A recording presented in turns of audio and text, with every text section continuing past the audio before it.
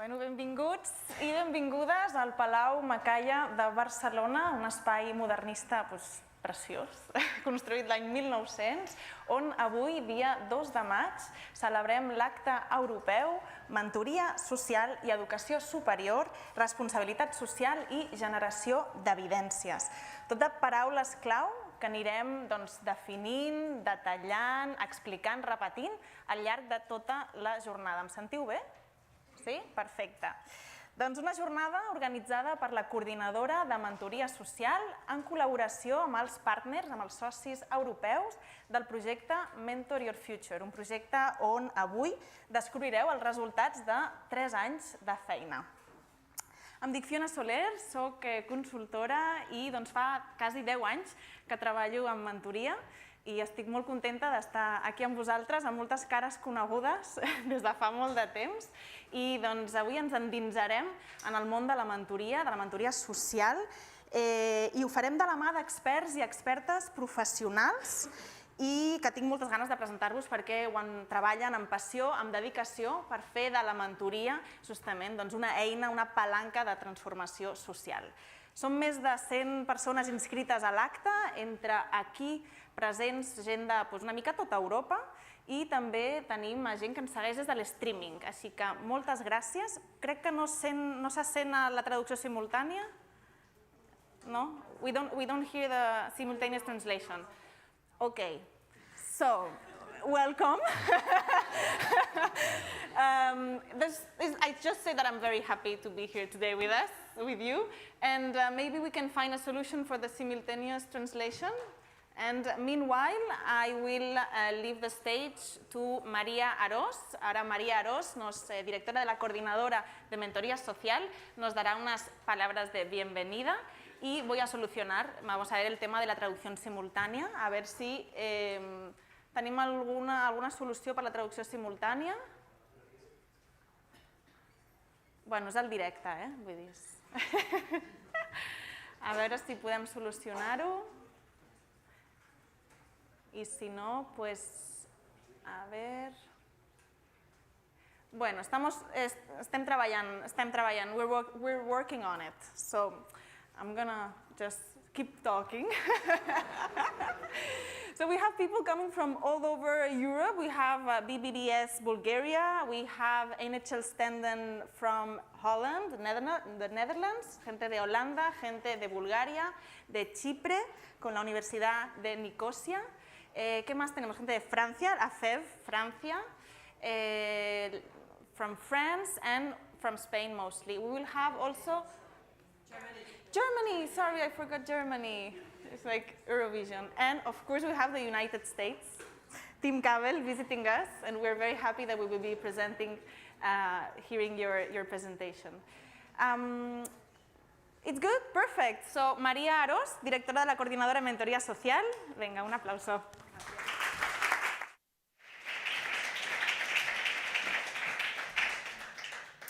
Bueno, buen día.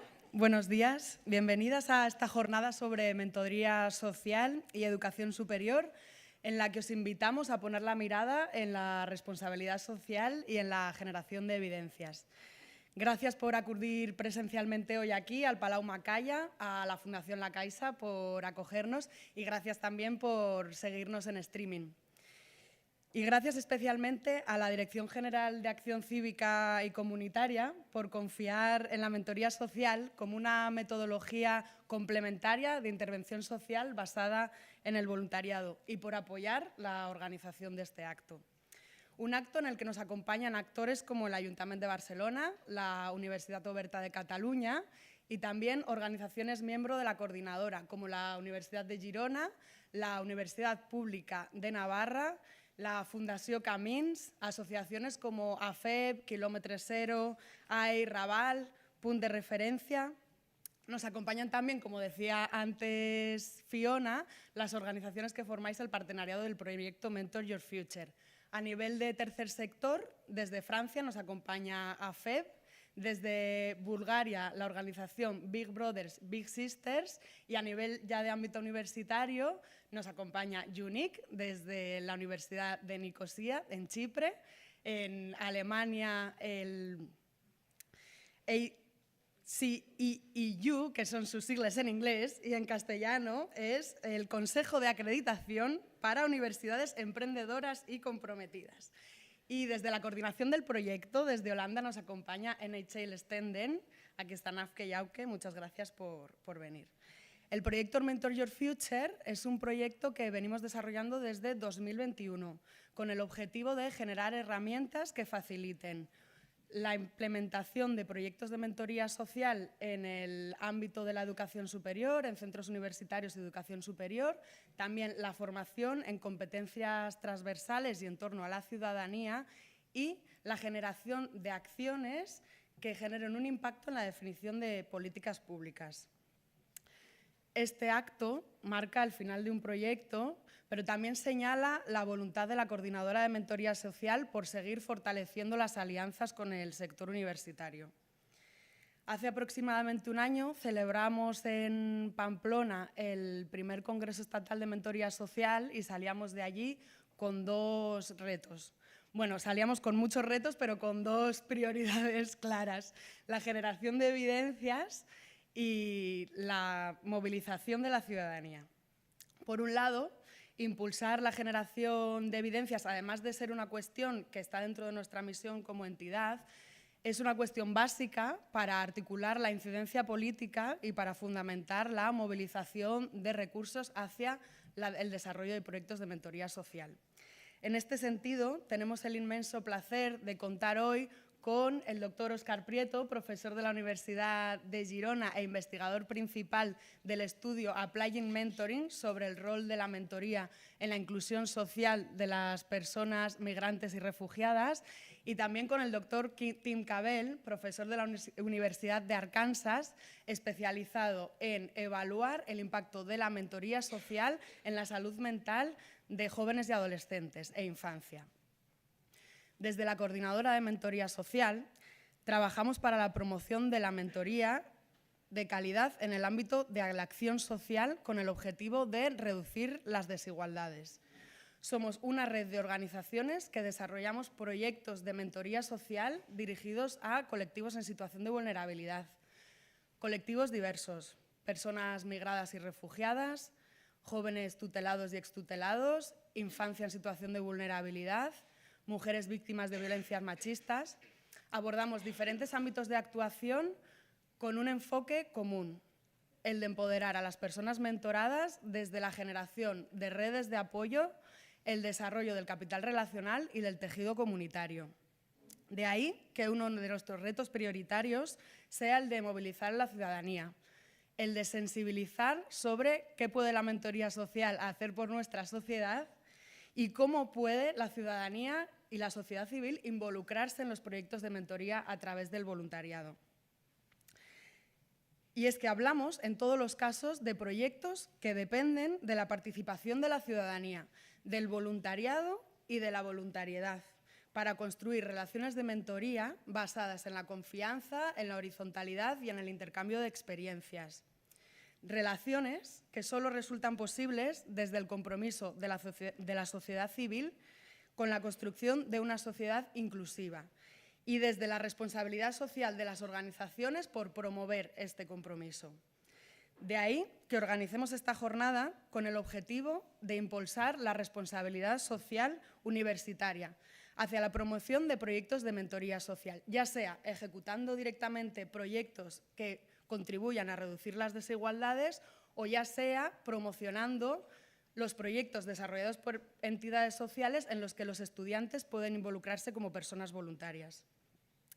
Y es abordando este reto desde la movilización donde reitero el agradecimiento a la Dirección General de Acción Cívica y Comunitaria y en concreto a la Subdirección General de Cooperación Social y Voluntariado por preocuparse y ocuparse de esta cuestión, entendiendo las universidades no solo como actores de generación de conocimiento, sino también como espacios en los que se desarrolla la ciudadanía, susceptibles de implantar políticas de responsabilidad social y de ofrecer oportunidades y experiencias de voluntariado.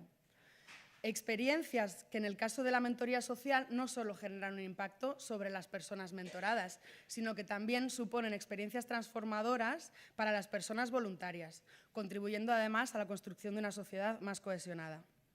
Gracias por confiar en la mentoría social como una forma de acción voluntaria que genera redes y regenera el sentido de lo colectivo, posicionando las relaciones como un eje en torno al que vertebrar la inclusión de la sociedad. En este marco nos encontramos hoy aquí para compartir retos y experiencias vinculadas a la educación superior desde una triple perspectiva. La universidad como actor principal en el desarrollo de conocimiento, de investigaciones aplicadas y la generación de evidencias, la universidad como actor relevante en la promoción del voluntariado y de la mentoría social y la universidad como espacio para el desarrollo de competencias transversales y para el ejercicio de la ciudadanía. Confiamos en que tanto esta triple perspectiva como los contenidos que vamos a compartir hoy resulten de vuestro interés. Contamos con una agenda bastante apretada, muy potente, desde el principio hasta el final, así que tampoco me quiero alargar más. Bienvenidos al acto Mentoria Social y Educación Superior, Responsabilitat Social y Generación de Evidencias.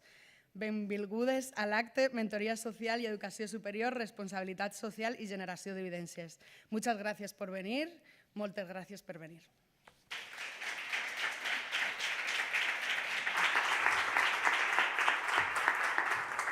Gràcies, Maria. Recordem d'aquesta triple perspectiva. Com deies, universitats com a actor principal del desenvolupament i la generació d'evidències, actor de promoció del voluntariat i de la mentoria i universitat com un espai de desenvolupament de competències. Gràcies. Tornarem a comentar aquests temes i a connectar-los. Doncs és un plaer presentar el nostre primer ponent, que ens ve de lluny, ens ve de la Universitat d'Arkansas, als Estats Units, al centre dels Estats Units, on també exerceix com a director del Centre d'Investigació sobre Agressió i Victimització. És psicòleg infantil i familiar i, evidentment, una persona com ell també havia de ser mentora. Doncs, sisplau, Tim Cavell, welcome. Please join the stage. You have the clicker here. Thank you. Doncs ara, per a aquelles persones que necessiten la traducció simultània, podem canviar al català en l'auricular. Yeah, you can start. I'm just saying for the translation. Can you hear me? Is it working? Yes. Okay. Gracias. Perdóname. No habla español, pero mi nombre es Timoteo. That's all the Spanish you're going to get. Where should I point this? Fiona, where do I point this? I think you can point right in front. See? No? No? What? Oh, turn it on? Okay. So, yeah, okay. So my professional roles. I'm a university professor, a mentoring researcher. I'm also a clinical psychologist. I see patients 1 day a week. In my non-professional roles, I'm husband, father, and I was a mentor with Big Brothers for 11 years. The young man on the left is my mentee. He's now 20 years old. We still meet about once a month for lunch. So I'm going to tell you a story about my mentoring research. And it really needs to begin to tell you the story about mentoring generally, research and mentoring. So the history of youth mentoring, and by the way, in the US, we tend to use the phrase youth mentoring, whereas in Europe, it seems to be more common to use the phrase social mentoring. But if I use the terms youth mentoring, I think it's the same thing. So you may not know it, but mentoring began really as a charity. There was a judge working with youth who were arrested, delinquent youth, and he thought it would be a good idea to pair them with an adult role model, assuming that they did not have an appropriate role model in their life. It did not originate from science. It originated as a charitable effort. Now, there were several theories to justify mentoring, the most popular of which was Emmy Werner's research on the children of Kauai. She studied resilient children, and she found that most resilient children had at least one adult who mattered to them, to whom they mattered, excuse me. So fast forward from 1904 to 1995, 90 years before there was any sort of science trying to understand the impact of mentoring. Big Brothers Big Sisters of America conducted what they called their impact study, which is an interesting term, impact. The question asked by Big Brothers Big Sisters was not, does mentoring work? The question was, how big is the impact and where is the impact? It was assumed that it was going to work. So it wasn't a very scientific posture. And the three key findings from that study were these. Mentored youth are 46% less likely to start using drugs, 27% less likely to start using alcohol, and 33% less likely to hit someone. Well, ignored in this was the fact that there were all these other tests that were non-significant. Now, for the scientists in the room, the stat geeks, there was a real problem because they used an uncorrected alpha of 0.10. And I'm assuming Òscar can appreciate the problems therein. Yes. It means there's a lot of chance findings. Nevertheless, it led to increased funding and a call for expanding mentoring. And from 1999 to 2006, in America, Big Brothers Big Sisters school-based mentoring just quadrupled. It grew incredibly big. Why school-based?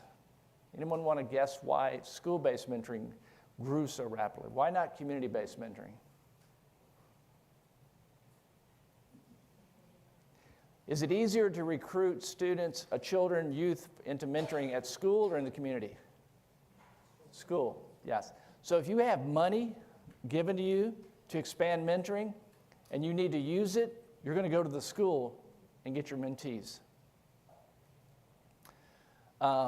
Now, there was bad news coming from mentoring research because the launch of school-based mentoring happened prematurely before there was a clear theory about it. There was a large federal program in the U.S. called School Mentoring Program. And they did an evaluation, and they found no benefits for mentoring across 17 different outcomes. And the federal government cut the funding. So if you're going to do science, it's a risk because you may have findings that you don't like. Now, Big Brothers Big Sisters also did an evaluation of its school-based program and found similarly disappointing results.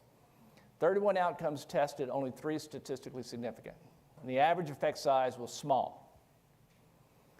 Now, if you look at meta-analyses across 50 years, the results are fairly modest. My colleague, Jean Rhodes, who you may have heard of, wrote a book called Older and Wiser. And in this book, she basically says there's a reckoning that needs to happen, that the results so far have been rather sobering. And she had this quote, overall, youth mentoring programs are not nearly as effective as most people assume, particularly when compared to other intervention with youth. Meta-analyses and recent cost-benefit analyses present a disappointing bottom line with relatively weak effects that have not budged in decades. Now, Jean asked me to read her book before it was published and to tell her what I thought of her book.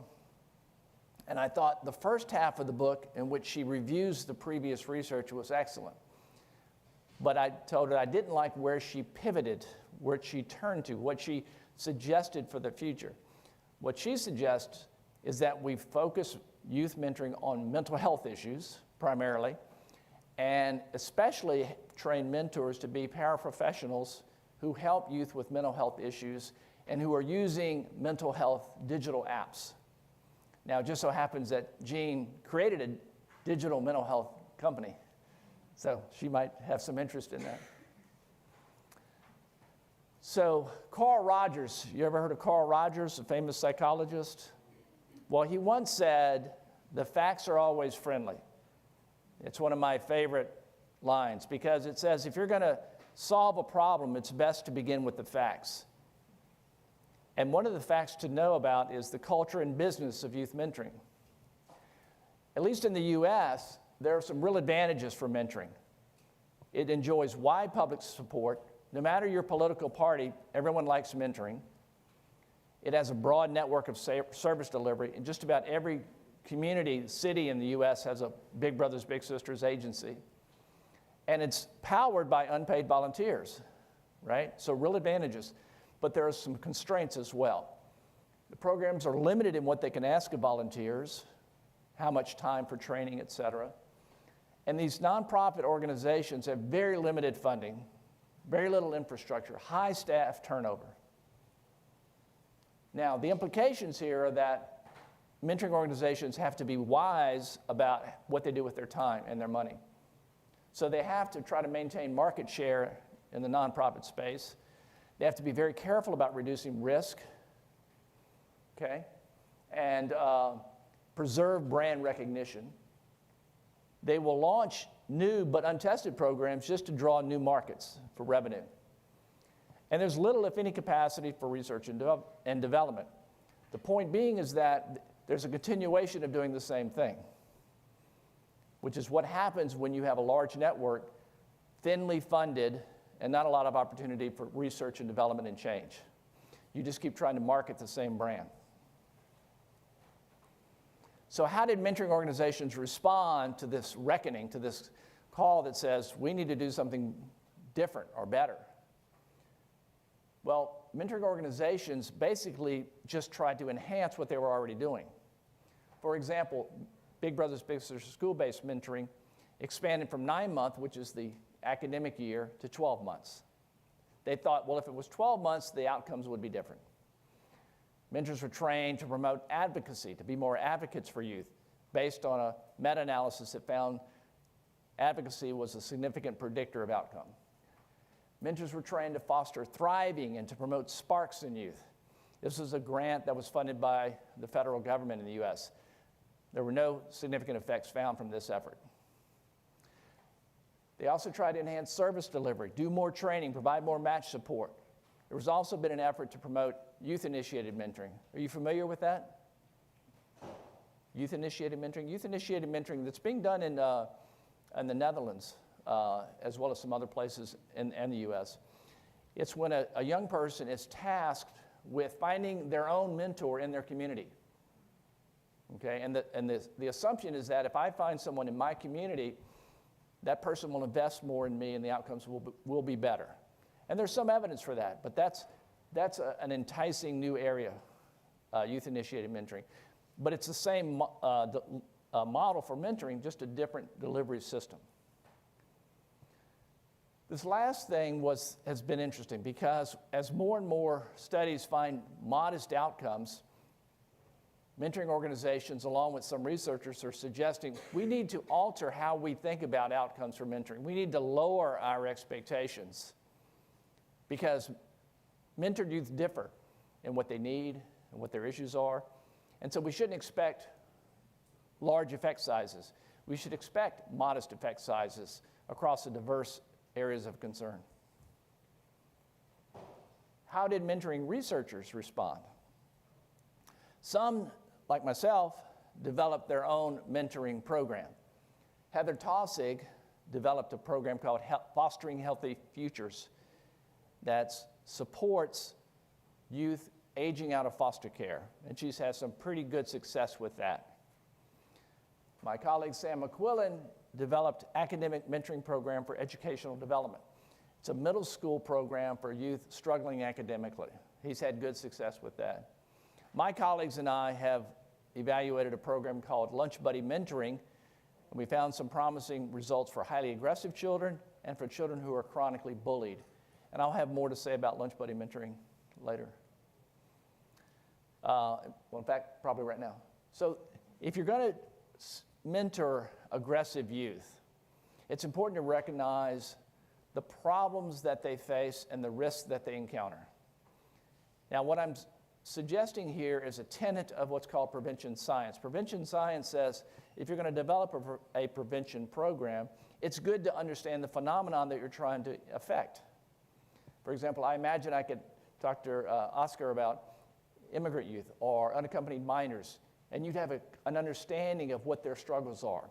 And so you'd want to tailor the efforts to help them to meet those challenges. So children who are aggressive are quite at risk. There's problems at home, there's problems with being ready for school, behavioral problems, school failure. Parents find it difficult to supervise them. They drift toward more deviant peers, and engage in adolescent violence and delinquency. So it's important to try to intervene early. This also gives you an idea of the risk level for aggressive children. Children who are identified as aggressive at age 9 and 10 have a 50% chance of being arrested by age 14. And if arrested by age 14, a 75% chance of 3 or more arrests by the age of 18. So you can see, if you're going to mentor aggressive children, you're taking on a big challenge. So we developed a model of mentoring called Prime Time. It's a school-based prevention model that included mentoring, okay? And we blended social learning and attachment theories, and this looked like a pretty good plan, okay? The story ends differently, but it looks like a pretty good plan going into it. Our hypothesis was that changing the developmental trajectory of high-risk aggressive children involved supportive relationships like mentoring that would prime children for engaging in social problem-solving skills training. That if they felt supported by teachers and parents and mentors, they would be more invested in learning pro-social skills, okay? So we had money from the federal government to do this study, and prime time was the experimental condition, but we needed a control condition. And this is where we made an interesting mistake, okay? And I like to think that most of my career was based on a mistake. So based on the dominant model, theoretical model that assumed the benefits of mentoring depend on the quality of the relationship, strong plus long equal better outcomes, that was the slogan at Big Brothers Big Sisters for a long time. Based on this model, we said, well, let's create a control condition by weakening the relationship.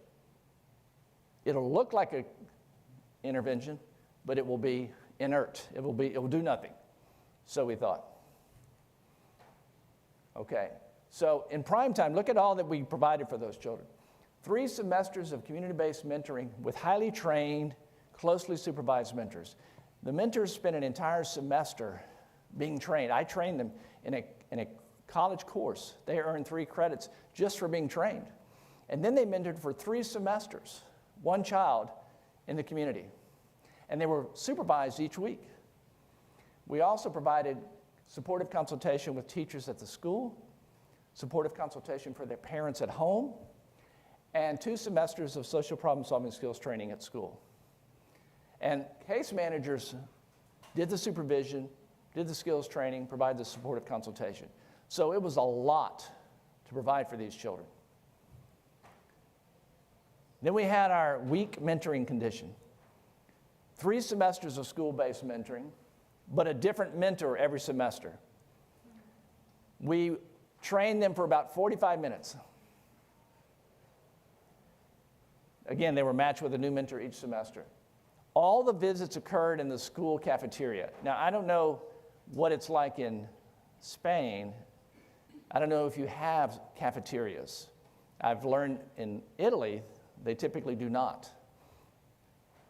In the US, we have a national lunch program, so every school has a cafeteria. So children go there, they eat lunch, but they also interact. They have social exchange. So we told the mentors to meet with your child at the lunch table, surrounded by all the other children. Now, what do you think that would be like, to mentor a child at a table with 10 other children? Chaos, right? So the mentors would come and complain to us and say, I can't bond with my child because too many other children want to be part of the conversation. And we thought, yes, because it's a control condition. We didn't expect it to work. Oh, wait. I want to point out that both conditions span 3 academic semesters, and both relied on college student mentors enrolled in a service learning course. So all the mentors got course credit for their mentoring in both conditions. So we had very little dropout. Okay? So those were our children. They were nominated by teachers as aggressive, and they met criteria as aggressive. And these were the things we measured: reports of aggression, reports of relationship quality, pre-treatment, post-treatment, follow-up. So these are some key findings. As expected, the children in the primetime condition rated their mentor as more supportive than children in the lunch buddy condition. We weakened the relationship. We were able to do that. Not surprising. It's what we expected. By the way, there were no differences in terms of ratings of conflict and no ratings in terms of how the mentors saw the relationship. Mentors in both conditions were similar. Immediately after treatment, there were no differences. Both groups improved, which surprised us. And then at follow-up, there were differences that emerged, all favoring lunch buddy mentoring. ¿Qué pasa? I think that's Spanish. So children in the lunch buddy condition had better teacher-student relationships, higher school engagement, school belonging, rated as less aggressive by teachers, and also lunch buddy mentoring worked better than prime time in schools where there was more mobility, less advantage, socioeconomic advantage, and more playground aggression. So in these high adversity schools, this standalone lunchtime mentoring program worked better than the other. So what was the experience of mentoring an aggressive child like? What did the mentors say? So we have reports from mentors, okay? And just a reminder, these are aggressive children. You can imagine it might be difficult or challenging to mentor a child who's been identified as aggressive. They were first nominated based on these descriptors. Okay, a child who starts fight, picks on others, etc. And they had to meet these criteria. And these are both 2 standard deviations above the mean. So these are pretty aggressive children.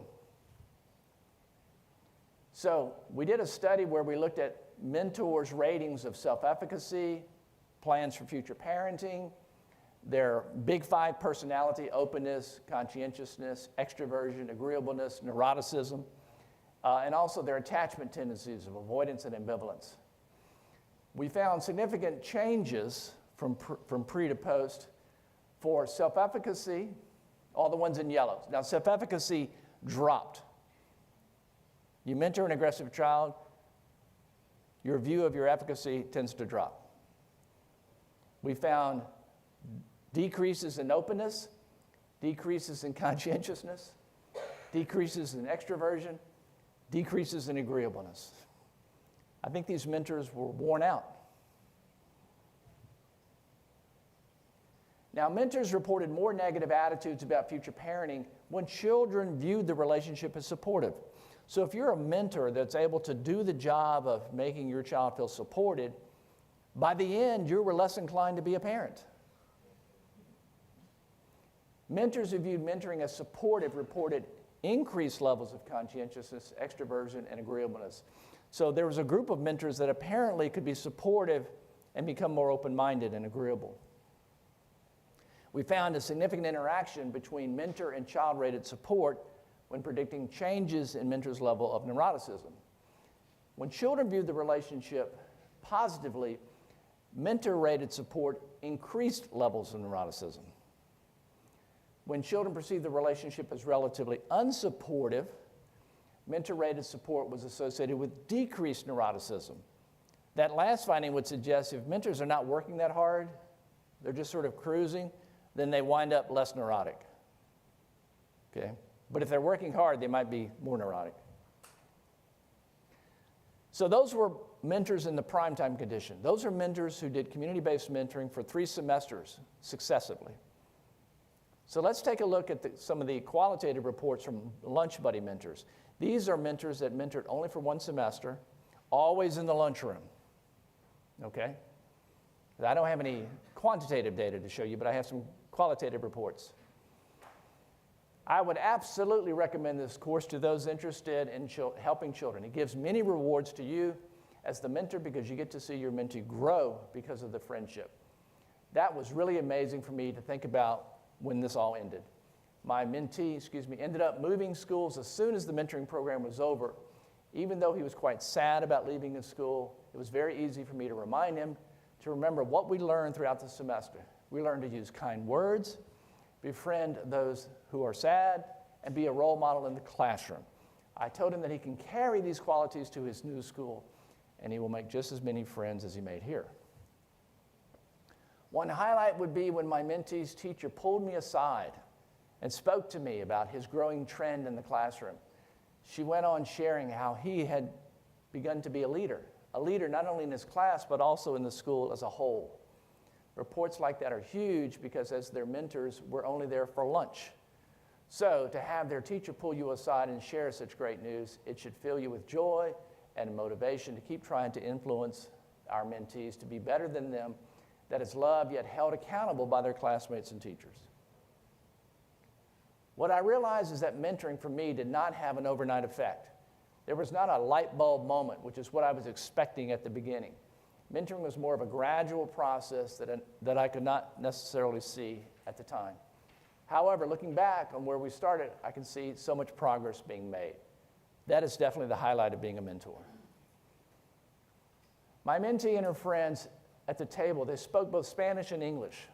I told the children that I was studying Spanish in college, and they got really excited and wanted to help me learn. They were quizzing me on different words in Spanish, and it actually did help me practice. This humbly reminded me that you're never too old to learn a language.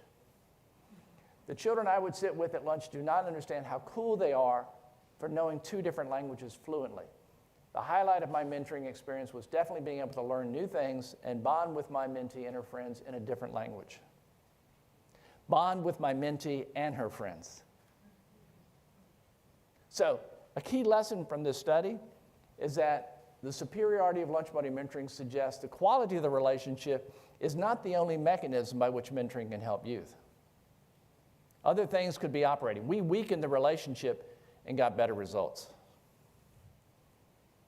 So, my colleague Chris Elledge and I, we began to question how we were defining the mentoring process.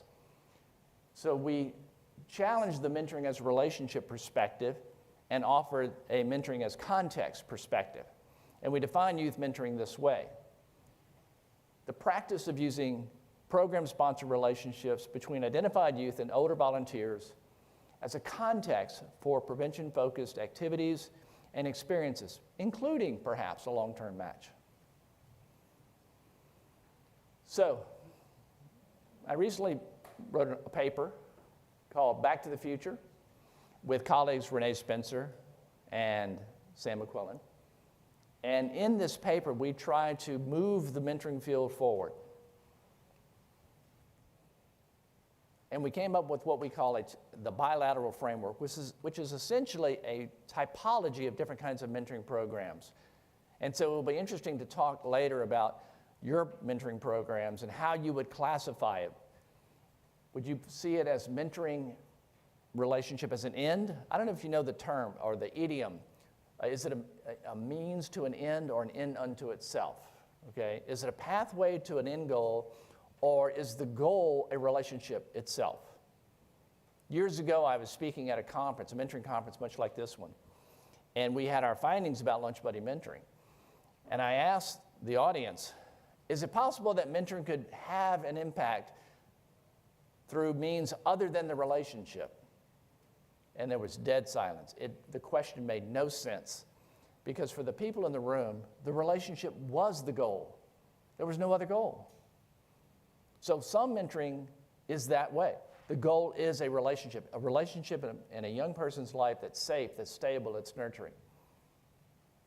You check that box and you've done some good work. Other types of mentoring programs are trying to achieve a particular goal, like social integration or reduce bullying at school, okay, less aggression. So there's mentoring as an end and mentoring as a means to an end. This supportive mentoring presumably is going to last more than a year. The goals are really normal developmental outcomes. And the change mechanisms are the provision of a safe, supporting, nurturing relationship. For mentoring as a means to an end, you're probably familiar with what might be called problem focus. There's a particular problem you're focused on, perhaps less than a year in terms of the mentoring. Reduction in problems, improved health for specific groups, and you're trying to shift the risk and protective factors. That's what the mentoring is designed to do. And there's a third category that I really like. I think it's important for us to think about. I think it has relevance for the programs being done for unaccompanied minors and immigrant youth. It's helping youth through a particular transition in their life. And the idea is that if you can promote successful transitions, you're reducing the likelihood of a bunch of negative developmental events that could follow. So you're trying to reduce the occurrence of negative developmental events. And again, you're trying to shift the risk and protective factors for those youth. So if I asked you, can you think of a group of youth, a group of young people who might benefit from transitional mentoring, who have important transitions in their life where they might need support? What groups come to mind? Any thoughts? Yeah. I think children who don't function in the school area. Yeah. I know a boy who is not functioning like that. Yeah. And he wants to go to a VTT school. Yeah. He's only 15 years old. Yeah. And in that specific phase in his life, he's just screaming for support. Yeah. Oh, sorry, thank you. So I think that he could really benefit from having a mentor. To help him bridge that gap. Yeah, exactly. Yeah. Because he doesn't function in the school which is designed for his age, but he should be somewhere else where Right. he will be more motivated for Very school. good. Yeah. Other possibilities. There's some interesting research by Cheryl King, K-I-N-G King, who has done actually youth-initiated mentoring for youth who were hospitalized because they tried to die by suicide. They attempted suicide. And upon release from the hospital, they're paired with a mentor. Now, you may not know this, but people released from a hospital, that's when they're highest risk for suicide. And so it's an important transition to transition from the hospital back into your life. And so she provides mentors for these youth, and it's been shown to be effective at reducing the risk of suicide. What about youth who are gay or lesbian? Think about the transition of coming out as being gay or lesbian. That's not an easy transition. Youth whose parents are divorced. Youth who have been diagnosed with some chronic medical condition like diabetes. There's a lot of populations who might need support for a short period of time, but a very focused type of support. Okay, it's a different way to think about mentoring. Okay, I think I've gone through all this. Now, my friend Renee Spencer put this slide together because here I am arguing that mentoring is a context, and Renee says, no, mentoring is a relationship. And I would say, no, mentoring is a context. And she would say, no, mentoring is a relationship.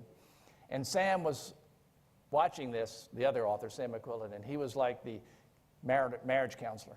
And he would say, you're both right, and hence the bilateral framework. But what Sam also did was remind us that we have not done a good job of understanding when mentoring is a relationship, what should it look like? Do we really understand what's happening, what mentors are doing? Do we understand all that is needed to train them or to select them? We're pretty thin on the science of mentoring relationships. Even though we say mentoring is a relationship, we've not really studied that well. We've studied the outcomes, but not the process. As Renee would say, centering relationships for real. Okay? Build a strong program to support the promotion of these kinds of relationships. Focus on relational processes, what mentors do, attend the context that the mentoring is taking place in, and address the entire mentoring system. Well, I'm sorry. Someone might have been taking pictures of that. Okay. And again, we've talked about these other problem-focused mentoring and transitional mentoring. And like I say, I think it's probably a good fit for immigrant youth or unaccompanied minors.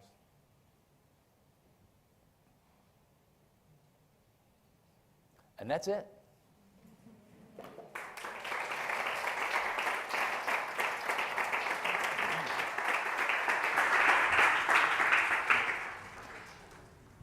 Thank you. Thank you very much, Tim. I think you captivated us with your mistakes, so thanks for that. And I will join you for the upcoming discussion because following we are going to invite another accomplished professor to join us. So please, Òscar Prieto, join us. You can sit here, so here, yes. Here, yes, microphone 2, microphone 3, I'm looking at the technicians. We're going to continue in English with this conversation. Òscar, you're an associate professor at the Universitat de Girona, and you are also a very prominent researcher in Spain and in Europe, and you have traveled a lot to the US, being an invited scholar, so you know also the US field, the Spanish and the European on your areas of expertise, which are immigrant youth, unaccompanied minors, and asylum seekers.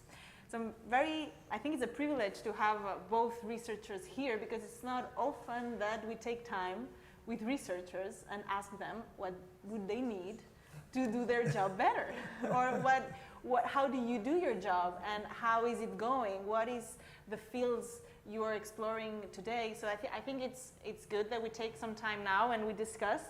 And my first question would be, what led you both to become involved in mentoring research, and what has been your primary motivations for studying this topic? Let's go back a little into your life. Okay. Oh, thanks. Yes, if you want. So it all began when I joined the University of Girona almost 20 years ago, 18 years ago, and I finished my PhD here, and I went to Girona, and a friend of mine was starting a Comenius European project, trying to adapt the Nightingale mentoring program that was created in Malmo in 1997. And he went to it was a moment, a very special moment, context in Spain, because a lot of migrants were coming. So it was a discussion on how to welcoming migrants in the best way, working with schools, high schools, and so on. So we thought it was a very special mentoring program, and we wanted to have a pilot to replicate that mentoring program here in the University of Girona. And he was starting a pilot, and then I was hired by the University of Girona and collaborated with him, more as a mentoring practitioner, being assistant professor myself, and he associate professor at the moment. But at the same time, we wanted our university to be something like with social commitment, service to the community we serve. So we were engaged in the creation of the adaptation of the Nightingale here in Girona. So, but the thing was that as we were moving on, we thought that it was important to do research, because at least the mentoring program could be benefited from research. So this is what all started. What about you, Tim? I love the question. So I began research and mentoring in an unusual way. I joined the faculty at Texas A&M University at the time, and there was an orphan graduate student, a graduate student who didn't have an advisor. And she found me and she said, I want to do a thesis, a research thesis on adults who have children for friends. And I thought, that sounds a little creepy. So we morphed it to look at natural mentors, okay? And so I studied whether college students who had a parent who was alcoholic functioned better if they reported having a natural mentor in their life, okay?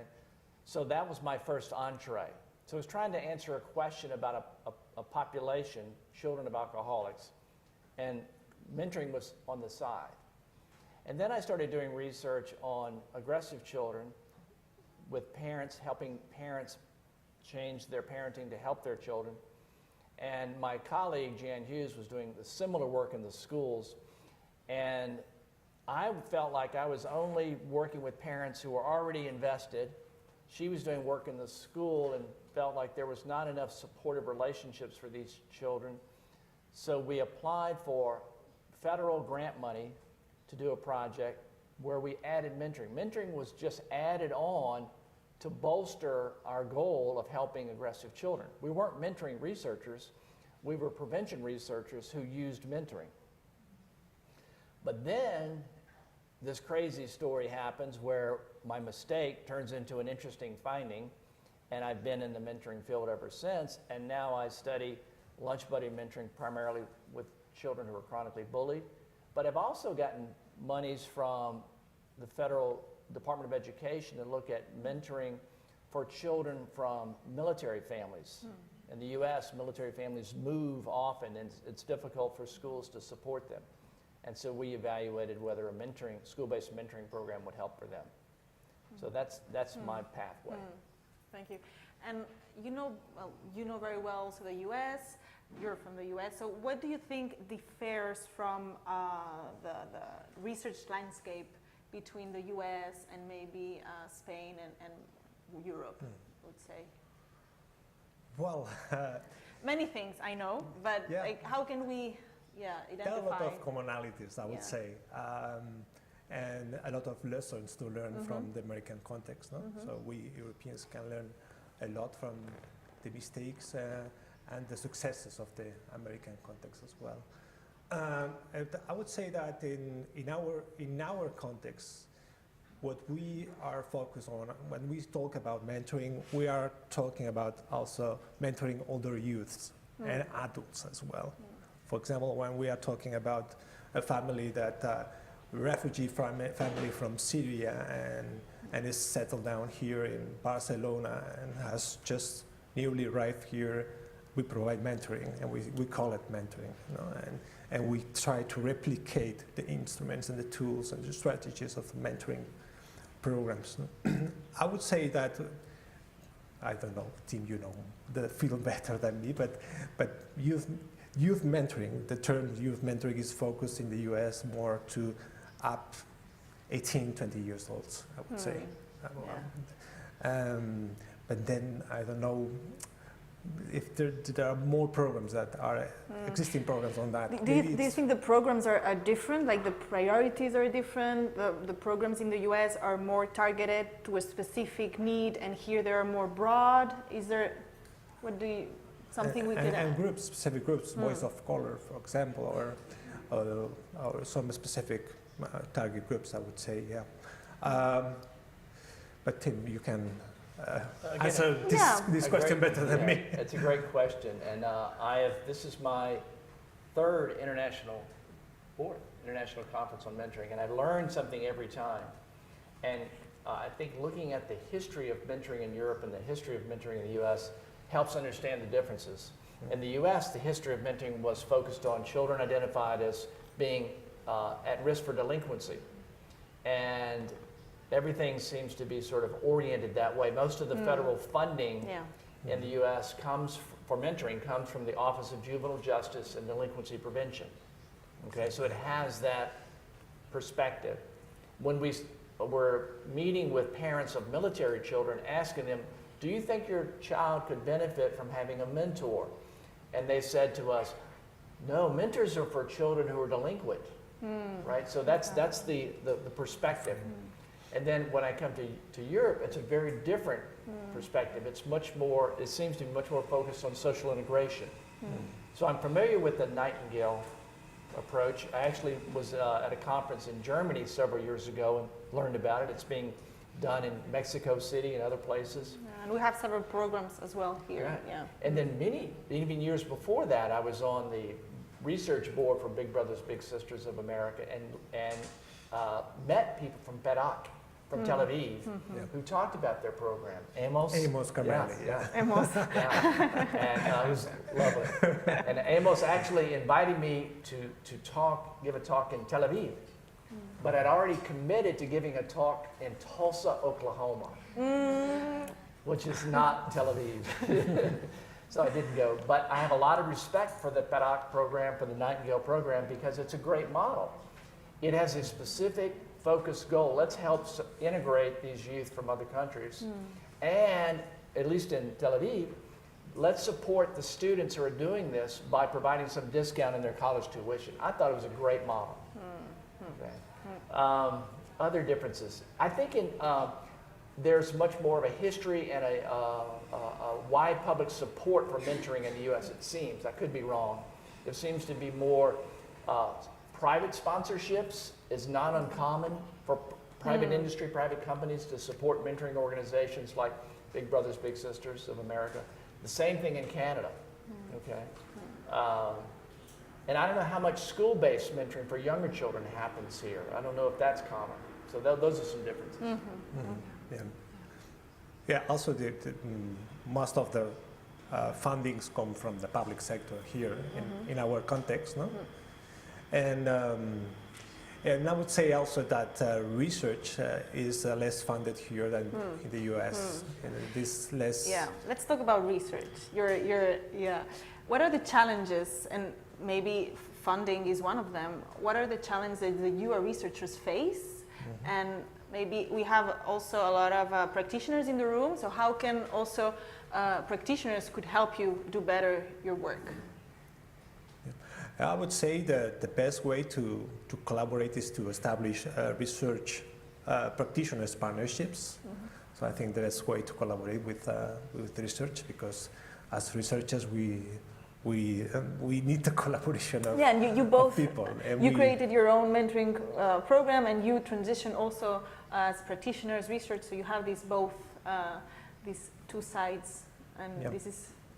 Yeah, that's one of the main things that we need, no? To be closer with practitioners and to have like a change. No? We learn from practitioners, we learn from mentees, from mentors, and they learn from the research that we have time. We are very privileged because we have time in principle to do the research. No? That the practitioners cannot do because they are in the front line with a lot of things to solve. Like, oh, I have a call from a mentor that he says that he's quitting because he had a stressful situation with a mentee and all these things. No? So yeah, or they need to justify like funding, all these kind of things. No? It takes time. Yeah. In the U.S., there are two basic categories of research. One is evaluating existing programs like Big Brothers Big Sisters, and I have a number of colleagues who do that research, and they're often funded by the Office of Juvenile Justice and Delinquency Prevention. And so the questions are not so much how does mentoring work, it's just how is it having an impact?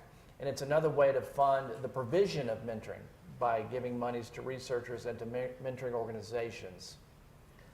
But then you have a group of researchers who are university-based, who are doing theory-driven research, who lead with science. They're not beginning with the assumption that mentoring is for delinquent youth. They're beginning with the question of, can mentoring be used to help with this particular problem, problem X? Bullied children, aggressive children, children in foster care. And so it's a tool. Mentoring is a tool with not a predefined purpose.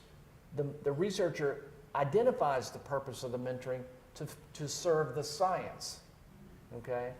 And it's interesting because when you try to publish in the US with mentoring, there's a few journals that will be open to your publications, but many don't know what to do with mentoring.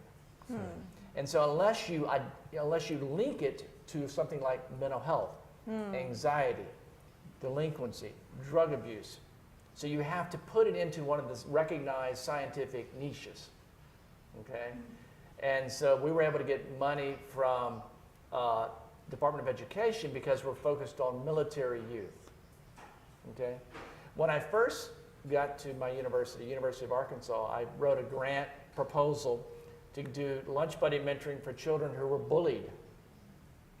And the reviewer, it did not get funded, and the reviewer said, how will you train your mentors?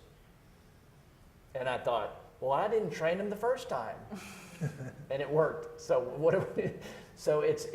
there's a sometimes a poor fit between mentoring and the funding of science. And so if you want to get funding in the US as a researcher, you have to lead with a scientific category that's recognizable and fundable, if that makes sense. Do you think it's the same here? Yeah, the thing is that the sources of funding, it's not as wide in the US. Yeah. We have like the Spanish National Plan of Science, that the biggest grant may be 30,000 euro for 3 years, or let's say 50 if you are lucky, 1,000. So it's very small grants. The Catalan government, it's 6,000 for 2 years projects, or 10,000. So we need to dedicate more money to research. No? And we are hoping that the European research plans can help us, but also the number of projects that are funded are very few. Yeah. And you can, of course, you can get 2 million, 1.5 million, and you can do big things, no? Yeah. With that amount of money. But the thing is that in total every year there are 200 or 300 of these kind of projects funded for the whole Europe, in different topics, not only mentoring. Mentoring is a tool and can be presented as a tool for school dropout, or welcoming migrants, or providing a safe settlement for unaccompanied minors, for example. But yes, so no, it's not easy. It's not easy. So so addressing mentoring as a transversal tool to address several topics could help us transitions as your framework presented. Right. Yeah, and how, because we are in a higher education also event, how do you think higher education institutions could effectively support your mentoring research and promote evidence-based mentoring? First of all, how can we work that out? Let's start how can we work that out? University institutions can provide support to mentoring. To mentoring, exactly. And then this could be linked to research. Now, 2 years ago, we published with the University of Oxford like a guide on how university institutions can provide support to migrants, and one of the things that the two models that universities could provide is one, to provide mentoring programs themselves as university, as higher education institutions, and another one is to open the doors of the university to third sector organizations, non-governmental organizations that provide mentoring, so students could provide, could do or participate in mentoring activities as service learning programs.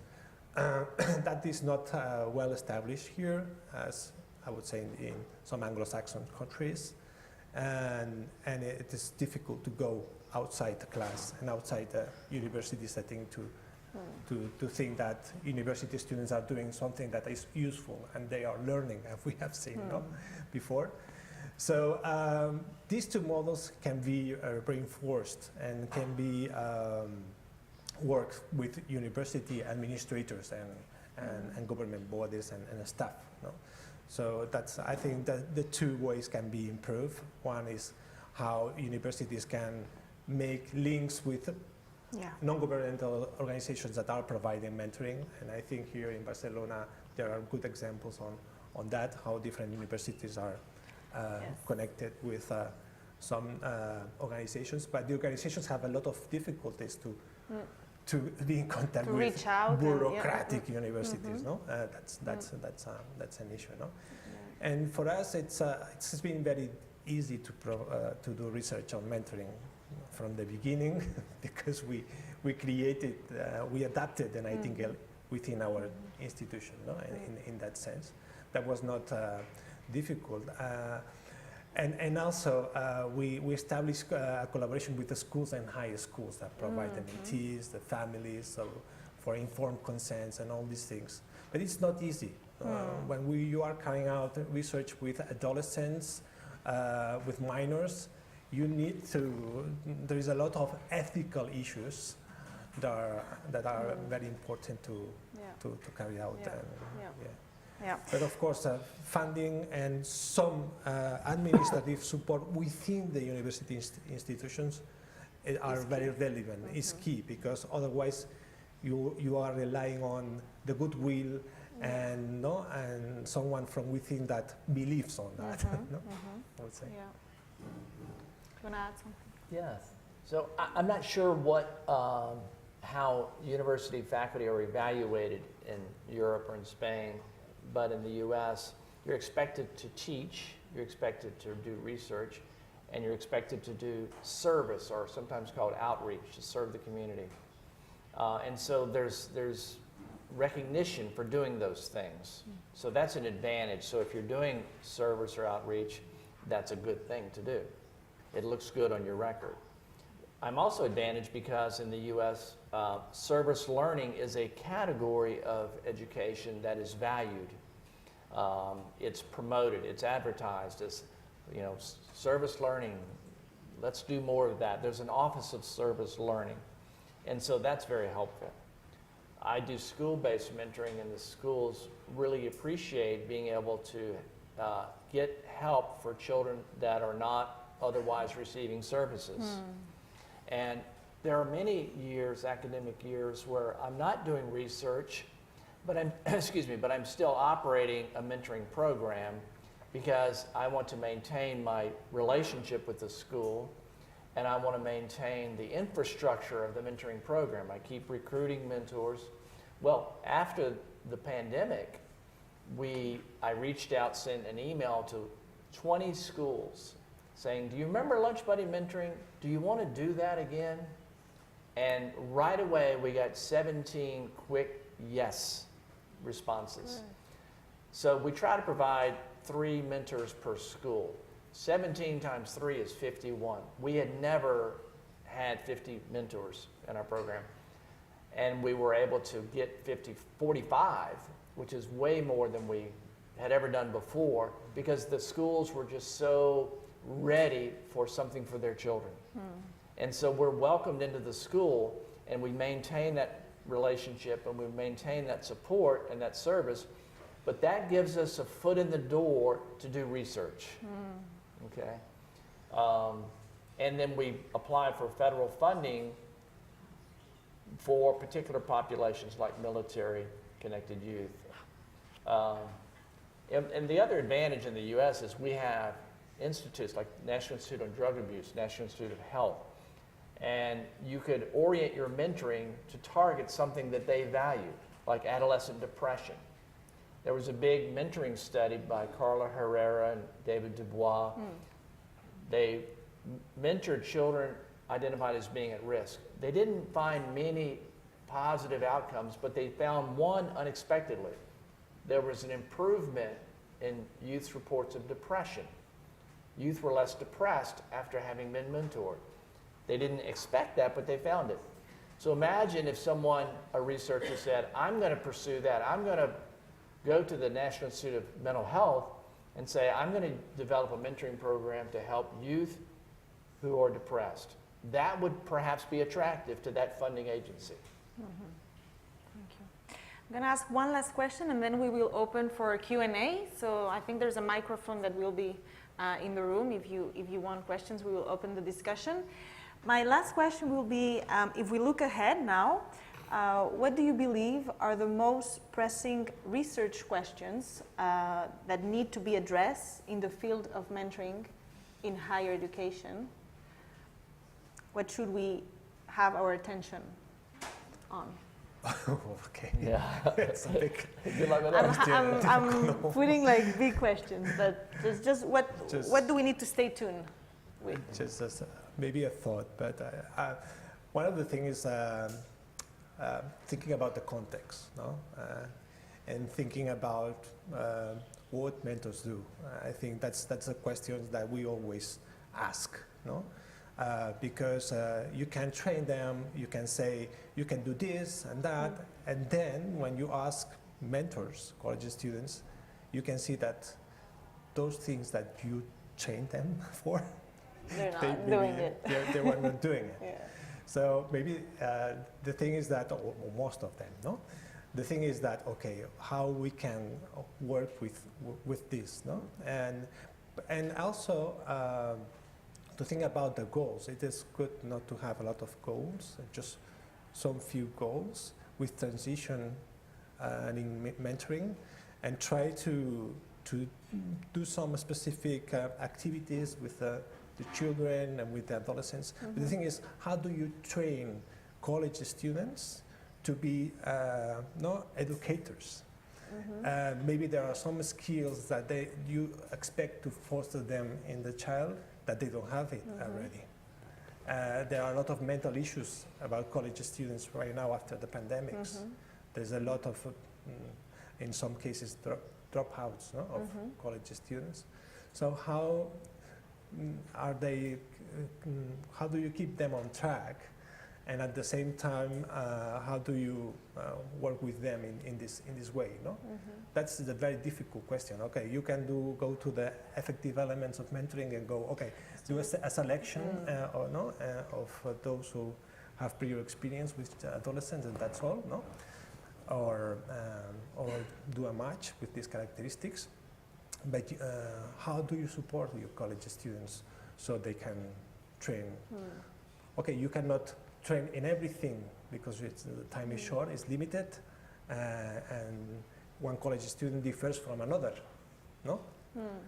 But it's better you can be focused on some specific goals, 1, 2, 3 maximum, and try to work with them. And that's a challenge, I would say. Yeah, and I think Sam McQuillan developed, right, the just-in-time training, the fact that we train them, no worries, the fact that we train our mentors like for a specific thing just before they will need it, so that like this they can quickly use it and then it will be more effective. In our case, we have been thinking a lot as we are providing mentoring. Exactly. In our institution. Yeah. That's one of the things. Yeah. I think it's a complicated question. It is. It is. As you saw on my slide about the facts are always friendly, the facts are that the way mentoring is organized, at least in the U.S., it's organized to be one thing. It's a promise of a relationship for one child that could last a long time and lead to beautiful outcomes. That's what they're selling. Now that doesn't always happen, but that's what they're marketing. And so imagine if I went to a Big Brothers Big Sisters organization and said, how about lunch buddy mentoring? The mentors will mentor one semester, we'll change and put a different mentor in the next semester, and we'll do this for 3 semesters. And they will probably say, no, we want long-term matches. We want those long romantic stories about mentoring. We can't sell that. My student and I tried to develop an approach to mentoring called parent-initiated mentoring, where parents identify mentors in the community to mentor their youth.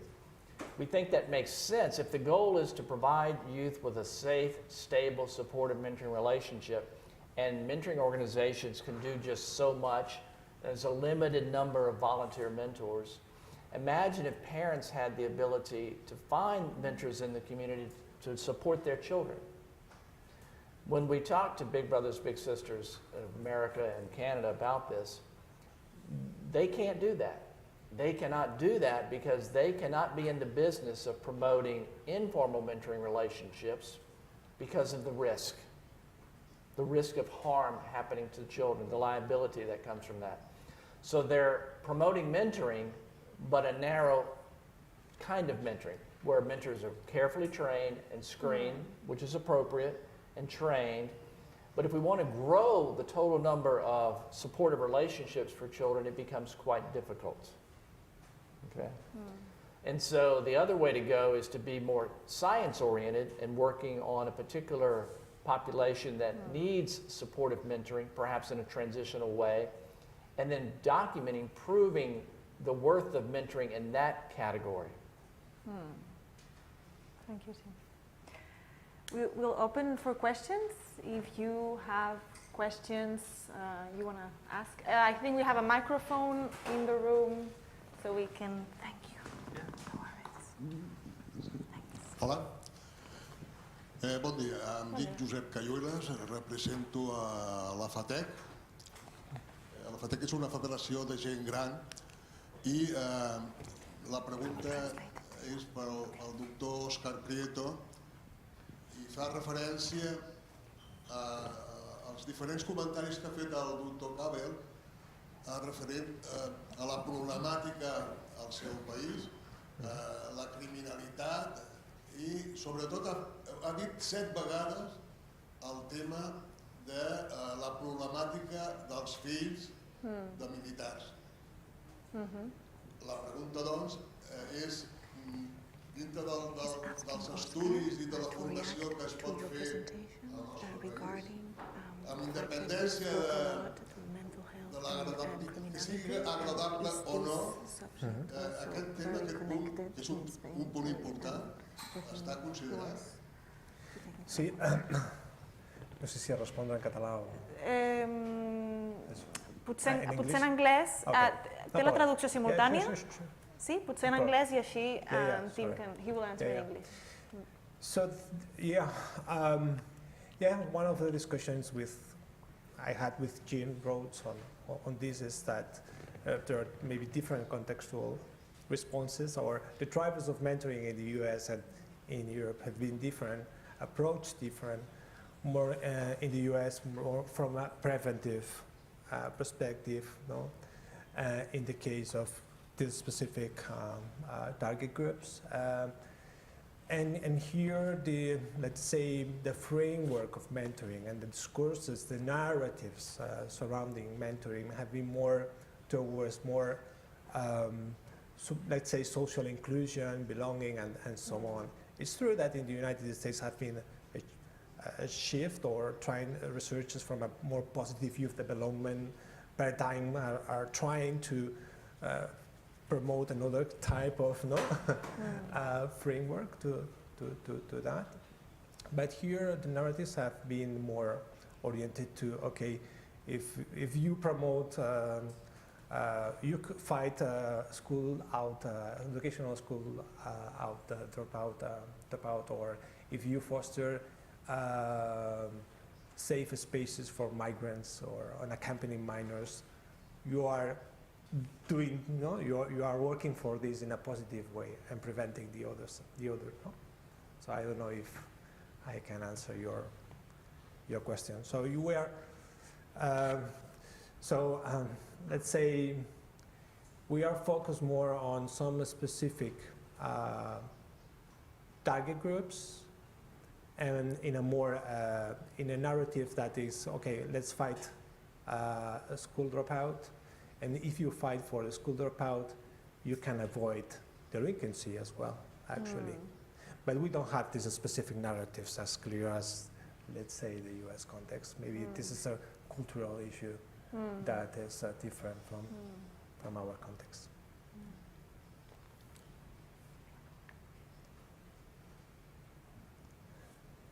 And sorry, the answer I don't have it, because those who are creating the narratives are the policymakers and politicians. But, sorry.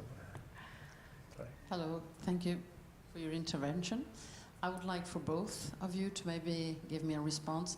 I have been a volunteer mentor for 5 years at IE Raval, and from what you have been sharing, my experience in mentoring, and now I mentor differently, where does the academic come in? Because we have talked about the social part, we have talked about situations like immigrants in the conditions they arrive, the emotional part and the social part has to be a first. It's obvious, so that they can feel secure and home at some place. But from my experience, they also need a lot of academic guidance so that they can achieve things, not to get too frustrated, and to find a path for the future, because they know they will not be adolescents or young forever. So we need to show them also a way. How can you reach your goals, your dreams, or what you want to be? So I wanted to know from your perspective where that comes in. Thank you. I think it's an excellent question, an important question. I would refer you to the work of Sam McQuillan, who's done academic mentoring for middle school youth and has some very impressive results. He does a structured program. He trains his mentors quite well. He uses the just-in-time training approach that Fiona just mentioned. And also, another interesting thing about Sam McQuillan's work with mentors is he trains them in what's called motivational interviewing. Is anyone familiar with motivational interviewing? It's an approach that therapists use when working with individuals who are problem drinkers or drug dependent. And it's designed to help them move toward change, okay? And one of the biggest pieces of motivational interviewing is avoiding what's called the writing reflex. Writing. So you imagine this. Imagine your mentee says, I don't care about school. School's boring. A mentor might say, why are you saying that? School's important. You got to go to school. That's attempting to write the thinking of that person. And in motivational interviewing, you try to avoid that reflexive response. Instead, the mentor might be trained to say something like, tell me what you don't like about school. Let me hear what it is about school that you don't like. So it's going in the same direction as opposed to trying to write that reflex. I would also refer you to the work of Bernadette Sanchez and Sarah Schwartz. They've done some really good work with first-generation college students. Students who come to college, they come to university, and they're the first in their family to attend university. And they often have trouble staying academically eligible and feeling supported. And mentoring is a way to help those youth, okay? I'm also very curious about, think about school readiness. That's a term that's used for children just beginning, like kindergarten, first grade. And sometimes children start school and they're not ready. And there are some programs to help those children, but imagine if there was a mentoring program for very young children focused on academic readiness. That might be very appealing and very effective, but we haven't thought about that. There's a program that involves youth-initiated mentoring for children who are at risk of dropping out of high school. It's called, and you can look at the work of Sarah Schwartz and others. And the idea is that you take a high school adolescent who's at risk of dropping out, and they do a program called Youth Challenge. Now, this is the oddest thing. For 6 months, these youth go into a military boot camp. Okay. They do physical training. They're treated like military soldiers. They have a drill sergeant who's yelling at them. And then after 6 months, then they are asked to go into their community and find a mentor to mentor them for a year. So it's a youth challenge. That's for high schoolers. Thank you. One last question, very quickly, and we will move on to the next table.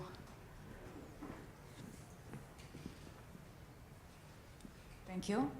Hello, my name is Lena Karnalova, and I'm from Bulgaria, from Big Brothers, Big Sisters of Bulgaria. So it has been a pleasure to hear again the beginning of the program in the States.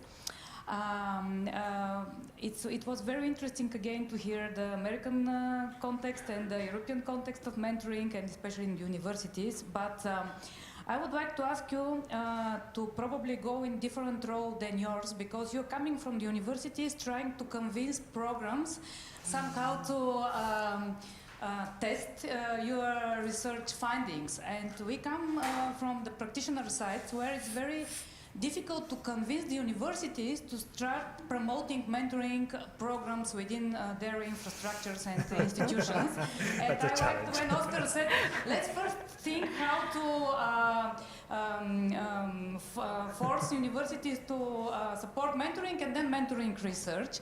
So my question is, if you switch the focus and you are coming from outside the research field and universities, how you sell the idea of mentoring sexy to the universities? Because in this is a big gap. I mean, we are very far away still in the development of mentoring, despite the Big Brother Big Sister program is already 16 years there. But still, it's a very hard process to convince higher educational institutions that they can benefit from mentoring programs, not only the Big Brother Big Sister program, but in general. Yeah. Thank you. Thank you, Lena. Thank you. You have 2 minutes.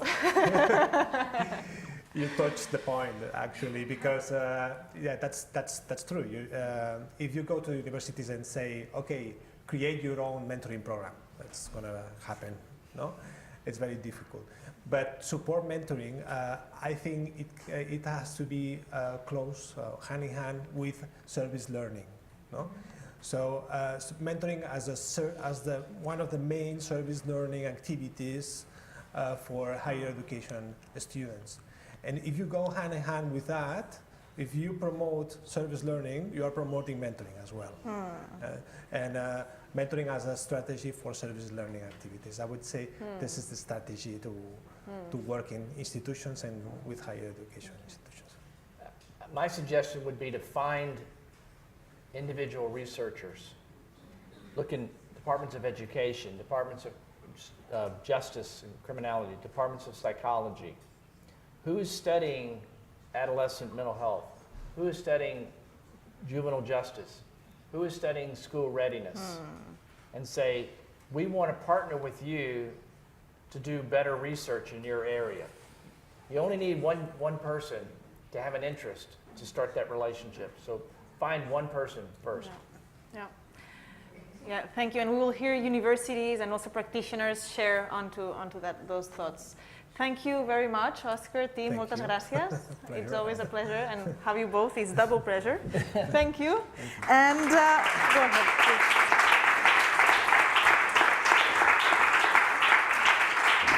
I abans de passar a la pausa, doncs, us volem presentar un programa, un projecte que promou justament l'accés als estudis superiors i afavoreix l'èxit educatiu. Un aplaudiment per Bernat Jiménez de l'Ajuntament de Barcelona, Sandra Gordillo de l'AE Raval i Gemma Domènech de FEF Catalunya.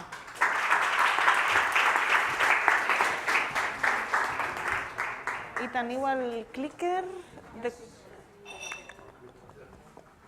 Super. On vulgueu.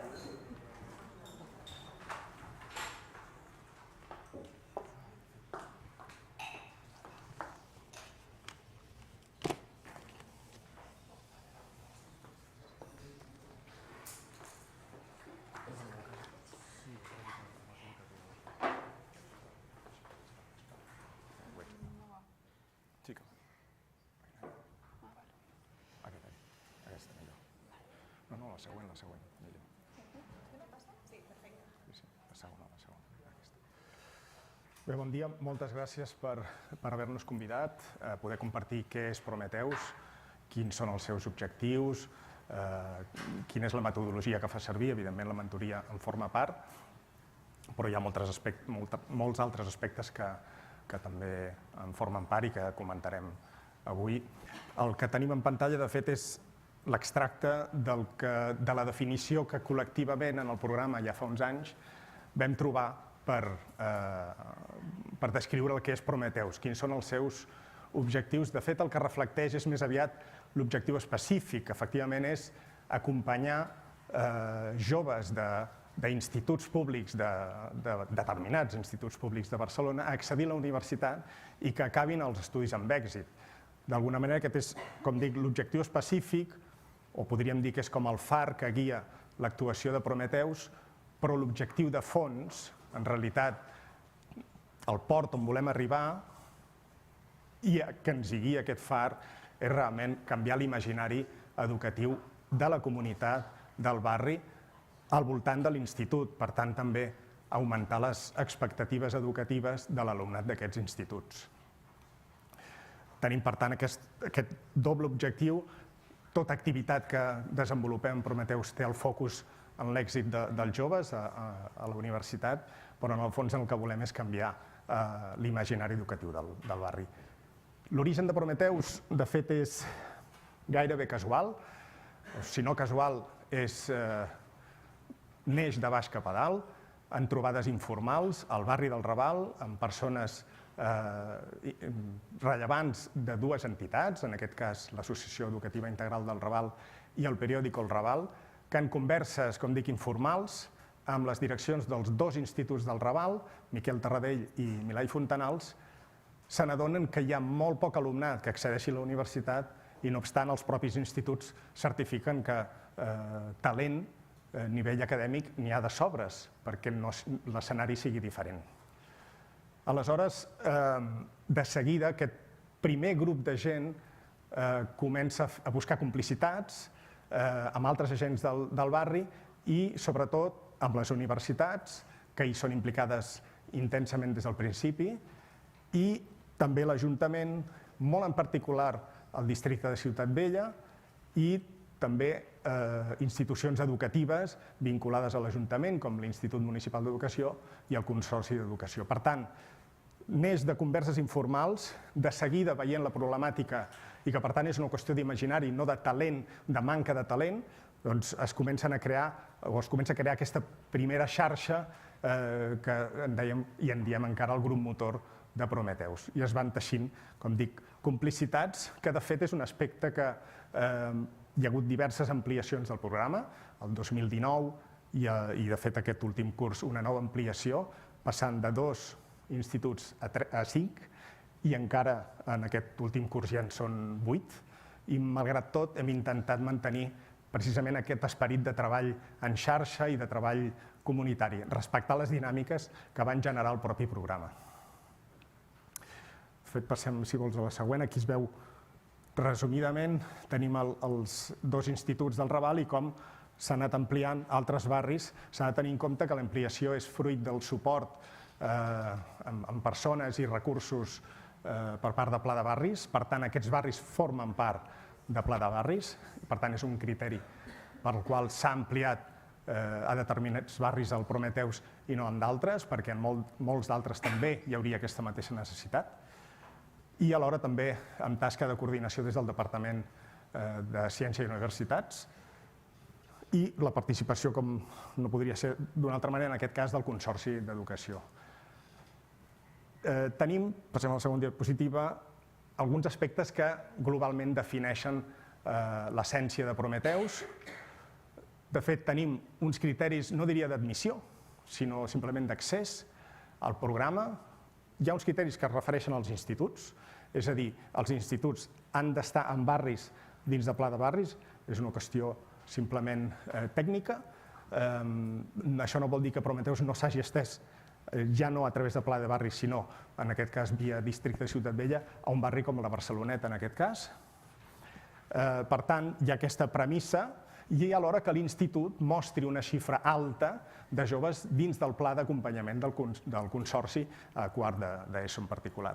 Això pel que fa als instituts. Instituts amb aquest índex alt de pla d'acompanyament i alhora dins de barris, inclosos al pla de barris, formen part de Prometeus.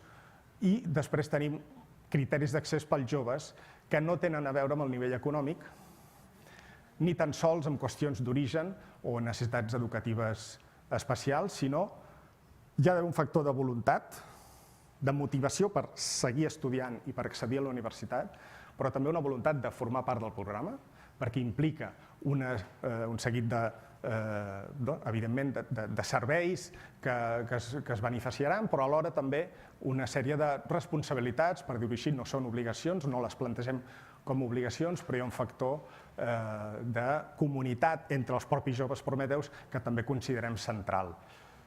I després, evidentment, el jove ha de ser alumne de l'Institut Prometeus, d'algun dels instituts Prometeus, i preferentment, tot i que no és un requisit indispensable, ha de ser resident al barri, per aquesta mateixa qüestió del compromís que implica i el fet d'esdevenir un referent pel propi barri i la comunitat en general. Principis d'actuació, com deia, no estem parlant de necessitats educatives especials, qüestions d'origen migrat, sinó sistema educatiu públic, canviar les expectatives educatives en el marc dels instituts públics i, evidentment, ensenyament presencial. És a dir, instituts públics i universitats públiques presencials. La UOC, que també forma part de Prometeus, actua sovint com a baula, com a mode de transició cap a la universitat presencial. Però, diguem, el focus és precisament l'experiència vital que significa anar presencialment a la universitat. Després hi ha la qüestió del compromís social, que mencionava. Considerem que ha de ser una acció voluntària, evidentment, però és un compromís que té a veure amb el programa, amb les noves promocions de joves dins del programa Prometeus, esdevenen referents i han de poder col·laborar amb les activitats que es fan en el marc del programa per motivar a nous joves dels instituts, però alhora també amb el barri, esdevenir referents més enllà del marc de l'institut. I l'últim aspecte, dic l'últim perquè precisament la Sandra ens farà més detall d'això, és l'acompanyament integral. Integral en dos sentits. És durant tots els estudis, no només en la fase de motivació i de transició a la universitat d'accés, sinó tots els estudis fins que els completen i més enllà, en la part d'inserció laboral, i integral també perquè és de proximitat, en tot moment, evidentment flexible, però que té molt en compte un tractament individual, que és el que garanteix, entenem, aquest èxit educatiu i, per tant, un canvi en les perspectives de futur pels joves, però també per les famílies. Doncs jo us intentaré explicar el funcionament del programa Prometeus de manera així resumida. Aleshores, el programa Prometeus s'estructura en 4 fases, que són aquestes que podeu veure: fase institut, fase transició, fase universitat i fase laboral. Aleshores, la fase institut, d'entrada, el que fem és tot un seguit de tallers i de xerrades de motivació per als joves i les joves que estan a quart de l'ESO, primer i segon de batxillerat. Aleshores, els acompanyem en aquest primer pas cap als estudis universitaris. Els acompanyem en tot allò que té a veure amb les seves inquietuds, en decidir què volen estudiar i quins mecanismes s'han d'activar per poder aconseguir-ho, i també donem suport en tasques administratives com, per exemple, sol·licitud de beques. D'aquesta primera fase és important destacar que els joves que ja formen part del programa Prometeus, i per tant són joves Prometeus, tenen un paper clau en aquestes xerrades i en aquests tallers de motivació, ja que són ells mateixos els que expliquen la seva experiència universitària, la seva experiència dins del programa Prometeus, i això fa que els joves que estan a l'institut veuen a un altre jove que ha anat al mateix institut que ells i que és del mateix barri, que ha pogut accedir a la universitat. Aleshores, això té un impacte directe en l'imaginari de l'alumnat i també en els joves Prometeus, que esdevenen referents positius per tot aquest grup. Aleshores, una vegada els joves acaben l'institut, els que volen, de manera voluntària, passen a formar part del programa Prometeus. Aleshores, arribem a la fase de transició, que és l'impàs entre que els joves acaben l'institut i comencen la universitat. En aquest període de temps acompanyem principalment en tot el tema de sol·licitud de beques, preinscripció i matriculació universitària i totes les incidències que poden anar sorgint. Hem de tenir en compte que no tots els joves aconsegueixen la nota de pau adient per poder entrar en el grau desitjat. Llavors, el que acostuma a passar és que han de buscar alternatives, com poden ser tornar a repetir les PAU per pujar nota o bé fer un cicle de formació professional. Aleshores, en aquest moment el programa també fa acompanyament, per exemple, donant suport amb classes de reforç de preparació de les PAU. Una vegada els joves entren a la universitat, l'acompanyament que fem està orientat a cobrir les necessitats que vagin sorgint. Necessitats a nivell de sol·licitud de beques, que dèiem abans, amb temes administratius, incidències que sorgeixen, també amb temes econòmics, suport econòmic, amb targetes de transport, material, llibres, etc. També fem un acompanyament relacionat amb necessitats més de caire emocional, més de caire personal, com comentava abans el Bernat, fem un acompanyament molt personal i molt de tu a tu. I aquest acompanyament com el fem? Us preguntareu. Doncs el que fem és mitjançant entrevistes i mitjançant tutories personals amb les tècniques del programa Prometeus. També es fa acompanyament amb la figura dels mentors, que són joves que estan a la universitat i fins i tot estudiant al mateix grau i aleshores esdevenen referents positius per joves que acaben d'entrar a la universitat i que no saben ben bé com funciona. I també oferim els espais grupals de trobades i d'excursions també els caps de setmana. Llavors, en aquests espais es creen relacions, es creen vincles, es crea una xarxa i els joves universitaris poden compartir la seva experiència i trobar també diferents referents i models. En aquesta fase d'universitat, la col·laboració amb les universitats amb les que treballem, les universitats públiques, és molt intens. Tenim referents de les universitats que ens permeten tenir una comunicació directa i també creiem que és interessant destacar que existeix la figura dels tutors prometeus. Aleshores, aquest acompanyament, com deia, és un acompanyament transversal durant tot l'itinerari formatiu.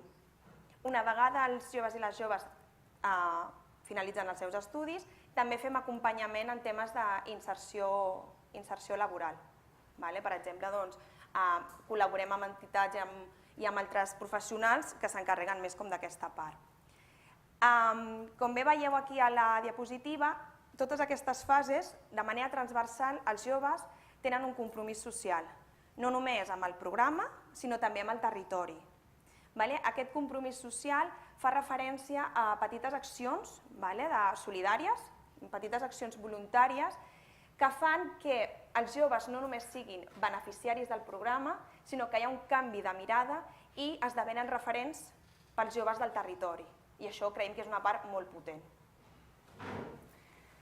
Llavors, en relació amb això que us comentava la Sandra, i que nosaltres volíem destacar avui aquí perquè considerem que és una de les claus d'èxit del programa i que va molt lligat també amb la mentoria i amb el motiu d'aquesta jornada, és tenint en compte que el programa es desenvolupa en barris on, com deia el Bernat, hi ha poca població amb estudis superiors, doncs és la generació de referents per capgirar una mica aquestes tendències. Això ho treballem de diverses maneres al llarg de les fases, també es desenvolupa de diverses maneres als diferents territoris i també les dues entitats que desenvolupem el programa hem anat aportant la nostra mirada en aquesta qüestió de generació de referents. Una manera que tenim de generar referents és, com deia la Sandra, a través dels propis joves prometeus, dels propis joves que ja formen part del programa. D'una banda, ser referents de les generacions posteriors, i això, com deia, participen fent de testimonis als instituts, quan fem tallers de motivació, per exemple, o també si fem xerrades obertes a les veïnes i veïns del barri, xerrades comunitàries, també venen a explicar la seva experiència i aquesta és una manera de capgirar tendències en el sentit de, ostres, jo estic fent segon de batxillerat, estic aquí a l'institut, però veig a un jove que fa potser 2 anys estava assegut a la mateixa cadira i que ell ho ha aconseguit, que és a la universitat i se n'estan sortint.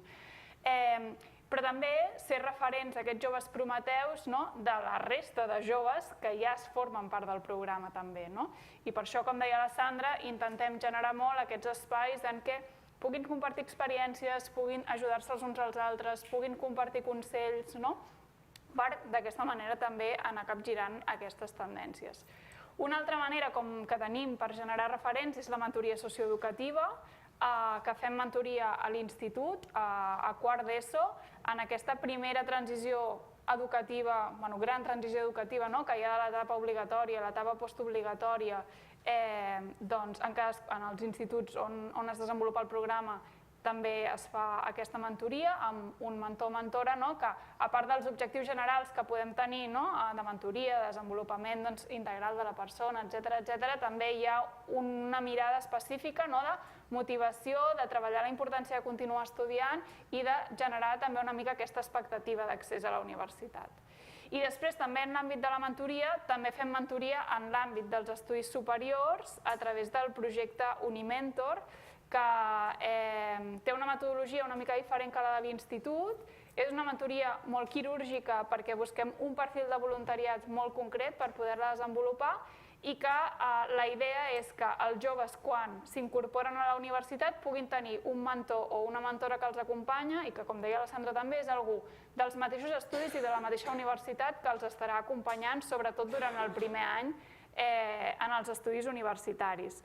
Això què implica? Implica que es pot fer un acompanyament en aquesta adaptació en l'àmbit dels estudis superiors amb qüestions des de funcionament concret del grau, perquè és un estudiant d'aquell grau però de cursos més avançats, compartir estratègies tècniques d'estudi de cara als exàmens, recursos que existeixen a la universitat i totes aquestes normes no escrites, podríem dir, que formen part de la institució universitària i que si tu no has tingut referents universitaris, perquè la majoria de joves són la primera generació que van a la universitat, doncs és molt més difícil que les coneguis i que hi estiguis familiaritzat. I la idea de la mentoria és també fer un acompanyament en aquest sentit.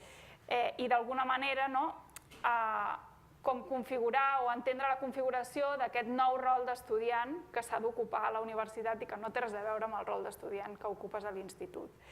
Aquí el paper de les universitats també és molt important perquè és clau la col·laboració per poder trobar aquestes persones voluntàries que necessitem, perquè òbviament va a demanda una mica dels joves que tenim i de quins estudis estiguin cursant. I recentment també hem incorporat aquesta modalitat de mentoria en la fase de transició, amb aquests joves que encara no han pogut accedir a la universitat i que, malauradament, per les creixents dificultats d'accés a la universitat, cada vegada n'hi ha més, i també hem incorporat aquesta modalitat aquí, amb la idea, com a objectiu específic, que també es treballi la motivació, que es mantingui aquesta motivació per continuar estudiant i que es mantingui o s'ampliï aquesta expectativa d'accés a la universitat, que en trajectòries de transició, que són delicades, és molt fàcil que desaparegui i que hi hagi una desvinculació amb el sistema educatiu. I per últim, també generem referents fent trobades potser més de caire puntual amb persones voluntàries, com pot ser el cara a cara, que són trobades que fem entre els alumnes de segon de batxillerat que estem acompanyant i estudiants universitaris que estan estudiant allò que es plantegen estudiar. Doncs això seria un altre exemple de generació de referents. Cada vegada més aquests estudiants universitaris són els propis joves prometeus, que també és la manera com esdevenen referents dels altres, i altres trobades voluntàries com poden ser trobades amb professionals, etc. Llavors, com podeu veure, tenim com diferents accions, però que tenen aquesta mirada de generar referents, amb la idea una mica de diversificar una mica el model d'estudiant o el rol d'estudiant que hi ha establert també, i també és una manera com els joves desenvolupen o treballen aquest compromís social que us explicava la Sandra amb el programa, amb el barri, i esdevenen d'alguna manera agents de canvi, que és també la mirada des de la qual es desenvolupa el programa. Llavors, en relació amb això, també us volíem destacar algunes de les claus d'èxit que considerem que té el programa. Una és aquesta generació d'expectatives que us estava explicant a través de nous referents, i una altra, que també ja ho han explicat una mica, és l'acompanyament que fem. D'una banda, un acompanyament tan a llarg termini, que pràcticament no hi ha cap programa que treballi en aquestes característiques, i un acompanyament molt individualitzat i molt integral, és a dir, que combinem una part de suports més instrumentals, podríem dir, sol·licitud de beques, suport, jo què sé, hi ha una necessitat de material, hi ha una necessitat de pagar el transport, qüestions més instrumentals, amb un acompanyament emocional, social, personal del moment vital que estan vivint aquests joves. Això ens permet fer un acompanyament molt des de la proximitat, però tenint una mirada global com a programa, de manera que també podem anar detectant quines són les barreres d'accés i permanència que hi ha a la universitat, les podem donar a conèixer i a partir d'aquí també generar propostes amb la col·laboració de tots els agents que al principi el Bernat us explicava que participen en el programa. També una de les claus d'èxit del programa és la xarxa de suport, que us parlava abans de la importància del grup. Hem de tenir en compte que moltes vegades aquests joves no tenen referents universitaris propers, aleshores aquests espais grupals tenen molta riquesa perquè és això, és posar en contacte dues persones universitàries que moltes vegades pensen que el que li passa a un només em passa a mi i després quan es poses en contacte se n'adonen que no, que això és compartit. Llavors creiem que és molt important aquesta part, aquest acompanyament també a nivell grupal. Una altra de les claus d'èxit del programa Prometeus és, com us deia abans, el compromís social. És a dir, és trencar amb la mirada que els joves només són beneficiaris, que només reben i reben, sinó que en tot el contrari. Ja tenim casos de joves al programa que estan dins només per donar a la comunitat i això també ens fa veure com hi ha aquesta mirada de responsabilitat col·lectiva cap als altres. I per acabar, la qüestió del finançament, de fet, sembla òbvia, però de fet s'ha d'entendre, evidentment és clau en les dues ampliacions del programa, perquè al principi era un finançament incipient, però la manera és com es financia. És a dir, entenem que és un finançament progressiu, constantment adaptat a les necessitats que són volubles en un camp com aquest, i que el mateix projecte, de fet, en inici, avui en diem programa, però a l'inici, per dir-ho així, era com un as a la màniga que teníem per fer front a desigualtats en l'àmbit educatiu, i avui pràcticament tenim la baralla sencera. Passem de projecte a programa. Això passa perquè hi hagi finançament, però també que aquest finançament sigui sensible a les dimensions en cada moment, sigui àgil i, per tant, tingui una dinàmica, aquest propi finançament, semblant o paral·lela a la pròpia dinàmica del projecte avui programa. I finalment, comunitat, també, fixeu-vos que la idea d'acompanyament però de processos o dels propis processos de la comunitat, no només un acompanyament respecte als joves, que són protagonistes, òbviament, sinó també aquest treball comunitari inicial que s'ha intentat mantenir fins a dia d'avui, que és una clau de l'èxit, que l'administració hi tingui un paper d'acompanyament, no d'excessiva interferència o de subjecció d'aquestes dinàmiques, sinó d'incorporar-s'hi com un element més en una clau més aviat horitzontal. Creiem que això també és important, fins quin punt l'administració, i parlo no només de l'Ajuntament, Consorci, Pla de Barris i MEP en el seu moment, és prou receptiva a que una iniciativa que neix de manera espontània, concreta, per resoldre una problemàtica específica, com la intervenció és d'acompanyament, de facilitar certs processos de desenvolupament i de creixement del programa. I no malmetre en cap cas el treball en xarxa, que és el que sustenta les complicitats entre persones concretes que intervenen al programa i que totes tenen un bagatge personal i alhora un bagatge lligat a la tasca dins de Prometeus que sempre és de gran valor a l'hora de prendre decisions de consens.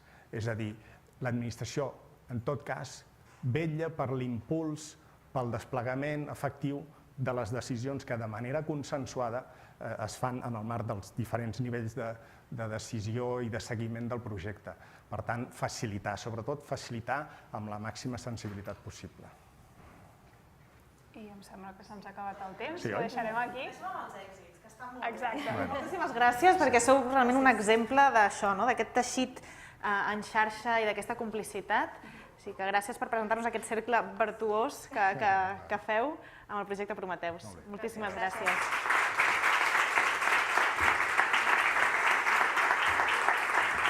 I us proposem una pausa de 30 minuts. Tornem a les 12. Pels que ens seguiu des de casa o des del despatx, us feu un petit cafè, piqueu alguna cosa i ens tornem a veure aquí a les 12, sisplau. No em falleu.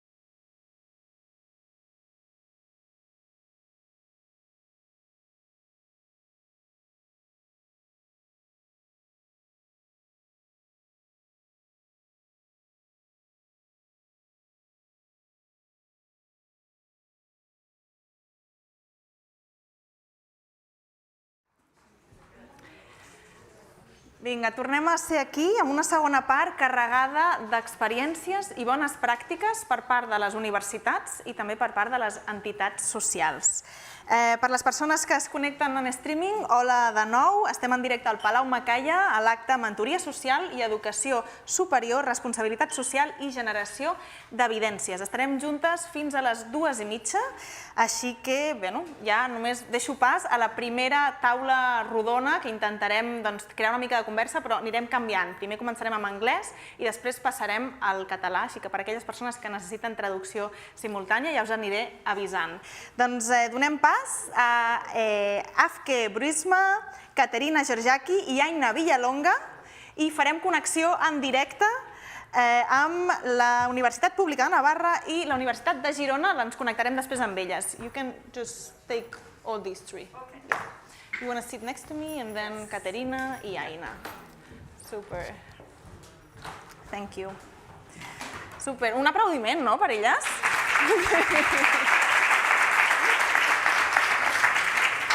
Que sembla que no m'agafen en pres cafè. Hauríem d'estar una mica més despertes. Let's start with you, Afke. You run the Internationalization Department at NHL Standen University, where you have several mentoring programs and initiatives for your students, and you're also project leader for the Mentor Your Future project. That's right. So tell us about your work, the challenges that you're facing, and the needs you are identifying to overcome those challenges. Okay, All thank yours. you. If you want to stand up, yeah. feel free to just move around. And I can click with Yes, you can click with this. Okay. I'm a little bit more confident walking around. So Mentor Your Future is the project that we are involved in together with 5 other excellent organizations who are here as well. So it really is a team effort. And let me share 2 examples of what students experienced in our journey in Mentor Your Future. First, we have Elena. She's a student from Navarra, and she was in the training week in Plovdiv in Bulgaria in March. And she had a little bit troubles with self-confidence, low self-esteem, and she had been in contact with mentors before, but it was only during the training week when she was in touch with other student mentors that she really got a boost. And this program consisted of training, sharing information, and towards the end, she wrote a very nice statement, and it's too long to read here, but she concluded with, for the first time, I really believed in myself. So this is the reason why we are here in Mentor Your Future. Another example is that of Lisa. Lisa is a hotel school management student, very ambitious, focusing on a management career in the hotel industry. And she was part of a training week, a similar training week in the previous year in Cyprus with our colleagues. And when she got back, we asked her to share her story with other students. And she made a huge paradigm shift. She was no longer pursuing a career in hotel industry, but she would like to work in a job position where she was more civically engaged. So it really had a big impact on her future plans. So that's something why we all love to work in this very nice project. NHL Standen is a mid-sized university in the northern part of the Netherlands, a very beautiful province with its own culture. It's a bilingual area. We also have a lot of people in lower socioeconomic backgrounds and a lot of newcomers in our province. So our university attracts a lot of international students, but also students from the region. And what we noticed there is that not all of those students can fulfill their capacities and their ambitions because of money, but most important, because of the social support they have in their own personal cycle. And we saw that mentoring could really contribute to that. As a university, we are working together with the mentoring program. It's called Mentor Program Friesland, also a host of Mentoring Europe. And we have been working with them for 25 years already. But still, it's very much fragmented in our universities. So our wish was to have a more structural approach of using mentoring as a tool within our university. And for the students, we saw that a lot of students have troubles fitting in, and I recognize some of the issues that the colleagues in the Prometheus project mentioned. First generation higher education students specifically have some problems in coping with the system, with motivation, with social skills. So we saw mentoring as a powerful tool or a promising tool to have more students on board from different target groups, but also to be more successful and happier in their student life. So what we did, I'm not sure if you can read everything, but we have a before, during, and after phase. Before, we dreamt of how can we together design a structure that we can use mentoring on a structural way in higher education. So with Mentoring Europe, we formed a group and we wrote a proposal for which was ultimately the plan for Mentoria Future. We applied for funding, and then we got Erasmus funding, the European funding, for 3 years. And in these 3 years, we started developing together, working on training methods for students, on an implementation plan for organizations, and on an impact strategy. So we worked on different levels. We developed, we tested along the way. We did a lot of testing.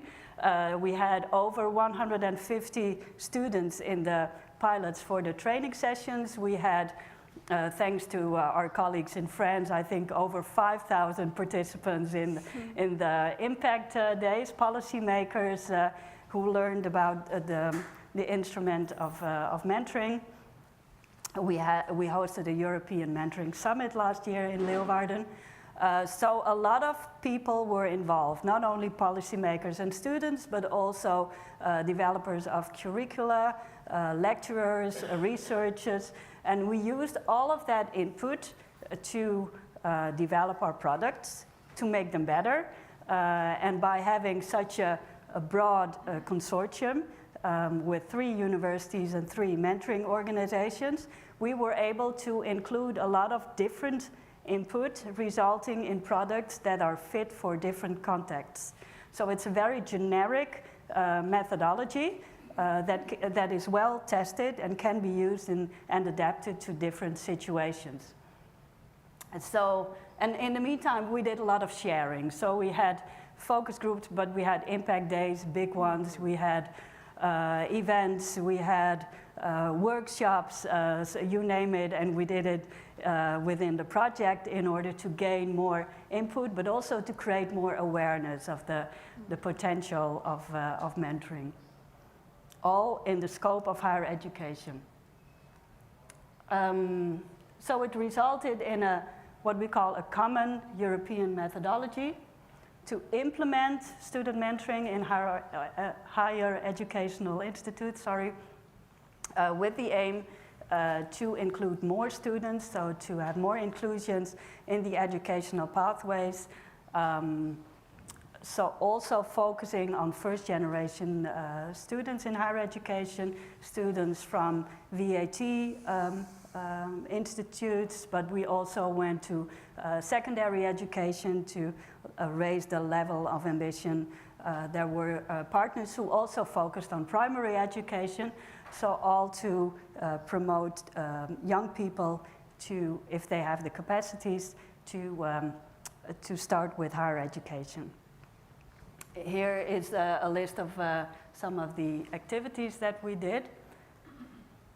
So what is the impact of this university cooperation? I already mentioned, and you see them at the top, the partners that we are working with, and as I mentioned, it was a very rich environment to develop this methodology because we have those different national contexts. For instance, in France, the legislation is quite firm or strong supporter of mentoring. We have big brothers, big sisters who have a lot of experience in volunteering. We have the quality control of ACEEU. So we had a lot of different elements that we could include. But focusing on the little picture on the left side, the impact within an organization, and I see that it's not very clear, but you see that the university on the left top is a part of this local society. And then from that, with the input from the society and the challenges that you have there, you can start working. We started working with the funding of Erasmus for 3 years. And first what we did is connect to directors and with the executive board to get support, but also to get some additional funding, because as you know, Erasmus funding does not cover all, so we needed some more backup within our university. We were in contact for the design with curriculum designers, but with lecturers within our organization, with all the experts who know about mentoring, but also about student guidance, about student support, so student counselors, to see how mentoring is different from the existing support that is there for students. And then we worked in classes. We worked within a study program. We piloted the training methods there, but we also had like a central place where we were offering the pilots, so it was open to students from all study programs.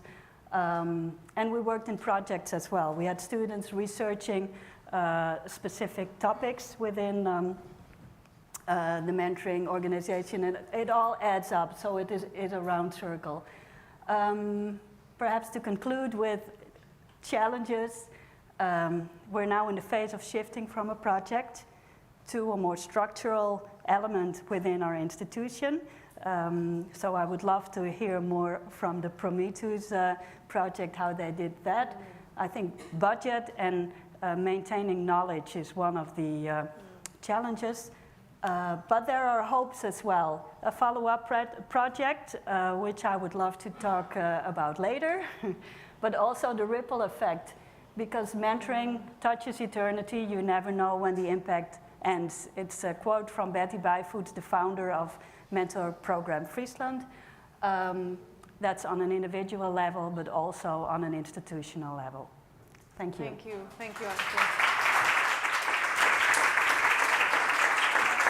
Thank you very much. And congratulations as well, because I think the Mentor Future has been nominated for the award of the 5 finalists of the ACEEU Triple E Award. Yes. Yay, so you will be coming back to Barcelona for the award? Yes. Yeah, that's good. Yeah. In June? In June. Ooh, that's good. Yeah. That's good. Yeah. Good. Thank you. So Katarina, now I'm with you.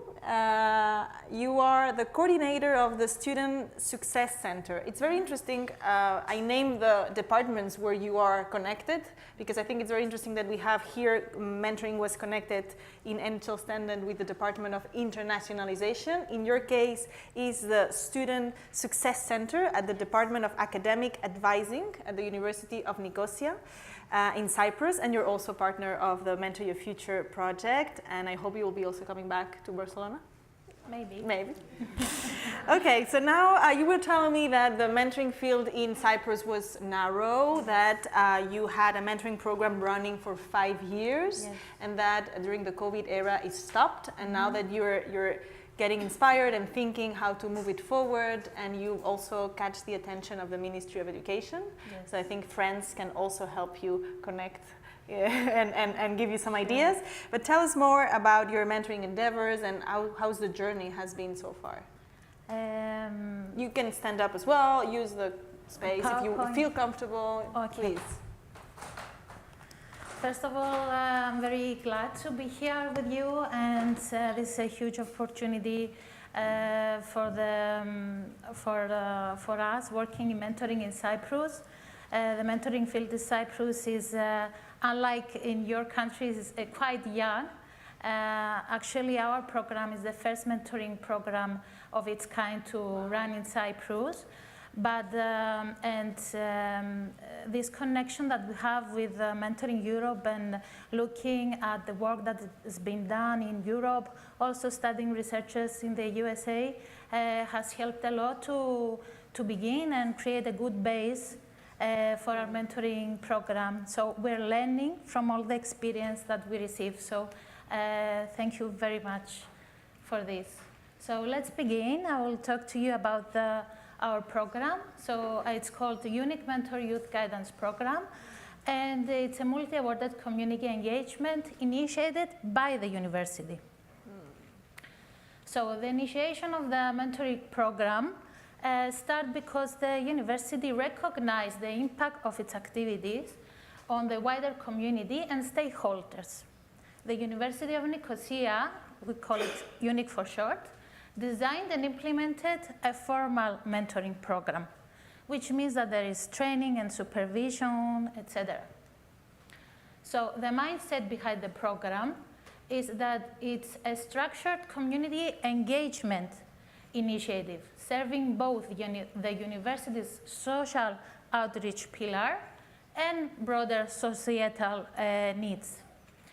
It's an effective tool by which short and long-term social benefits are achieved, and it's linked to the Sustainable Development Goals.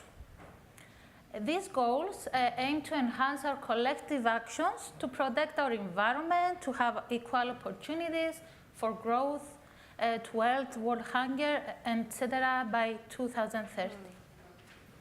Here I have a slide from the goals which our mentoring program is connected to.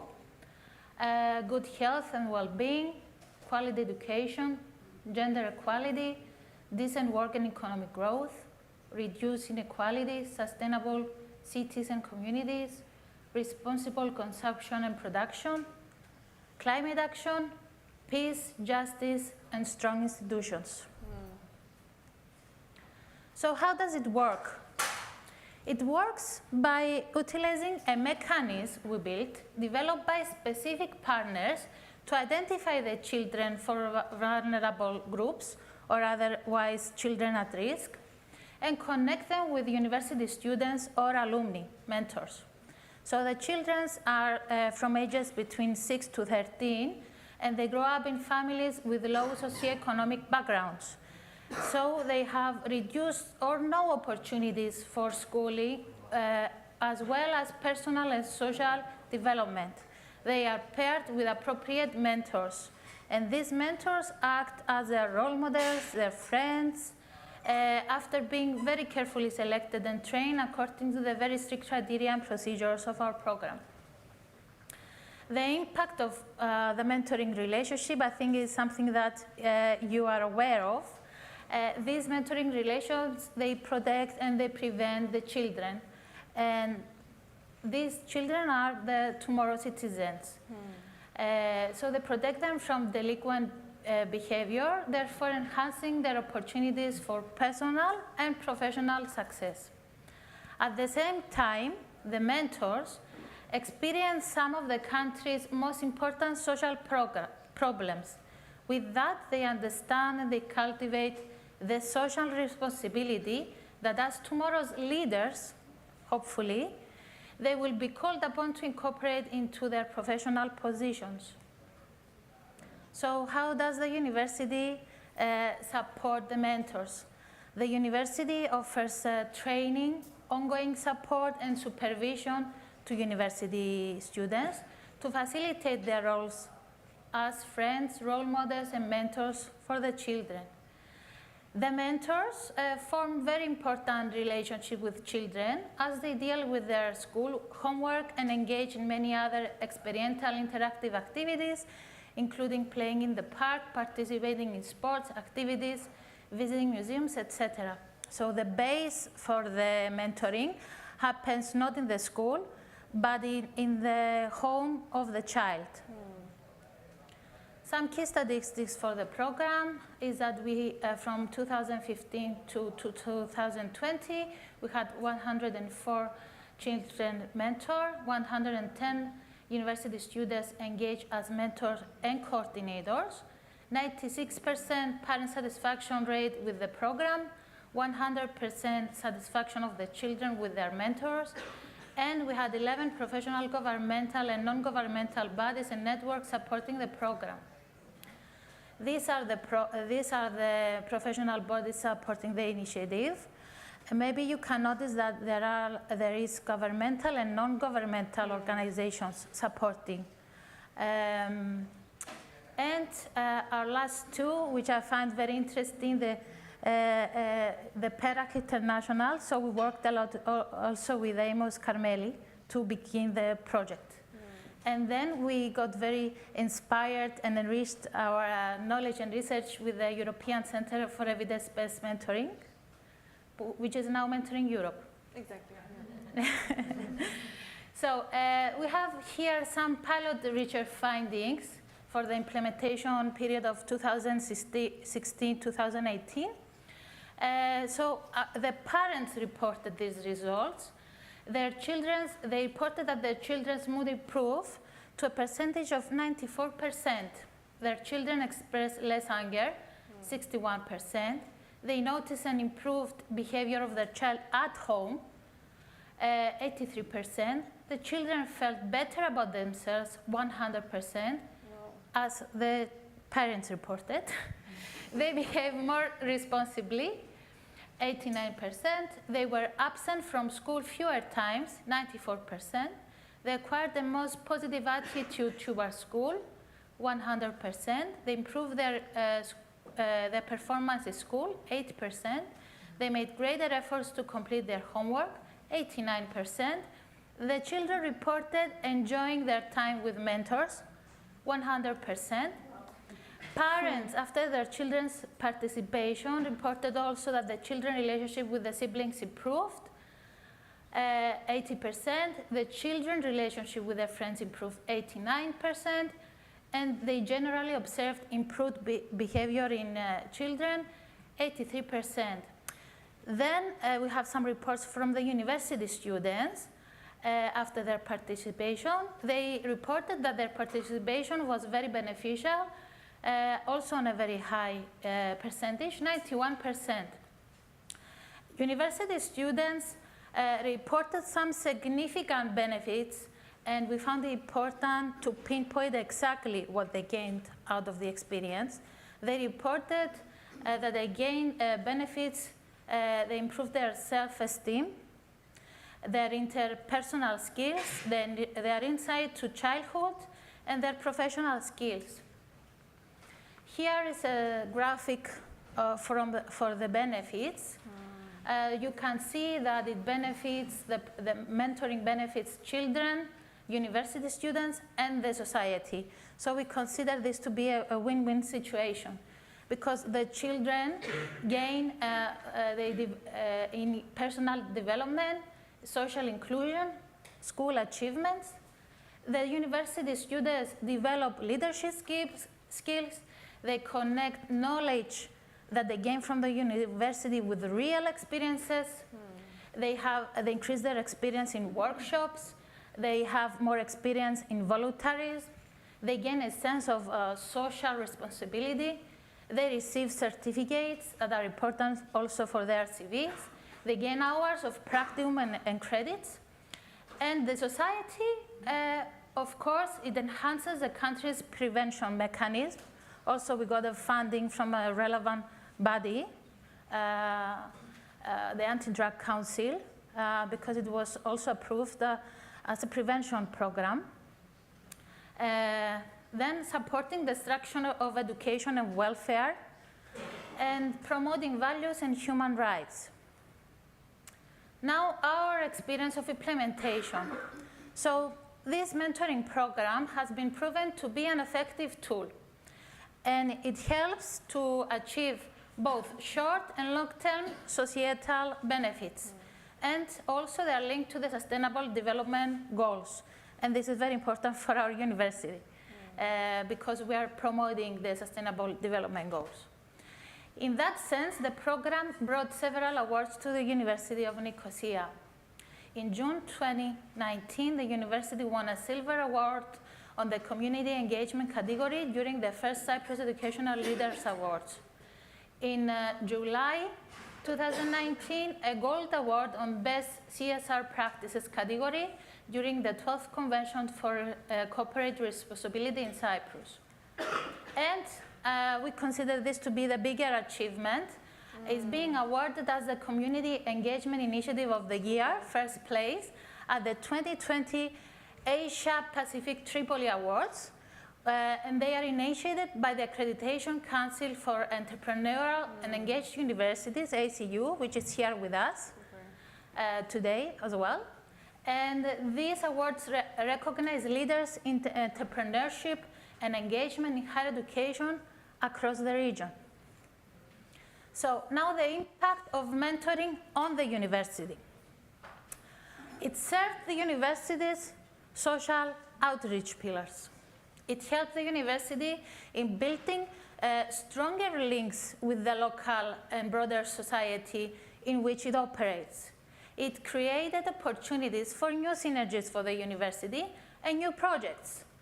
It enhanced its alumni reputation to employers. So we can see how everything works together to benefit the university. Also, our partners, governmental and non-governmental, the way we build stronger bonds with them is because we both work for the same goals. So here are a few slides on the lessons that we learned from this experience. And we have key learnings and points of advice for those undertaking a similar path. So first of all, the universities need to take the time to study scientific findings relating to the field of mentoring before initiating the project, to examine various ways the project could be implemented so that they fit the particular needs of the local society that it will serve. So it's not one program solving all. You need to go through the research and see the needs that are in the society. And start with small steps, but have a bigger vision in mind. Second, when we make final decisions on how to build or support the implementation of a mentoring program in a university, we make sure that we take in consideration the characteristics of the organization, the community we aim to serve, and the long-term effect your project is aiming to deliver. The valuation of the initiative is also very crucial, we found, as a factor of success. And one is to take all the necessary actions to enable that, to gather qualitative and quantitative data before, during, and at the end of every mentoring cycle. Be mindful of the relevant legislation and use the results to improve your practices, which I think is a very strong point for our program, because this is how we evolve. We start from somewhere, but we evaluate, we go back, and we reapply. And the fourth point is to lead the initiative by example. It's not just a project. We need to be engaged, all members, in the philosophy of mentoring, and be reachable to all members that might need our support. This initiative relies a lot on teamwork, the motivation and the engagement of the individual members involved. Partnerships are very important in a university-initiated mentoring program. They build the right synergies, and that's a key for maximizing the impact of the activities. Sixth is to be patient.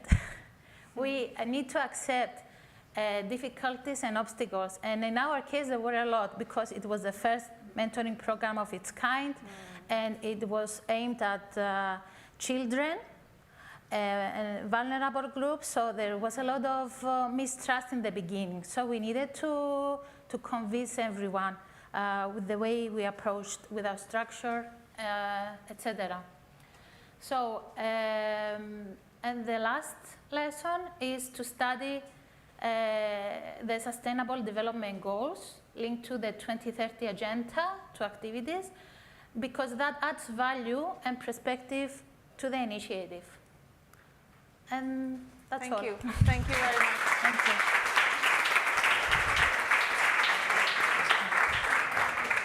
Thank you, Katerina. Very valuable information, very valuable lessons.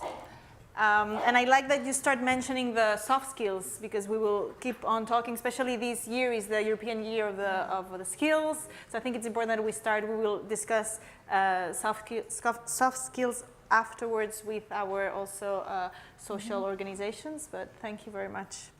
And now I'm channeling the discussion in Navarra and in Catalunya, so if you need to change the device, the language, you can do so.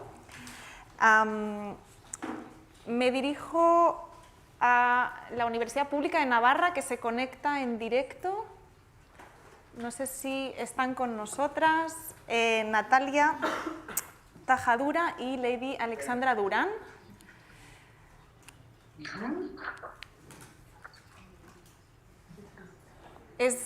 Serà molt interessant veure ara que les dues universitats, la Universitat a Holanda i la Universitat a Nicòsia, ens han presentat programes directament connectats i desenvolupats per les universitats.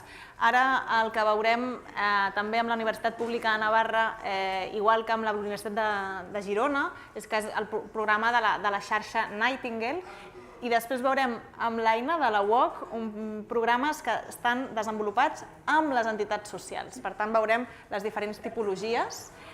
Natalia, Alexandra, ¿nos oís bien? ¿Nos veis? Súper inmersivo. O sea, tenemos ahí, aquí, por todos lados. Perfecto. Vosotras coordináis el programa de mentoría, como decía, de la red Nightingale desde la propia universidad, igual que vuestros compañeros de la Universidad de Girona. Contarnos un poquito cómo ha empezado vuestro proyecto de mentoría y con qué desafíos os habéis encontrado. Bueno, buen día y gracias por esta invitación a la Universidad Pública de Navarra. ¿Me oís bien?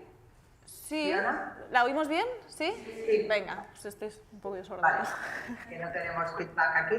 Vale, nosotras desarrollamos el proyecto de Urrechindorra desde el año curso 2011-2012, desde un servicio de la universidad que se llama Unidad de Acción Social, que tiene el cometido de ofrecer apoyo al alumnado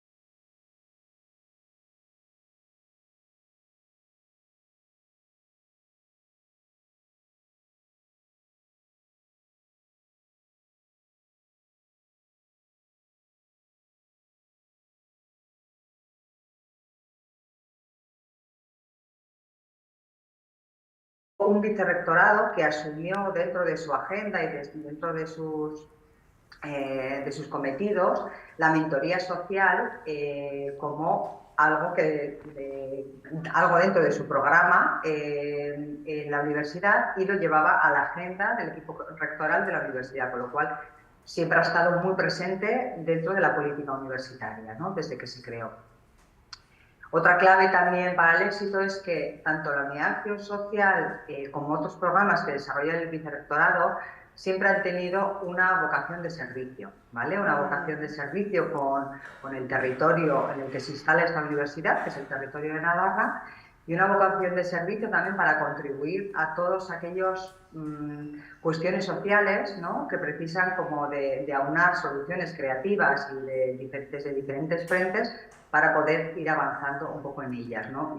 Y una de estas era la diversidad social y cultural, en la que, bueno, nos vimos involucradas desde el minuto 1 cuando empezamos con la mentoría, ¿no? Dentro de la universidad también ha sido importante para mantener este proyecto ser como visibles dentro de toda esa parte de extensión universitaria que hace la universidad y que, bueno, pues tiene un sistema de créditos también para el alumnado para como premiar esa parte que ellos y ellas hacen, ¿no? Tampoco nos parece importante porque visibiliza, aunque el alumnado muchas veces hasta se olvida luego de coger los créditos por haber estado en el programa. No es algo que les motive especialmente el tema de créditos, pero sí que ayuda a visibilizar lo que es la mentoría social, ¿no? Y otra de las claves importantes un poco para mantenernos siempre han sido las alianzas en el propio territorio, con el Departamento de Educación, desde el año 2002 con el Departamento de Políticas Migratorias del Gobierno de Navarra, que nos ha posibilitado, bueno, aumentar nuestros recursos humanos también y económicos para seguir haciendo mentoría social, visibilizando también ellos y ellas la mentoría social dentro de Navarra con diferentes colectivos. Y también, bueno, pues nuestra querida coordinadora de mentoría social, en la que, bueno, siempre ha habido un espacio para la reflexión, para el intercambio, para fortalecernos y para enriquecer nuestras experiencias, ¿no? Siempre ha sido un espacio y es un espacio de nutrición para nuestro proyecto, ¿no? Antes de que continúe Alexandra, también con estos retos también que nos planteamos, decir un poco que nuestra apuesta por la mentoría social se sustenta no solo en que es una metodología efectiva y complementaria a otras políticas sociales, sino que nosotros también vemos que es un espacio idóneo para el autoconocimiento y para el desarrollo personal de los chicos y chicas que en esto se involucran, del alumnado universitario, ¿no? Consideramos que nuestros chicos y chicas no van a ser buenos profesionales si no nutren toda esa parte de habilidades para la vida, donde la mentoría social es un escenario ideal para que ellos y ellas la pongan en marcha, ¿no? Y puedan desde ahí pues, indagar más en su autoestima, fortalecer su empatía, construir su pensamiento creativo, ensayar, ¿no? y saber conectarse un poco con todo su mundo emocional y cómo expresarlo, ¿no? Entonces nos parece un escenario ideal y fundamental y en nuestro acompañamiento hacia ellos y hacia ellas vemos cómo esto, bueno, pues durante todo ese camino van madurando y van, bueno, fortaleciendo un poco toda esa parte del desarrollo personal. Tu turno. Bueno, así es. Ahora con este ejercicio, pues aprovechando que ahora somos dos las personas que estamos en el proyecto, pues nos tomamos el tiempo de pensar cuáles eran los retos, ¿no? que podíamos identificar o aspectos que nos parece importante trabajar en nuestro proyecto, pero en general en la mentoría social. Y en ese trabajo pues identificamos al menos 6 aspectos, ¿no?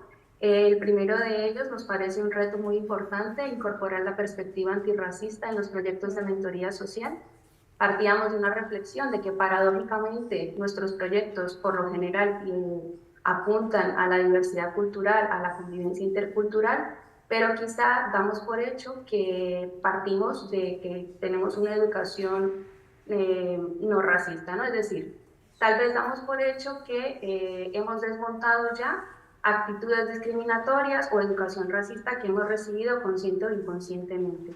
Y esto aplica pues para todas aquellas personas que hacemos parte de los proyectos de mentoría, tanto desde las instituciones educativas, las propias mentoras y mentores, los equipos técnicos, las niñas y niños. Y nos parece importante reflexionar sobre ello, poner el foco en todo el proceso, en todas las fases del proyecto de mentoría, porque partimos de una premisa, ¿no? Que es que la mentoría social nos debe ayudar a romper con la perpetuación de desigualdades sociales. En este sentido, pues un segundo punto que nos interesaba como reto es continuar trabajando en la calidad de los proyectos de mentoría social. Ya hemos tenido un avance con la participación en el sello de mentoría social, pero creemos que es un trabajo continuo, ¿no? Entonces, seguimos apostando por profundizar en identificar puntos de mejora, sistematizar la información o el proceso del proyecto. También apostamos por hacer evaluaciones participativas e integrales y, retomando un poco el punto anterior, pues también pensábamos en incorporar la perspectiva antirracista como parte de los criterios de calidad del proyecto, ¿no? Es un trabajo, un reto que tenemos por delante. En tercer lugar, ya como universidad y siguiendo los resultados de otras investigaciones que apuntan a esto, es involucrar al PDI, al personal docente e investigador de nuestra universidad, para que se realicen estudios sobre mentoría social. Aquí en la Universidad Pública de Navarra contamos con Izaskun Andueza, con Rubén Laceras, que han avanzado en este tema, y pues también hay actualmente otras personas que estamos interesadas en trabajarlo. Creemos que poder basar en evidencia nuestras acciones nos ayuda a seguir apuntando a consolidar la mentoría social como una metodología que puede beneficiar a las personas a las que se dirige, ¿no? En cuarto lugar, y esto en línea con lo que el doctor Òscar Prieto hablaba hace unos minutos, unas horas en su presentación, nosotras identificamos un creciente malestar psicológico de las personas jóvenes que estudian en la universidad, ¿no? Y vemos cómo esto, especialmente en este curso, lo hemos notado, cómo puede incidir en el establecimiento de las relaciones de mentoría.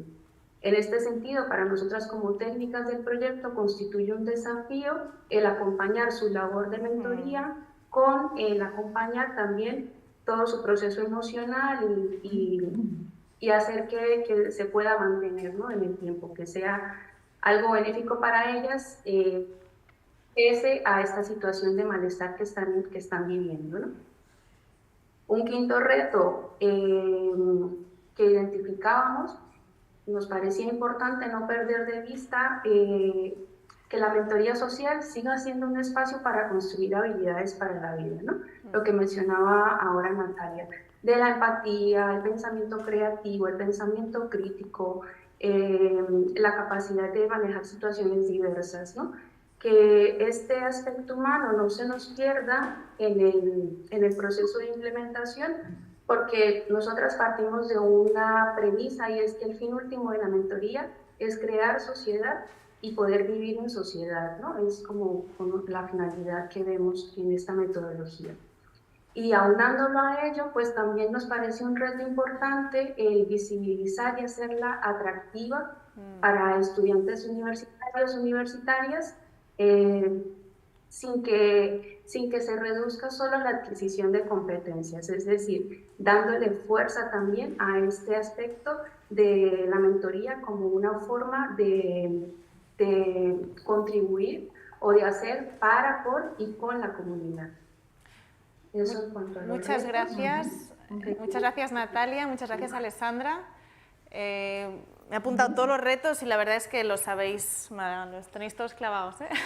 Perfecto. Muchas gracias. Yo me quedo con lo de no serán buenos profesionales sin mentoría. Así que la Universidad de Navarra, desde la Unidad de Acción Social, nos digáis eso, para mí ya es un... Me lo apunto. Muchísimas gracias. Seguir conectadas y ahora pasamos a la Universitat Oberta de Catalunya. Moltíssimes gràcies, Aina. Tu gestiones el programa de voluntariat de la UOC i li has dedicat moltíssimes hores, com deies, i ho fas des de l'àrea de globalització i cooperació, a diferència del model que ens han presentat abans de la Universitat Pública de Navarra. Vosaltres formeu el voluntariat dels vostres estudiants treballant directament amb entitats socials. Digue'ns una mica més. La veritat és que estic al·lucinada perquè el nostre programa és molt, molt jove. Per tant, crec que no aportaré gaire. Segur que sí, ens inspira, segur. Veig que hi ha una experiència impressionant. Us explicaré una miqueta els objectius que teníem del programa, el que tenim del programa de voluntariat, les línies prioritàries, la implementació i els reptes. Veient com estan en la jornada, no parlaré tant del voluntariat, intentaré incidir més en la mentoria, en els programes de mentoria que donem suport. La universitat, evidentment, com totes les que estan aquí, ja estem molt alineades, és a dir, tenim i creiem que tenim una responsabilitat i hem de ser capaces de poder formar ciutadans crítics, amb autocrítica, amb un pensament global i que realment no només, o sigui, que siguin capaces de ser un agent de canvi i de transformi la societat.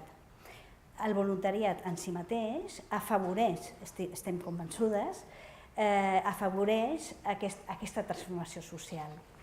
Per tant, volem donar focus al que seria l'impacte social que té la UOC o que pot tenir la UOC al territori. Malgrat això, un a priori per qui no coneixi la UOC. La UOC és online, ojo, i llavors diran, què és esto? Per què hem de tenir una implicació al territori?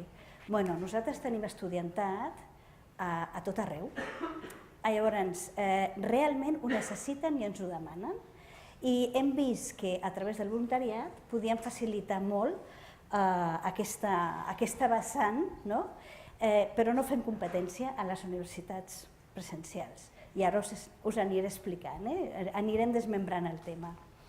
Hem vist que és fantàstic per nosaltres per mantenir un prestigi al territori, fer un creixement del teixit social i per part de l'estudiantat, i aquí incidiré molt, volem que adquireixin aquestes competències que són soft transversals i que parlarem, suposo que a partir d'ara molt en aquesta jornada, i que creiem que formen part real del seu aprenentatge.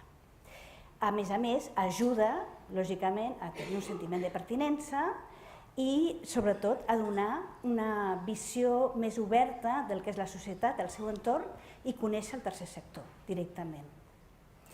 Aquestes són les línies prioritàries que hem plantejat. El programa va començar a mitjans del 2018, per tant fa molt poquet, i fixeu-vos que el number one és la mentoria socioinclusiva. Per tant, ens hem focalitzat molt com una gran línia prioritària. Lògicament, la lluita contra la bretxa social digital i de gènere és l'ADN de la UOC, vull dir que què més puc dir-vos? I ja us explicaré algun programa que tenim de mentoria en aquest sentit. Reinserció sociolaboral i sobretot ara amb la nova rectora s'enfocarà molt al que és ocupabilitat i de col·lectius vulnerables i sempre des de la perspectiva de gènere. El punt quart és ja teníem tradició de fer bastants programes d'acompanyament a persones refugiades o en situació d'asil o de protecció internacional. Per tant, ho hem mantingut com una línia prioritària dins del voluntariat. I per últim, hem tingut bastanta demanda per part del nostre estudiantat de donar ofertes o facilitar posicions en l'àmbit més sociosanitari i sobretot amb gent gran. Implementació. El més important per nosaltres era, a partir d'aquestes línies prioritàries, hem de decidir amb qui volem treballar. Llavors, el 2018, als mitjans, vam començar a fer tot un buidatge, anem a dir, de totes les relacions que havíem tingut en el passat. No us ho dic, la de convenis que em vaig tragar, o sigui, més de 50. Per això deia que hi havia estat moltes hores. Sí, he estat moltes hores. Bueno, soc quasi voluntària. Vull dir que ho porto a la sang, ja tinc molta tradició. Sí, efectivament. Llavors, hem buscat que estiguessin alineades a les nostres línies prioritàries, molt arrelades i reconegudes al territori, vinculades, si fos possible, a la comunitat UOC.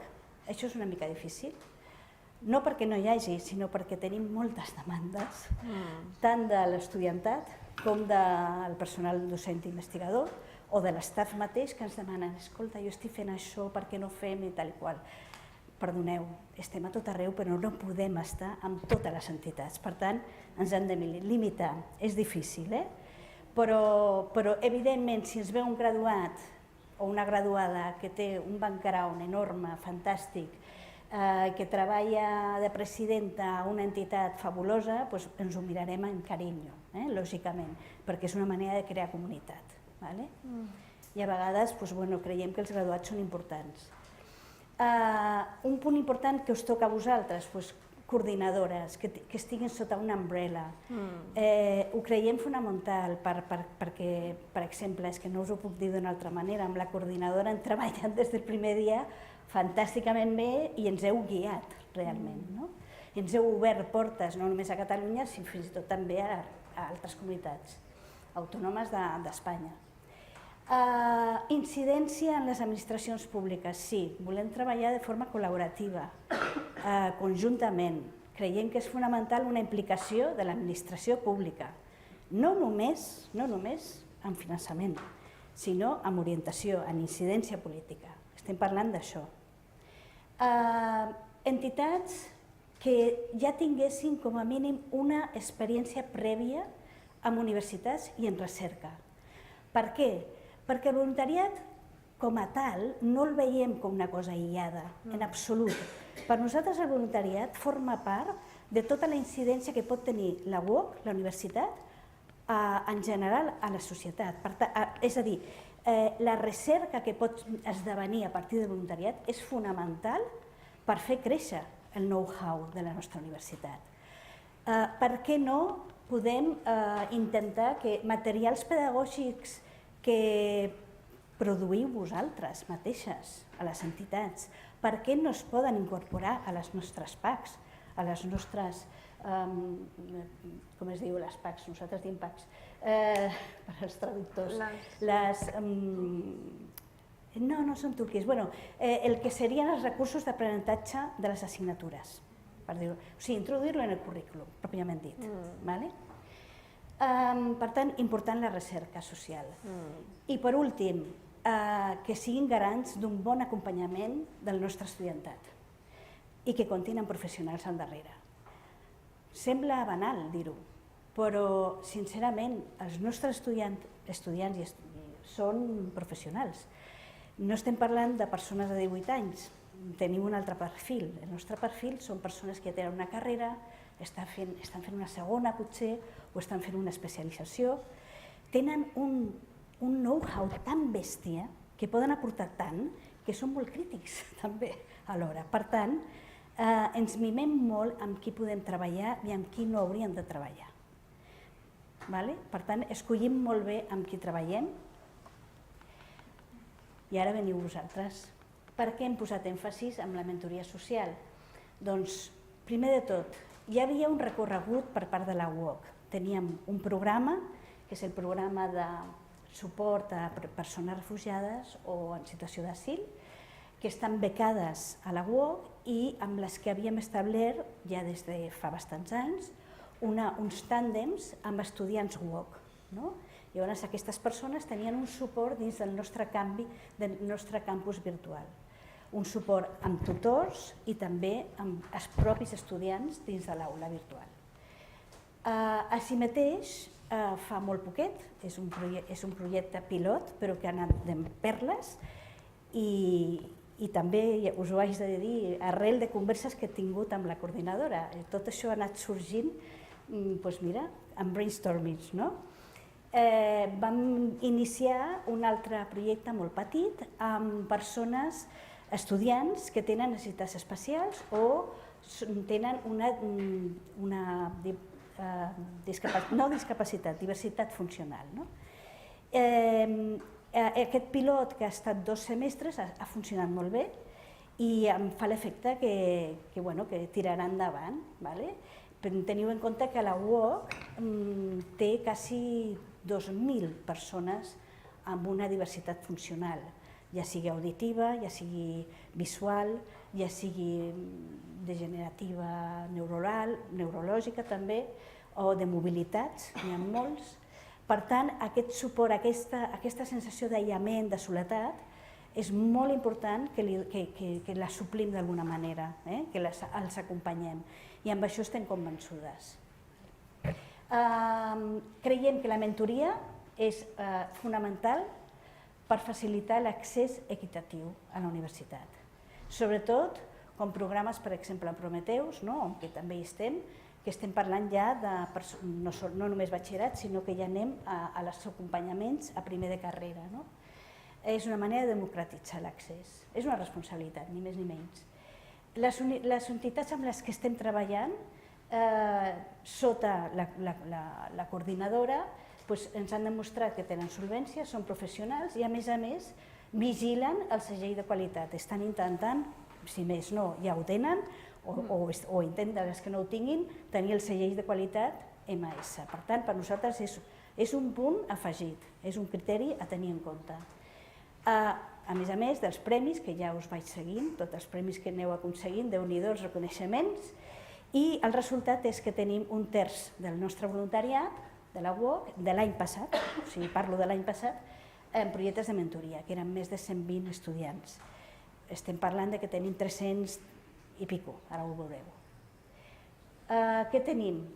Anem malament de temps? Hem d'anar avançant. Oh my God! Home, aquestes entitats, algunes les escoltarem després, per tant, hem d'anar avançant. Quan m'aixeco és que hem d'anar avançant. Gràcies. Això no m'havia xivat, Això no m'havies dit. Estava mirant, però bueno. Vale. No entro en detalls perquè coneixeu molt. Punt final. Punt final, doncs llavors saltem. Qui vulgui la presentació... Aquestes presentacions les compartirem i les posarem en línia. Us les poso perfectament. Punt final i entrem amb la UDG. On estem a tot arreu. Insisto, reptes de futur, interns, terribles. Si volem continuar amb aquesta qualitat, amb aquest nivell de qualitat, necessitem per créixer, perquè estem en el punt de créixer, ja estem creixent de manera exponencial, stop, no podem, necessitem formar equips i treballar amb equips més grans i una inversió tecnològica, sí o sí, perquè treballem virtualment. Bueno, les mentories i el voluntariat és presencial i també online, però ja dedicarem un altre dia perquè us ho expliqui. Ja està, el més important, i aquí no m'enrotllaré, diré 2 paraules, 3. El més important que crec que ens afecta a tots. El voluntariat, o més que dir el voluntariat, les soft skills que s'adquireixen amb el voluntariat estan al carrer. És a dir, les empreses s'ho han aduanyat, tal qual, el mercat s'ha aduanyat d'aquestes bones paraules i jo crec que nosaltres som els que hem de marcar què és el que volem. Perquè no és només que agafes el millor en coneixements, no, és que a més ha de ser molt bon en l'equip, ha de treballar i tenir empatia. Vale, molt bé, d'acord, però escolta, el que volem és que tingui un impacte social. El que volem és que amb aquesta feina faci una transformació i canviï el seu entorn, la seva cosmovisió interna com a persona, el seu entorn familiar i anem engrandint fins a l'àmbit laboral. Què passa? Ens preguntem quines són les competències que s'adquireixen realment amb la mentoria o amb el voluntariat. Quines són aquestes transferències soft skills? Les hem de definir, ha d'haver-hi més recerca sobre aquestes definicions. Qui vol decidir quines són les competències que volem per acreditar la feina que fan els nostres estudiants? Qui acredita? Millor dit, qui avalua? Les persones tècniques de les entitats? És la universitat que s'ha d'implicar? Sincerament, nosaltres que estem fent voluntariat amb entitats socials, considero que són les entitats les que tenen el pes fort. Una altra cosa són en els programes propis, que també en tenim i que també hem de madurar-ho. I ja estamos en ello, estamos també con el segell de qualitat, a veure si aconseguim. Qui forma aquests avaluadors i després les plataformes de certificació. ho deixem aquí perquè són moltes preguntes que... Perdoneu, jo... Potser les podem... No, però les podem seguir comentant perquè tenim a la Universitat de Girona connectada en streaming.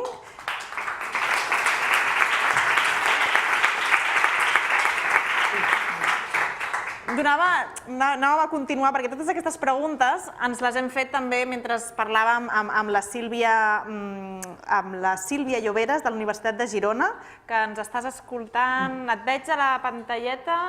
Perfecte, súper. Si la podem posar aquí també, que la veiem. Gràcies. Doncs totes aquestes preguntes que feies, Aina, que són la clau del per què estem aquí avui, també, perquè he vist moltes cares i ulls i gent apuntant, perquè és que realment és elements claus. Justament ho comentàvem també amb la Sílvia, tu que estàs també a Universitat de Girona, dintre de la xarxa Nightingale, teníem l'Òscar aquest matí, teniu aliances molt sòlides dintre de la vostra entitat, ets la cap de la unitat de compromís social i també, entre moltes altres coses, com em deies, coordines el voluntariat universitari dintre de la CRUE, que és la Conferència de Rectors de les Universitats Espanyoles, que crec que també, Aina, tu hi eres, o l'hem parlat d'això. Però vam parlar d'això també, ho teníem així. Llavors, a mi el que m'interessaria, Sílvia, amb tot el que has escoltat i el que hem dit ara, explica'ns això, els reptes que tu has vist des de la UDG i com mires cap endavant tots aquests temes, quin és el teu pensament, com enfoques aquests temes. Potser ens pots fer 5 cèntims de com van anar les terceres jornades de voluntariat que es va dir, i crec que el tema de les competències era un d'ells. Bona tarda, bon dia, perdó, a tothom i moltes gràcies per convidar-nos. No sé si me sentiu bé, perquè jo no sé... Sí? Perfecte. A veure, deixeu-me situar una cosa. Jo soc la cap de la unitat de compromís social de l'UDG i tota aquesta reflexió que ha fet la companya abans, que conec molt a la seva cap de globalització i tal, i anem coordinades en molts temes.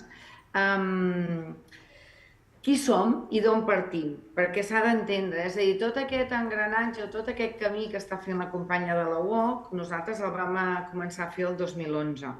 Estem al 2023, us puc dir on pot acabar ella, no? Jo les certificacions ja et dic ara que no hi entraré perquè no m'interessen, d'acord? És que jo soc bastant directa. Nosaltres, a dintre de la unitat, portem 9 àrees de treball. Intentem que totes elles siguin transversals.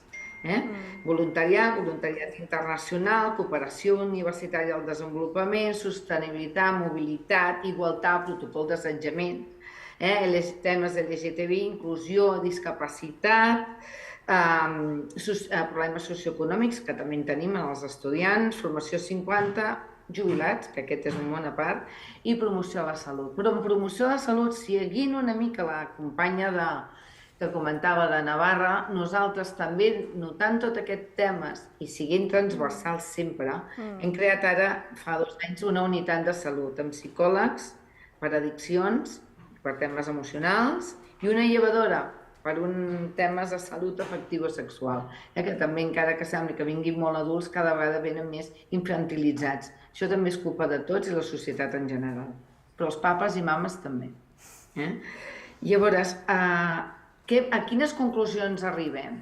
Jo la primera, amb l'experiència de tenir ara 153 convenis signats, algun dels quals és amb el Departament d'Ensenyament, el de Justícia, perquè anem a la presó, amb voluntariat, no és que entrin o no surtin.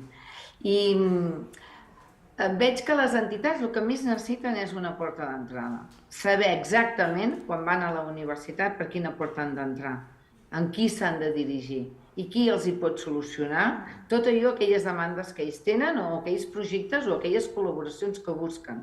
A la UDG això ho hem centrat tot en aquesta unitat de compromís social. Llavors és fàcil arribar, perquè ens fem conèixer, perquè saben la porta d'entrada, tant de mentoria, de voluntariat, etc. Ja coneixeu el Rossinyol, que és un referent aquí i arreu, de la Universitat de Girona, i sobretot amb els professors que el lideren i el coordinen. Després en tenim d'altres mentories menors, però no per això menys importants. Dintre de tot aquest dintre d'aquesta unitat de compromís social.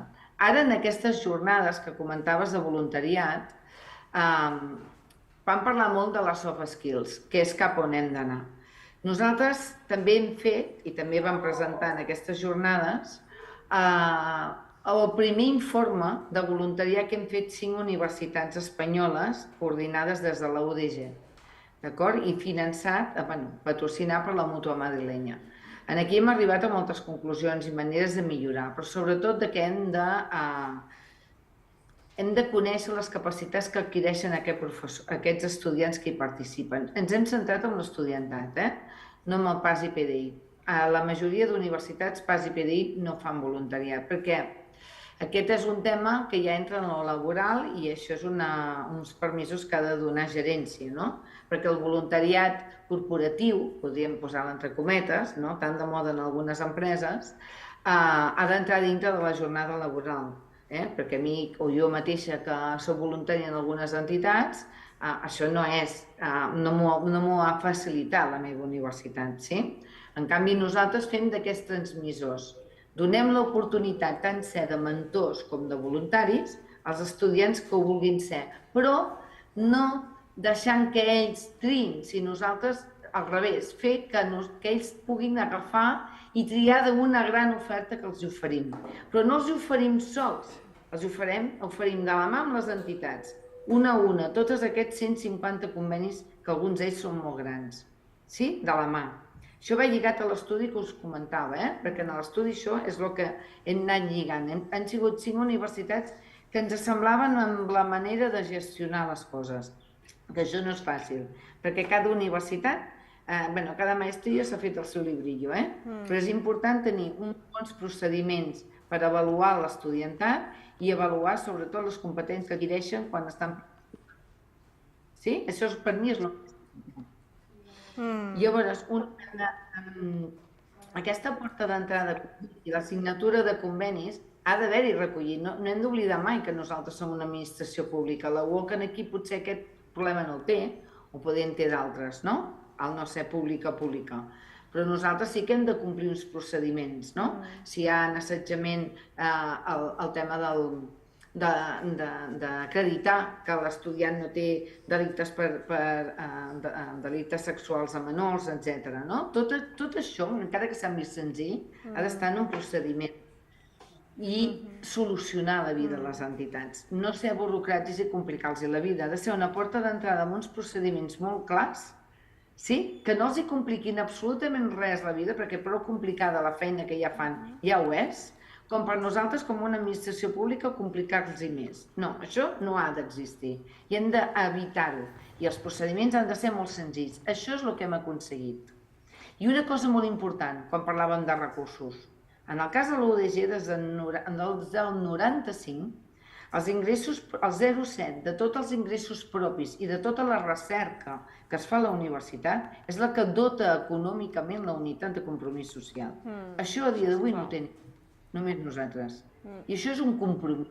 Aquí és on es nota el compromís. Quan nosaltres intentem que les entitats tampoc els hi costin ni un duro participar amb nosaltres de cap manera, sinó al contrari, fer coses plegats. Quan tenen una iniciativa i nosaltres ens hi podem sumar, poder dotar aquesta activitat.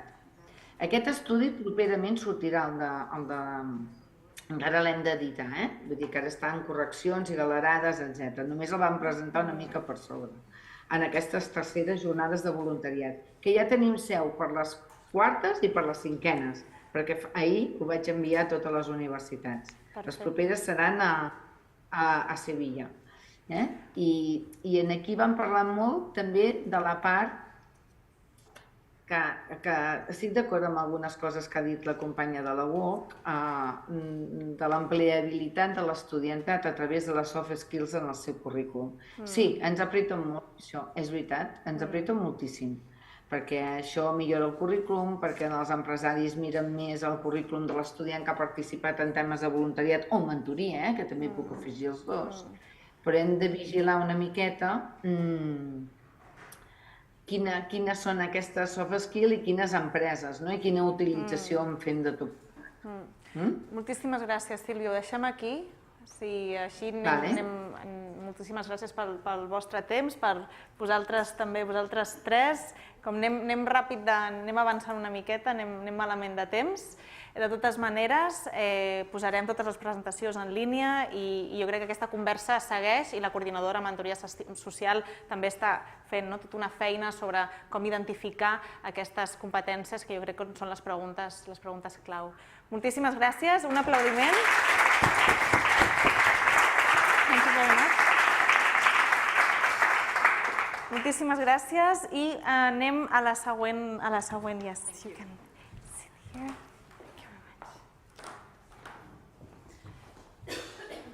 I passem a la següent conversa. Paula, vine amb mi.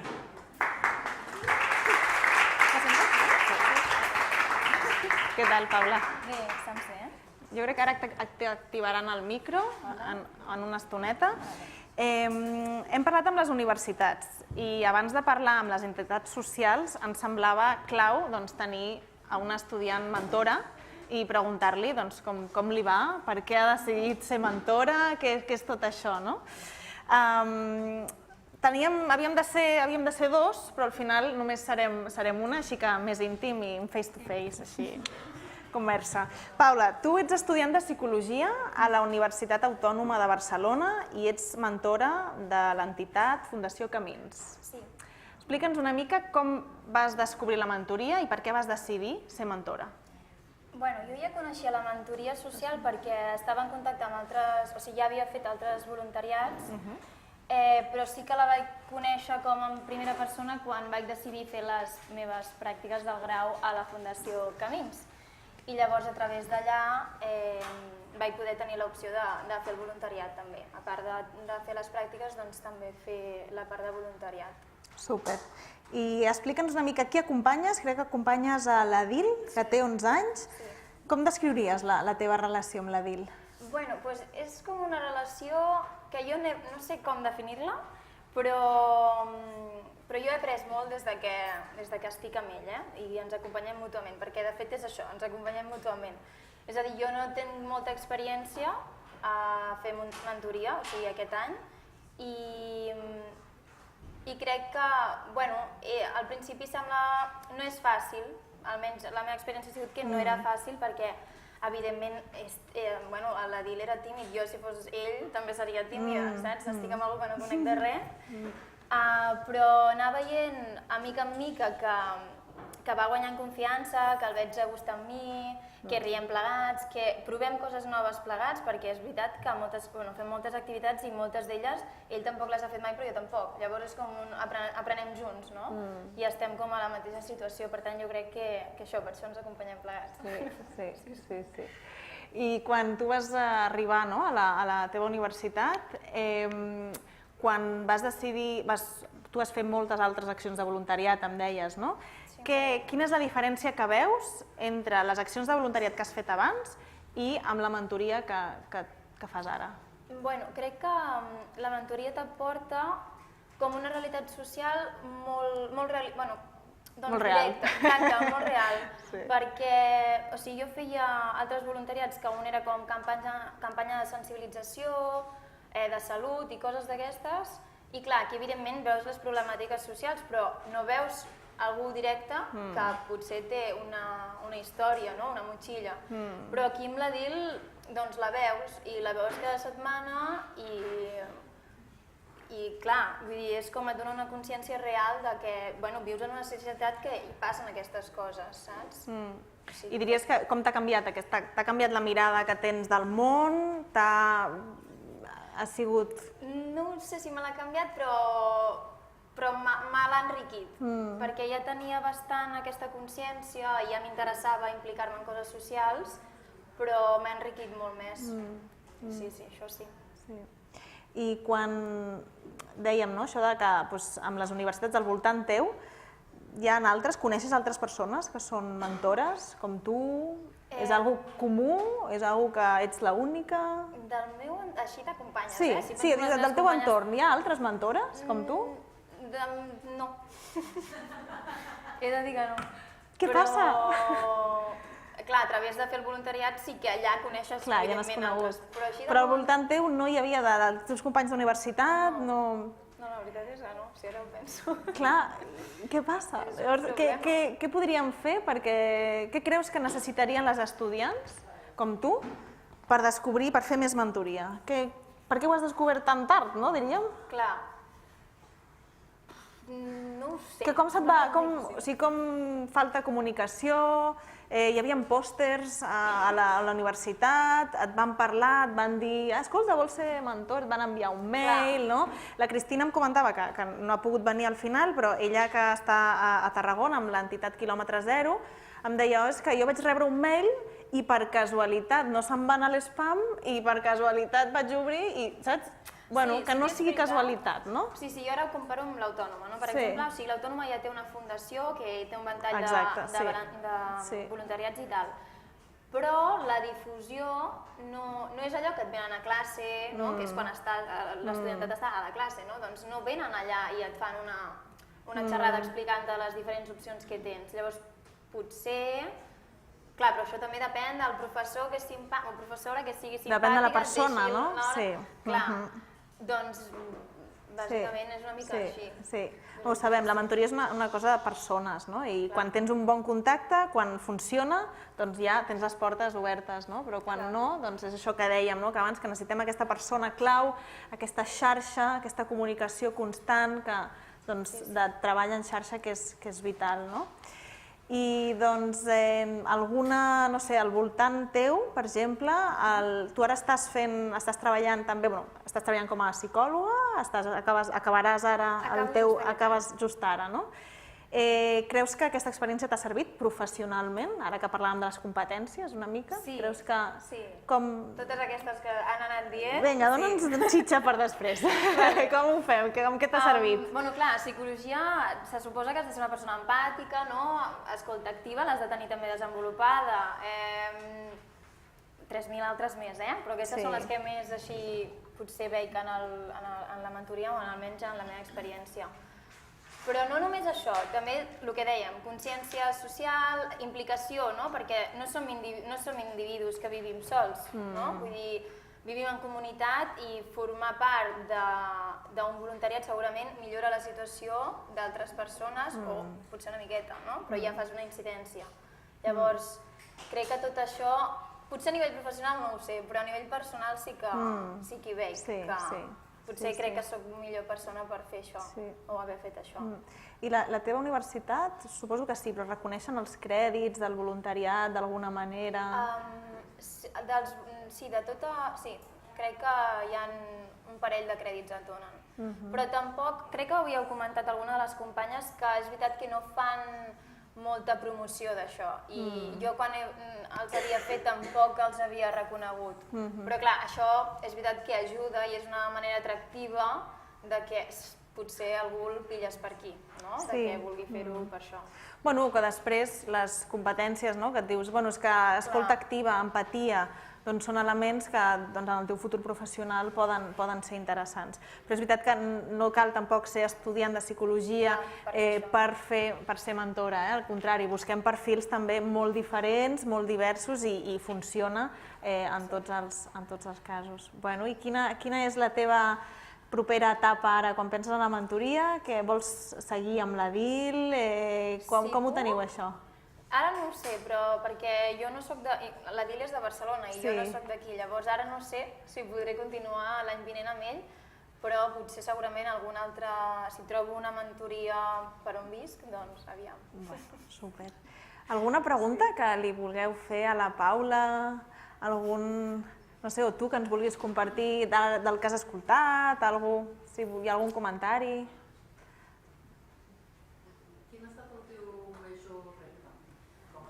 Com a mentora? Jo, així experiència personal, jo soc bastant exigent, llavors amb la DIL em costava perquè sempre m'ho prenia molt personal de que si algun dia no anava bé o si alguna de les trobades que teníem no havia sortit com jo em pensava, sempre era com ostres, potser no ho estàs fent del tot bé, Paula, o potser hauries de fer no sé quantos, però llavors això també m'ha ajudat una miqueta a dir Bueno, és que a lo millor no ets tant tu, és que a lo millor tot això requereix un temps que has de deixar, que hi hagi aquest temps i que ell també es prengui... Bueno, vull dir, és que tothom tenim dies dolents, llavors potser aquest ha sigut un repte. Sí. Cap més? Perfecte. Gràcies. Doncs moltíssimes gràcies, Paula. Un aplaudiment per la Paula. Gràcies. Mira, passa per aquí que et trauran el micro. Gràcies per l'exercici no molt fàcil i, a més, jo crec que aquí ja has guanyat competències, de cop, així han sortit. Moltíssimes gràcies. Doncs ara ja seguim amb l'última taula rodona, intentarem ja no fer-ho ràpid.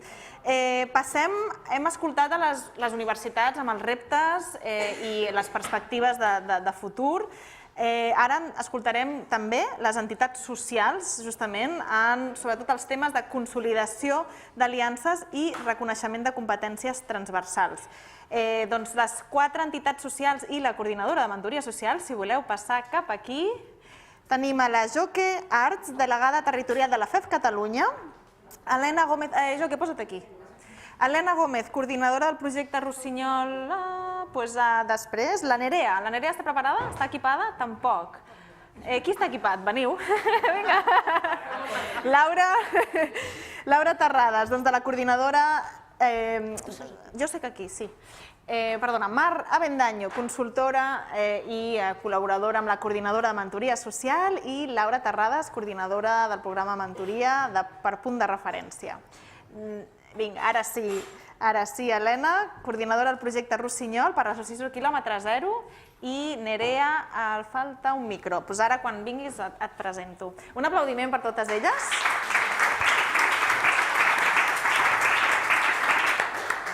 Perfecte, i mentre ve la Nerea, que és directora de l'àmbit Família i Infància de la Fundació Camins, que era abans l'entitat Servei Solidari, per als qui no coneixen el canvi de nom. Començarem amb les... Teniu aigua? Prou aigua? Sí, perfecte. Començarem amb les entitats que treballeu directament amb un públic universitari, mentors que són perfil estudiants universitaris. Joque, Nerea i Helena. Què us ha portat? Perdó, per què heu apostat per justament el perfil de mentor i mentora universitari i què té un estudiant justament universitari que no tinguin els altres perfils de voluntariat. Potser, si vols començar, Joque? La FEF té l'estudiant universitari a l'ADN, diguem-ne. La FEF, quan neix fa 30 anys a França, neix d'un grup d'estudiants universitaris que volen d'alguna manera comprometre's amb la societat en la que viuen i crear possibilitats per poder sortir als barris i fer coses. És una part de la missió, a la FEP tenim una doble missió, per una banda la lluita contra les desigualtats socials, per altra banda la promoció del voluntariat jove o d'estudiants universitaris i per tant és que ho sentim com molt nostre. A banda,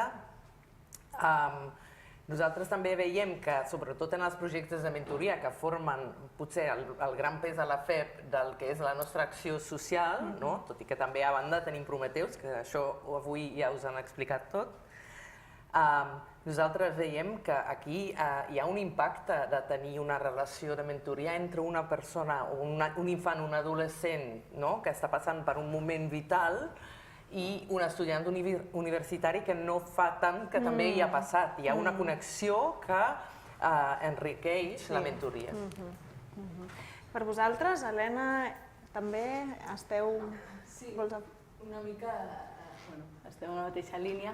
Jo una cosa que trobo que és molt interessant i molt enriquidora i que li dona sentit a aquest projecte és que tenim moltes estudiants voluntàries que són racialitzades, que són migrants o que provenen d'una família migrant i que, per tant, quan estan en aquest espai de confiança en què poden parlar amb els infants, els infants els fan preguntes sobre situacions que viuen, que es troben, que segurament no expliquen a ningú més, perquè són difícils d'explicar, però clar, quan es troben una altra persona que tenen una edat no similar, però que fa poc que han passat per aquí, ostres, jo crec que quan m'expliquen aquestes coses les voluntàries és com, vale, o sigui, és això, no? Sí, aquesta figura del rol model realment superproper i... Proper, real, la resposta que li donarà és una resposta que l'ha viscut a les seves carns, no? O sigui, crec que té molt de valor. Sí.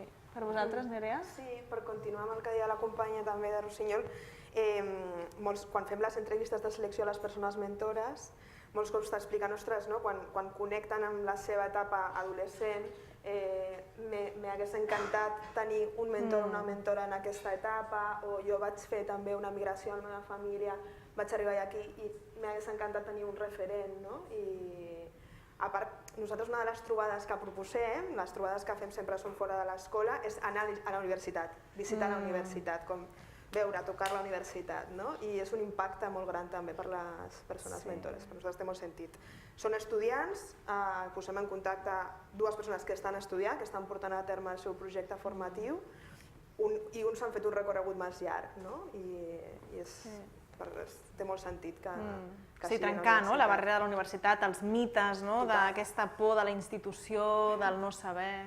Jo sempre els dic que és com unes jornades obertes però informals. Podeu anar a berenar i respires l'ambient de la universitat des d'un altre lloc.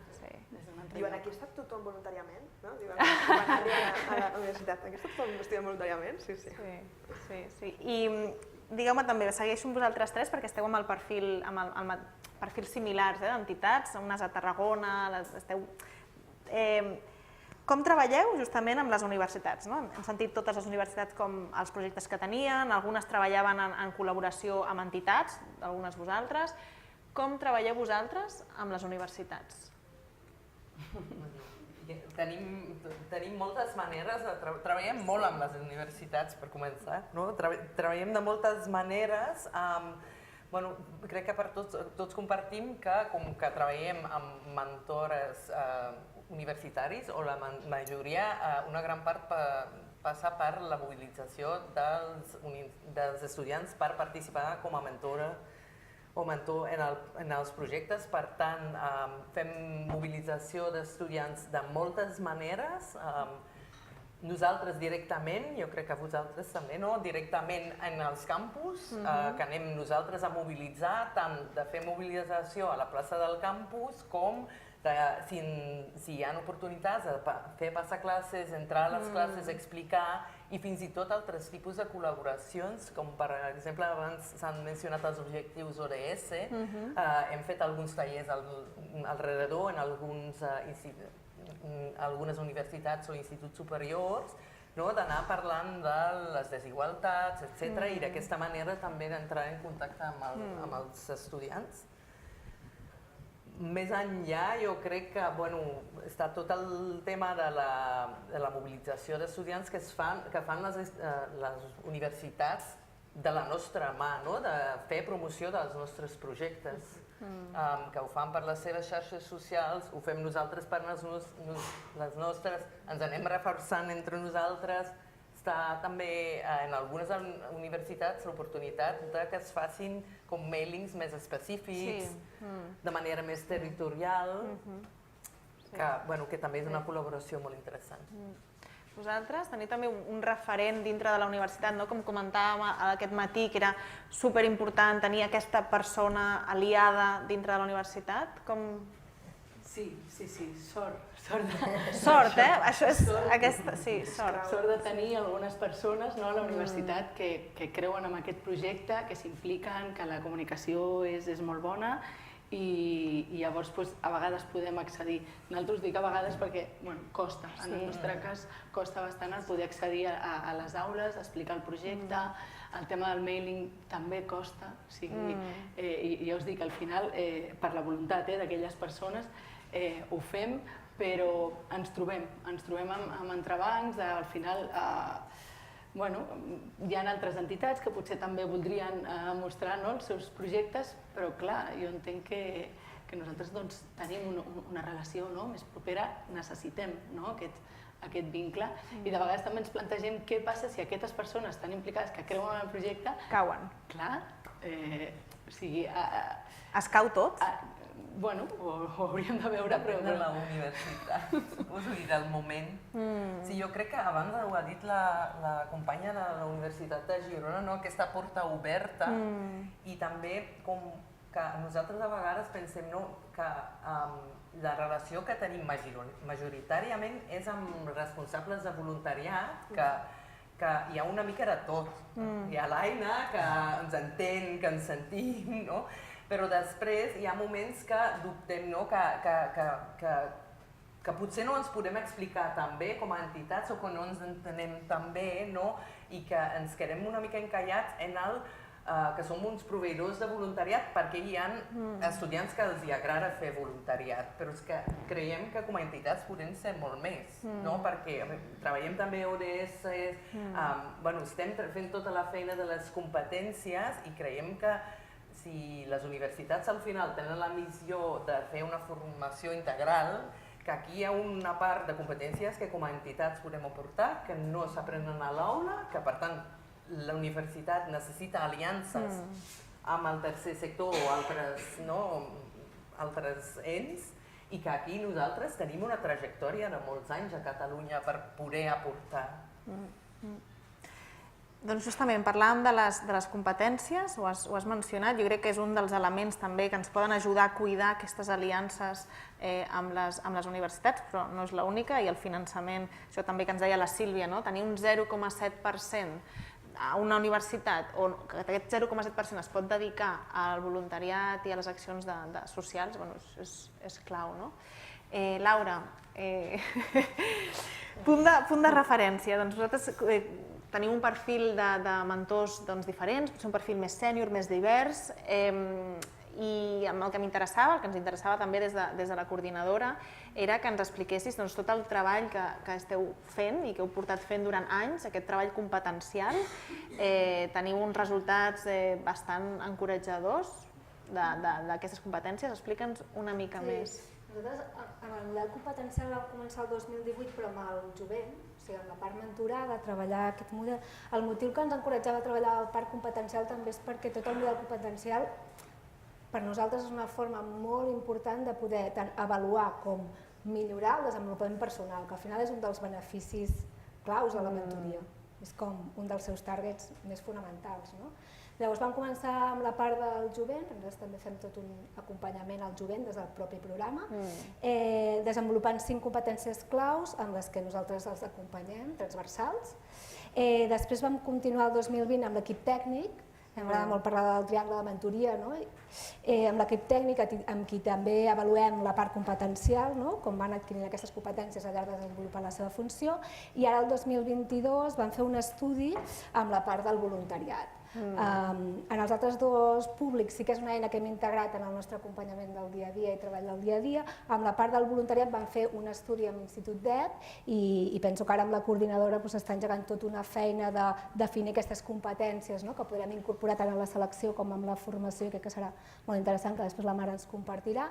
I llavors, en aquest estudi que vam fer juntament amb l'Institut d'ED vam avaluar els voluntaris que van participar el 2020 i 2021 dels nostres projectes i quines competències havien adquirit amb la seva participació. Quines havien adquirit perquè en l'estudi vam mirar quins ja estaven prèviament adquirits, perquè evidentment en la selecció hi ha algunes competències que ja estan de partida, perquè són les que busquem, que abans algú també ho comentava, aquesta importància d'això, i després quines havien millorat o reforçat, justament ens vam focalitzar en aquestes, en els que havien tingut un impacte per la participació en el propi projecte. I llavors es van classificar en 3 àmbits, àmbit comunitari, àmbit interpersonal i àmbit personal. Dins de l'àmbit comunitari el que vam veure que tenia realment una incidència, que no estava tan prèviament integrat, era més aquesta part de situació en el context, d'aprendre els reptes als que han de fer front al col·lectiu de persones mentorades i també els racismes, no només els reptes, nosaltres treballem jovent tutelat i extutelat, un 90% joves migrants sols, llavors això és un aprenentatge i no només l'aprenentatge d'aquesta situació en el context, sinó una part també d'iniciativa a l'hora de sensibilitzar el seu entorn proper. Això a nivell d'àmbit comunitari. A nivell d'àmbit interpersonal, sobretot hi havia un aprenentatge a la part comunicacional, en el fet de saber adaptar la comunicació al moment, i no només al moment, sinó a nivell també de relacions interpersonals, aquest acompanyament d'igual a igual, és a dir, estan al costat, amb uns objectius que marca la persona mentorada i amb una diferència socioeconòmica. A vegades li dèiem empatia, a vegades relacions interpersonals, comunicació, per mi és un dels reptes que ara hem d'afrontar la coordinadora, posar-li un nom a aquesta competència que és acompanyar des del costat i en aquesta diferència socioeconòmica que no és menor. I a nivell personal, la competència que es veia més en millorar és el que podem dir o que diem moltes vegades la tolerància a la frustració i que el voluntariat expressava en relativitzar els propis problemes. I aquests són una mica els resultats que van sortir amb l'estudi que vam fer.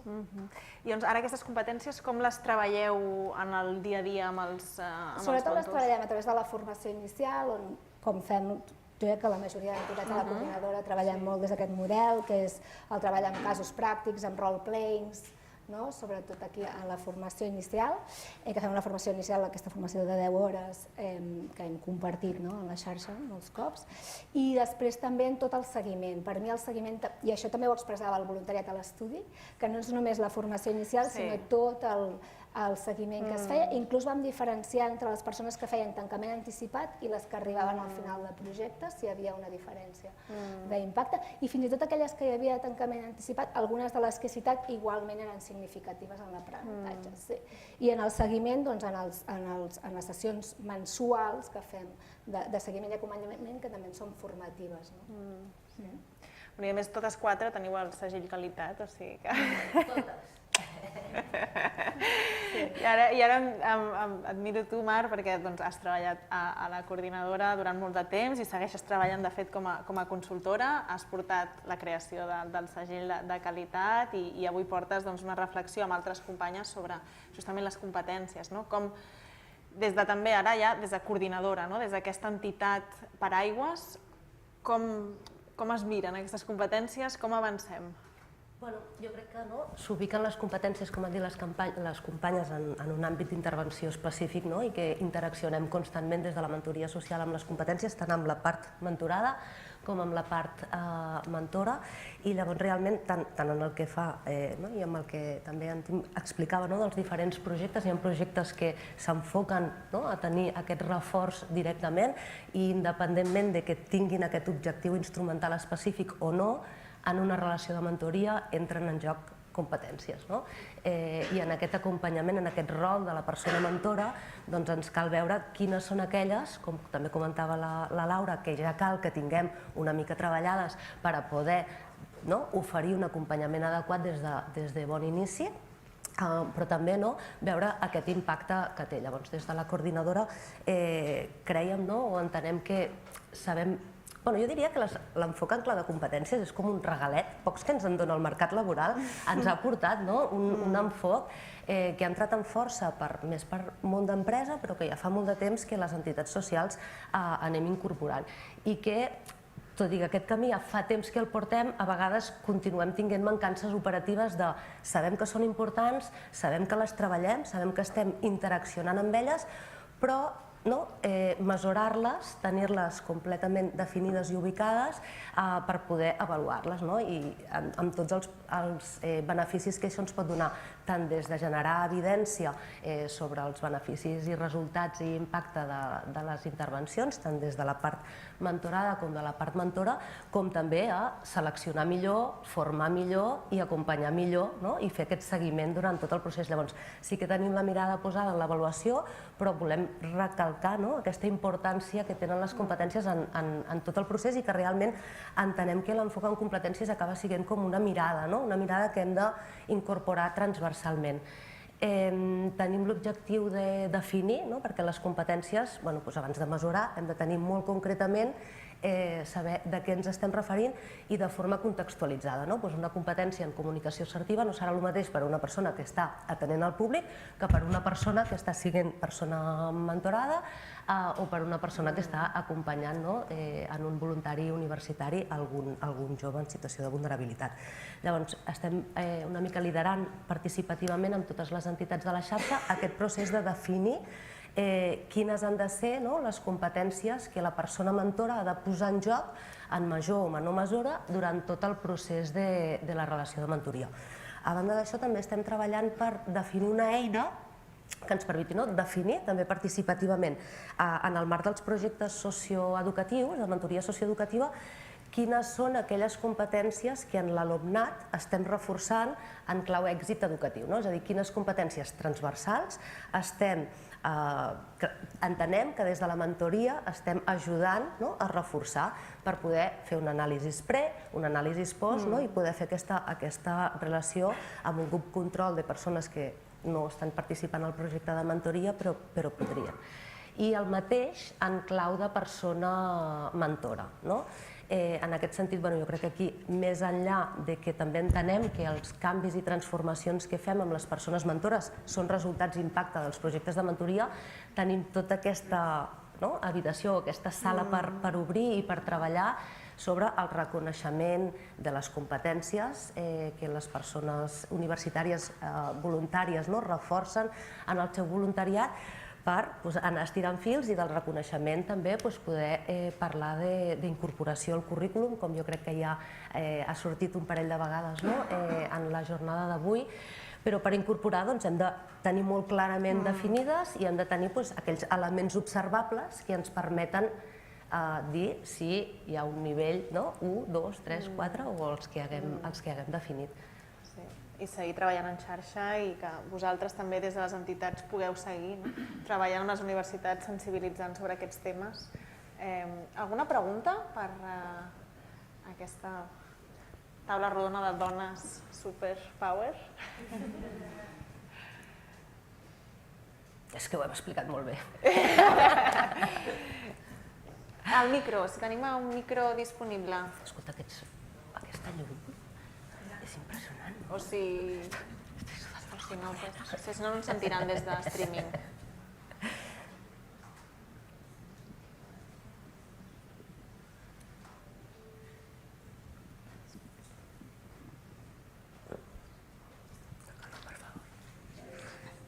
Gràcies. De fet, és el fil del que també ara últim ha mencionat la Mar, que és el tema del vincle que sembla que per defecte hi ha entre mentoria i voluntariat, almenys en tant que les persones mentores fan aquesta tasca voluntàriament. Em pregunto si, entenc que al contrari del voluntariat no és necessàriament la professionalització en un sentit de remuneració, però fins quin punt és els beneficis evidents de la mentoria i que tenen a veure amb aquestes soft skills, que de fet a l'hora de la veritat, de la vida real, són les hard skills. Doncs per què no convertir-ho en... O sigui, es diu, de part del currículum, però què podria comprometre respecte a aquests beneficis el fet que la mentoria es deixés de vincular tan clarament amb una acció voluntària i en canvi vincular-se amb un aprenentatge troncal? Per què les matemàtiques són troncals i la capacitat d'acompanyar, no? I després la qüestió de gènere, si creieu que és oportú fer més èmfasi en persones mentores, nois, homes, que no pas, precisament perquè probablement hi ha una mancança més gran d'aquestes soft skills en aquesta part de l'espectre. Almenys és la meva percepció personal i no sé si s'aborda o no aquesta qüestió, que a vegades en termes de correcció política és una mica pantanosa, però que a la pràctica hi ha certs elements que permeten concloure això. Gràcies, Bernat. Companyes, qui vol? Jo respondria a la segona que has fet, perquè és una cosa que a l'entitat ens preguntem moltes vegades i jo crec que no té a veure només amb això, que això ho hauríem d'avaluar en tot cas, sinó, per exemple, nosaltres tenim dos projectes de mentoria. Un que és el projecte Referents, focalitzat a l'emancipació, transició a l'emancipació, i llavors aquí tenim uns objectius concrets, però més soft skill, com tu dius, moltes vegades, més una part de benestar emocional. Després tenim un altre projecte de mentoria, que és l'Atenea, més focalitzat en la trajectòria educativa. Què passa amb el voluntariat que arriba i la demanda que fan? Referents, 70% dones, 30 homes, o alguns anys menys. Atenea, 50-50. Llavors, per mi aquí també hi ha un biaix de gènere en els interessos i les motivacions, no només en la selecció en el soft skill. Confirmo, nosaltres ho veiem per edat. Els projectes amb infància tenen més dones que els projectes amb adolescents i joves. Més dones voluntàries, per tant, juguen moltes coses. Sí, juguen més factors que no només els... El factor de voluntariat, com a temps per fer de mentor, precisament si no hi fos tan present, es podria reequilibrar. Si no fos tan present la part de voluntariat. Reequilibrar els percentatges. Si no fos per una qüestió vocacional que tendeixo cap a una mentoria o una altra, en funció dels meus interessos, sinó que hi hagués, com a part troncal del currículum, una participació en qualsevol de les coses. O sigui, jo el que diria és que crec que tots compartim que la voluntarietat és una carta clau que no volem perdre de la baralla, perquè és aquella, en última instància parlem de crear vincle i crear relació, crear una relació de confiança amb algú que et coneixes, et reconeixes i amb qui camineu junts o juntes cap a uns objectius acordats i construïts. Això entenem que no es pot perdre, aquesta voluntarietat, i que per tant està bé que la persona mentora sempre faci de mentora, agafi aquest rol amb una predisposició i una voluntat i un compromís personal, perquè en última instància jo crec que és difícil aïllar l'aspecte de connexió personal que fas no com a estudiant sinó com a Laura, Pep, Joan o cadascú com a persona. I tota aquesta esfera personal també la poses en joc en la mentoria. Que això no vol dir que no puguin haver-hi incentius, com sigui el reconeixement de crèdits, com sigui el que hi hagin en segons quines carreres, que realment no només es treballin, perquè més aquí ja no només reforçaríem competències transversals, sinó també competències tècniques i específiques. És a dir, jo, si estic estudiant psicologia o si estic estudiant sociologia, el coneixement sobre un entorn social vulnerable és una realitat que no estaria en el marc de les competències transversals, estaria de les tècniques, però que entenem que també pot aportar. Llavors jo crec que és com hem de tenir, nosaltres no voldrem renunciar mai a la voluntarietat, però sí que entenem que podem formalitzar cap a que el valor afegit que aquesta experiència pot aportar s'utilitzi i es maximitzi per tantes persones com ho desitgin. No sé si... Sí, ho faria. Només comenta que és un reflexe de la societat. Tots els voluntariats relacionats amb cures el porten les dones i és un reflexe més de la societat, i nosaltres anem a la UPC a carreres molt masculinitzades i hi ha 3 noies i s'hi apunten les 3 noies al projecte Rossinyol de 100, no? O sigui, és un reflexe. Hi ha altres voluntariats, més camps de treball o altres temes, que sí que hi ha més equitat. I això que deies, Marc, del voluntariat, jo crec que avançar les competències és avançar en el reconeixement de la tasca que es fa. Ara bé, les persones que finalment es vinculen a un voluntariat de mentoria, crec que alguna companya abans de la Universitat diria que Navarra ha comentat, diu, encara que fem tot el procés de crèdits, la persona que finalment ha fet el projecte de mentoria, a vegades fins i tot se n'oblida, perquè el vincle, l'experiència, és això el que és potent, el que fa la potència no és tant l'altre. Per mi és un plus, és una cosa, és com allò de l'equilibri entre el donar i el rebre. Es dona tant en aquesta relació de mentoria que anem avançant en un reconeixement, en un també retornar en aquesta tasca voluntària que es fa. Perfecte. I potser això que deies, com incloure les competències de la mentoria, com treure-les potser de les soft skills i posar-les ja d'alguna més hard skill, alguna més estructural, doncs jo crec que també en la línia del que s'ha dit aquest matí, com connectem la recerca amb la mentoria i com busquem potser algú que no només, algun canal d'entrada que sigui també més hard i no només potser el voluntariat. Crec que algunes pistes del que hem comentat aquest matí ens pot ajudar a respondre, a obrir camí. Si no hi ha més preguntes, passem ja a l'última fase del dia d'avui. Moltíssimes gràcies. Si us podem anar per aquí, que traiem el micro.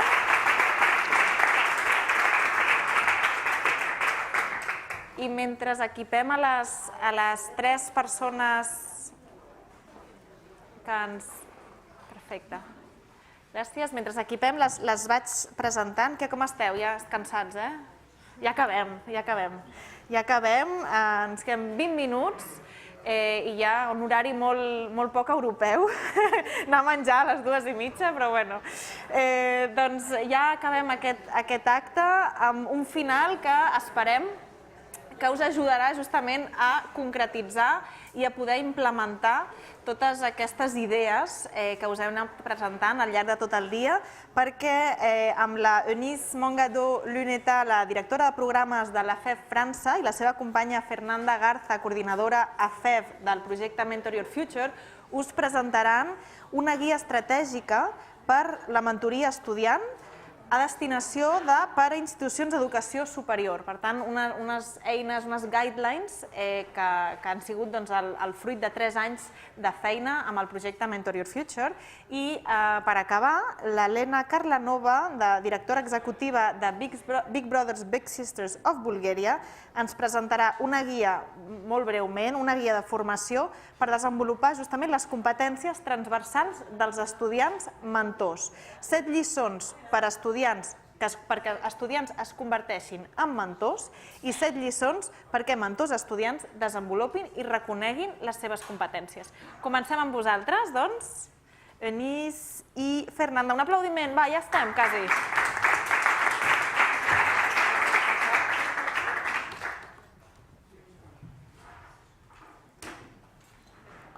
Sí, ya. Perfecto. Vamos a tratar de hacer esto en español. Y yo no soy hispanofón, Fernanda sí, así que por favor, ya sé que es muy tarde y tenéis hambre, así que pido benevolencia de su parte. Entonces, AFEF Francia estaba en carga de hacer una guía estratégica en dirección de las instituciones de educación superior. ¿Por qué esta guía? Bueno, ya muchas cosas han sido ya dichas. Creo que aquí lo que nos reúne ahora es que realmente creemos en la utilidad social de la mentoría, en particular de la mentoría estudiantil hecha por estudiantes. Era muy importante lo que ha sido dicho sobre el hecho que el estudiante es una figura de role model accesible y que también puede ayudar a la proyección de los chicos más jóvenes mentorados en la educación superior, quiere decir que también participa de la democratización de la educación superior. También quiero decir el hecho que es un posicionamiento muy fuerte políticamente también porque es un medio de decir que hacemos confianza en la juventud. Y eso es importante también, la idea que no hay edad para ser mentor y que un mentor no es alguien que te va a explicar la vida, pero que también alguien que es aún joven puede ocupar este espacio. Una palabra rápida sobre AFEF. AFEF es una organización que se ha desarrollado desde hace 30 años, principalmente en Francia, pero también en España. En España vamos a cumplir los 15 y apenas ahora en Bélgica. Es importante también, os voy a decir unos números, no es para decir, hacemos mucho y todo, pero porque también me interesa la cuestión estructural. En AFEF Francia acompañamos cada año ahora 20.000 jóvenes. 20.000 es 22% de la cifra del abandono escolar en Francia, que es aproximadamente entre 80.000 y 90.000. ¿Y por qué digo eso? Porque hay 3 millones de estudiantes en Francia y creo que a nivel europeo son más o menos 38 millones. Quiere decir que también el recurso de la mentoría estudiantil es una herramienta muy potente al nivel estructural, al nivel de países, al nivel europeo, si se trabaja con las universidades para fluidificar, hacer más fluido el compromiso de los estudiantes y tener más recurso para acompañar a los jóvenes más frágiles. Y AFEF trabaja con 70 instituciones de educación superior. Y bueno, en ese trabajo con Mentoria Future, la pregunta era cómo concretamente desarrollar la mentoría de estudiantes en nuestros países. Pues esta guía que hemos conjuntamente con nuestros partners que hemos hecho en ese trabajo de 3 años, tiene el objetivo de animar e involucrar a los actores de la educación superior a desarrollar mentoría estudiantil, sea directamente, hemos visto ejemplos aquí de esta mañana, o en asociación con estructuras de mentoría expertas. Bueno, tal vez, Fernanda, puedes darnos la estructura rápidamente de la guía. El guía está dividido en 3 capítulos, los 2 primeros un poco más teóricos y el último más concreto. El primero, definir la mentoría estudiantil como un voluntariado cívico de impacto. Primero empezamos definiendo lo que es la mentoría estudiantil para poner a todos en un pie de igualdad. Y después, ya lo hemos comentado mucho hoy, exponemos los beneficios, la evidencia que hay sobre el impacto de la mentoría estudiantil, tanto como para los mentores, para los mentees y para las universidades. Y justamente decimos en este guía que la mentoría es un compromiso cívico para los estudiantes, pero también para las universidades, que es muy importante. Y desarrollamos el concepto de la responsabilidad social de las universidades y lo que es una universidad cívica. En el segundo capítulo, que también hemos hablado mucho de este tema hoy, reconocer la mentoría como un beneficio para las carreras académicas y profesionales de los estudiantes. Aquí exponemos que la mentoría aumenta la empleabilidad de los mentores porque desarrollan las aptitudes transversales esenciales para el mercado laboral de hoy. Y en el guía tomamos tiempo para también definir estas aptitudes y cómo podemos de alguna forma u otra concretamente reconocerlas. Y justamente el reconocimiento del voluntariado, también hemos hablado de eso hoy. Hay varias formas, pero es también muy importante. Y en el guía explicamos que para nosotros la forma más equitativa de hacerlo es integrar el voluntariado, la mentoría, en el currículum o el plan de estudios en las universidades. Y el capítulo 3, que es más operativo, implementación y evaluación de un programa de mentoría estudiantil de calidad. Aquí exponemos una metodología paso a paso para implementar un programa de mentoría estudiantil, ya sea que las universidades la quieran implementar por sí mismas o colaborando con una asociación especializada en mentoría. Tenemos las 2 opciones, explicamos paso a paso cómo hacerlo, lo que se necesita, los requisitos, y también hablamos de la evaluación de los programas de mentoría, que es muy importante, y lo que es tener un programa de mentoría de calidad.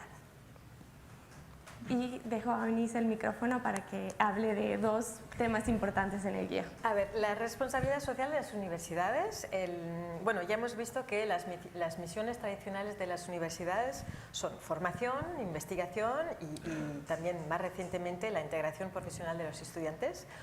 Con esa noción de responsabilidad social de las universidades es la idea que la universidad es responsable ante la sociedad. Idea que la universidad es capaz de influir en la evolución de la sociedad por su capacidad de actuar sobre sí misma en interno, sobre los estudiantes, sobre los profesores, pero también sobre la sociedad en externo, en particular para mejorar el acceso al conocimiento, diseñar nuevas formas de compartir el saber, permitir a los estudiantes de experimentar compromisos cívicos y ciudadanos. Eso ha sido mucho comentado antes. A través de la responsabilidad social de las universidades, lo que es interesante es que el compromiso de los estudiantes ya no es una ficha adicional junto a la formación académica, pero hace parte integrante de la formación. El reconocimiento y la valorización en el plan de estudios envía un fuerte mensaje político también porque confiere poder institucional al compromiso estudiante. Si es la universidad que piensa el marco del compromiso, si es ella que lo integra, es diferente que cuando las asociaciones o estructuras llegan y intentan de convencer las universidades. Por ejemplo, en la responsabilidad sociedad de las empresas, parece normal que las empresas propongan ellas mismas la marca del compromiso. Pero entonces, en la responsabilidad social de las universidades, ¿por qué sería la responsabilidad de los estudiantes solos, de manera individual, de involucrarse? Es interesante ver las inigualdades también que hay entre los recorridos de los estudiantes, las categorías también socioprofesional, el tiempo disponible. Entonces, claramente, si la universidad se involucra y hace del compromiso estudiantil y de la mentoría estudiantil una parte de su misión de responsabilidad social de la universidad, cambia todo. En pocas palabras, no hay recurso para desarrollar cuantitativamente y cualitativamente la mentoría estudiantil sin involucramiento fuerte de las universidades. No será posible. En Francia, por ejemplo, con las 70 universidades con quien trabajamos en AFEF, hoy hay un cuarto de los 20.000 estudiantes, por ejemplo, que ven su involucramiento en la mentoría reconocidos, valorizados en el currículum. No está mal, pero también se podría hacer mucho más, así que ahora estamos aún con advocacy, con plaidoyer, Incidencia. Lobby. Incidencia. Bueno, habéis comprendido la idea. Vale. Sí, y una otra cosa que quería decir es el término de responsabilidad social de las universidades. No sé si sois mucho familiares con esa noción.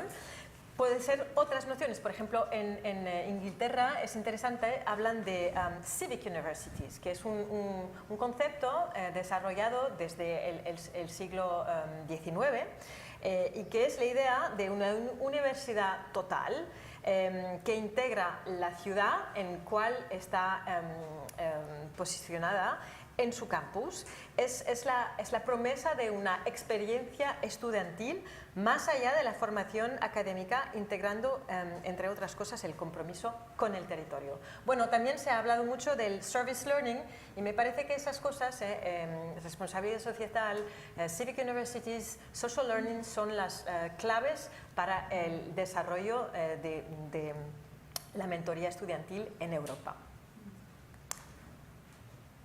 Sí, una pequeña mención de lo que pasa en Francia.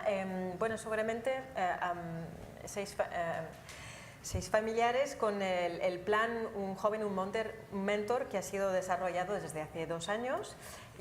Pero antes, que es un gran plan de desarrollo de la mentoría en Francia, antes, en 2017, han pasado una ley que se llama Igualdad y Ciudadanía.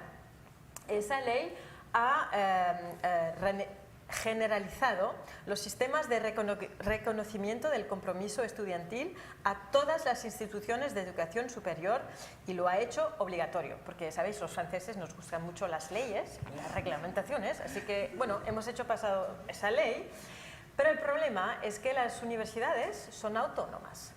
Y bueno, aun si el Ministerio del Enseñamiento Superior dice que hay que hacer reconocimiento obligatorio, pues las universidades, cada una hace un poco su faena, ¿no? Es interesante porque quiere decir que aunque haya una ley, no es automático. Aún hay mucho acompañamiento que hacer y es lo que hacemos también con otras estructuras que trabajan con las universidades. Tal vez pasamos a la conclusión. Sí, nada más un momento, fijaros en eso, porque un partner de AFEF, Animafac, que trabaja mucho sobre el compromiso estudiantil, ha hecho en un proyecto Erasmus Plus una cartografía del reconocimiento del voluntariado estudiantil en Europa.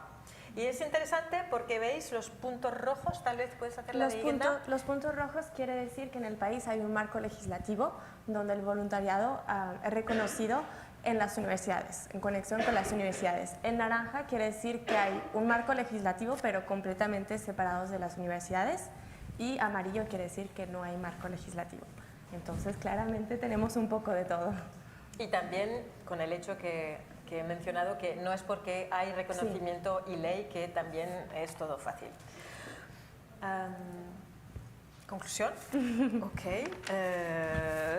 A ver, bueno, rápidamente, ese guía será disponible este verano en la website, así que al término de estos 3 años de trabajo, pues estamos ahora en reflexión, como todo proyecto europeo, hemos hecho las herramientas. Y ahora, pues claramente la cuestión es cómo se anima eso.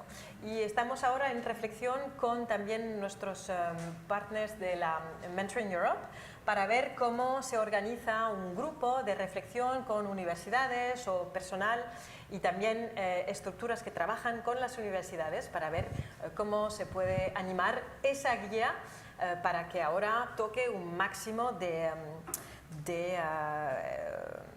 universidades y de actores en Europa. Así que claramente es un tema a seguir. Y ahora me paro.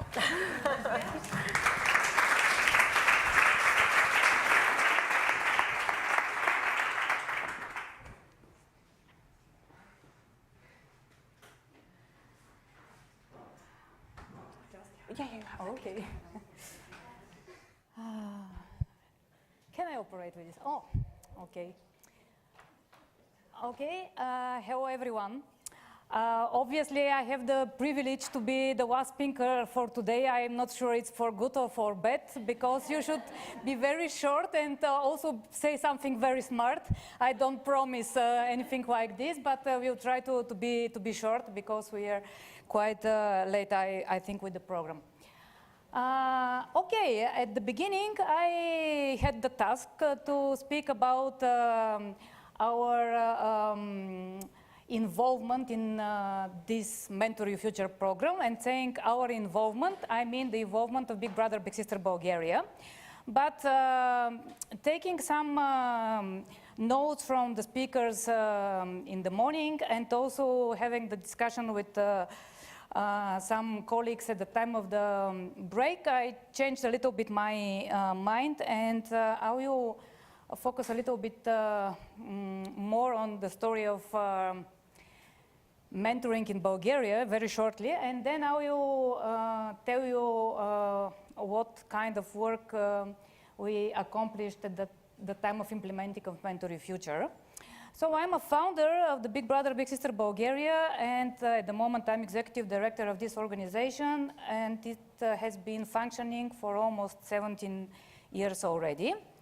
I'm all the time very, challenged to speak after France, because we heard the big numbers, the big achievements. I know the support of the government and everything else when Eunice and Fernanda are speaking, and I need to speak after them. I'm like the poor cousin in Europe or something like that.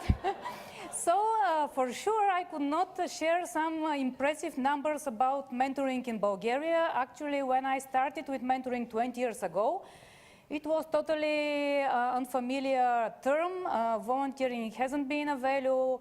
We were post-communist country, etc., etc. So we started in a very difficult context, but it means that if we started mentoring from scratch, even from minus, it means everyone can do it, believe me. Because for all these years, actually, still we are fighting for the understanding of term of mentoring. We are struggling all the time to explain people what does it mean, but at the same time, for all these years, we have met a lot of inspiring young people, and most important, a lot of children and youngsters who need help and who need mentors. And I'm not going to speak again about the structure of the program because we heard in the morning about the Big Brother, Big Sister of America, and actually we are duplicating this model. I mean, in Bulgaria we are doing this one-to-one relationship mentoring model, and we are focusing on social integration. Actually not so much on specific problems of the kids involved in the program, but much more in their improving of their social skills and finding their right place in their environment. The majority of our mentors are young people. This is the reality in Bulgaria, not that we're targeting this model of mentoring, but basically young people are interested in volunteering and in mentoring. So the majority of mentors in the Big Brother, Big Sister program are between the age of 18 up to 30 years old. So actually, why our partners from Mentoria Future project decided that probably we could develop a training methodology for mentors. I think this is because of our connection with the model in the States, where everything is very well detailed and very good structured, and we had the privilege to learn from the American program back when we started 20 years ago. And we were investing a lot of effort, time and energy in training the mentors for coming to become mentors in our program. First of all, the reason for us investing so much effort was, of course, the environment of mentoring in Bulgaria, which didn't give them a lot of information or traditions in mentoring, so they had to be first informed and second prepared for what they should expect being mentors. So through all these 15 years, we were investing, trying to improve our training methodologies, which have been, of course, taken initially from the States, but after that applied to the Bulgarian reality, and we were doing different changes during the years with the support of our colleagues.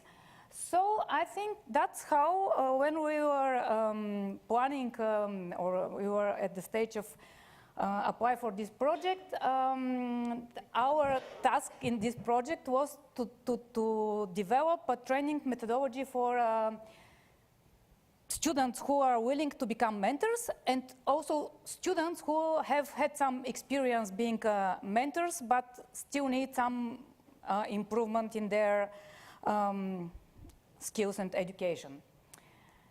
So, in the frames of this project, okay, Fiona, you are a bad person. So, okay, we created two methodologies. The first methodology was a training method for civic engagement. Actually, this training method is focusing on students who have never been mentors, but they would like to be mentors and to learn more about what is role modeling, what is a mentor, to make a neat analysis of the environment they're studying in. So actually, the method obviously is written here, so I'm not going to focus so much on that. And we created 7 lessons, each of them with duration of 40 minutes. And they can be presented to students one by one or all together. So the second training method we developed in the frames of the project was this training method for already experienced mentors. And this is for the development of transversal skills of the mentors. Here in this, again, 7 lessons, we are focusing much more on mentoring and cultural awareness, mentoring and active citizenship. Actually, it's more about not so basic about mentoring, but about skills acquired through mentoring. So it has been done with the support of Plovdiv University, which is a university in our city. So actually, some professors from the university have been involved in creating these lessons. So after the lessons have been created, we started to pilot them or to test them. You can see the pictures from different countries where my colleagues were testing the pilot phase of these training models. After that, they gave us some feedback. We really try to take everything in mind and redo the training lessons in a way that they can be really flexible to be applied in different countries. So there were couples of months where we were organizing different trainings in 4 countries with students. So there are 2 guidelines for these training methodologies published online. So the first guideline and the second, you can just scan the QR codes and you can go to the guidelines. I know very well, especially having an American professor here, that we didn't invent the hot water. I mean, this is nothing so extraordinary, but this is the result of our project. And if you are wondering where to start from in the university or NGO, or you have some people who said, probably for us it's interesting to be mentors, you can try and follow these guidelines. Also, all the other guidelines which exist in the internet space. But I only will say 2 things at the end, because Fiona is already nervous, and probably you too. There are a lot of resources. There is a lot of materials, really a huge amount of data you can read. But I think it's very important that you should believe in mentoring. That's what I do for more than 20 years in a very hard situation, I would say, in Bulgaria. So actually, because this is a multiplier event, I would like to ask you to really spread the word and to multiply what you have heard today in your environment. This will be the best outcome for us as a project consortium. And also big thanks to Coordinadora Mentoria Social for hosting this event. So thank you very much.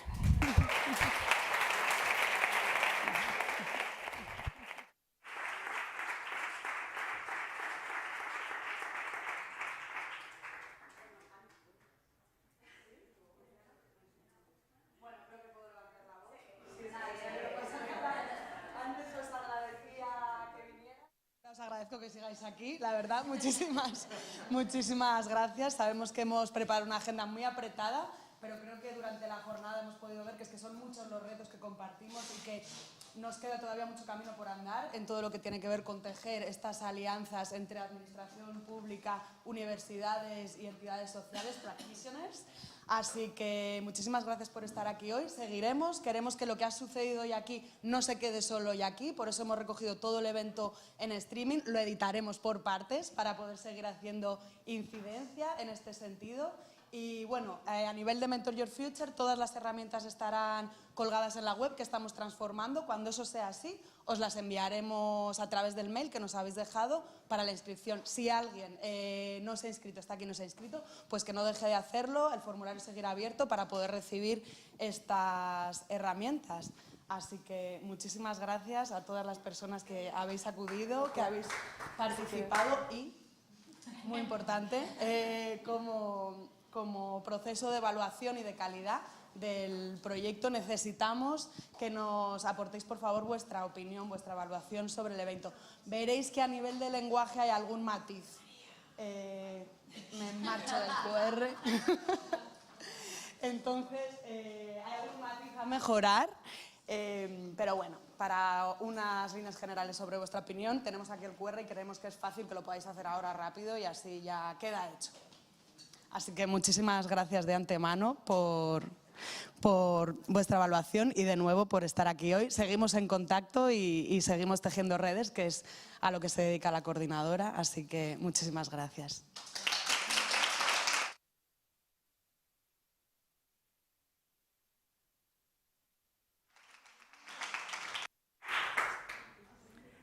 Venga, 5 minutos para el QR, ¿no?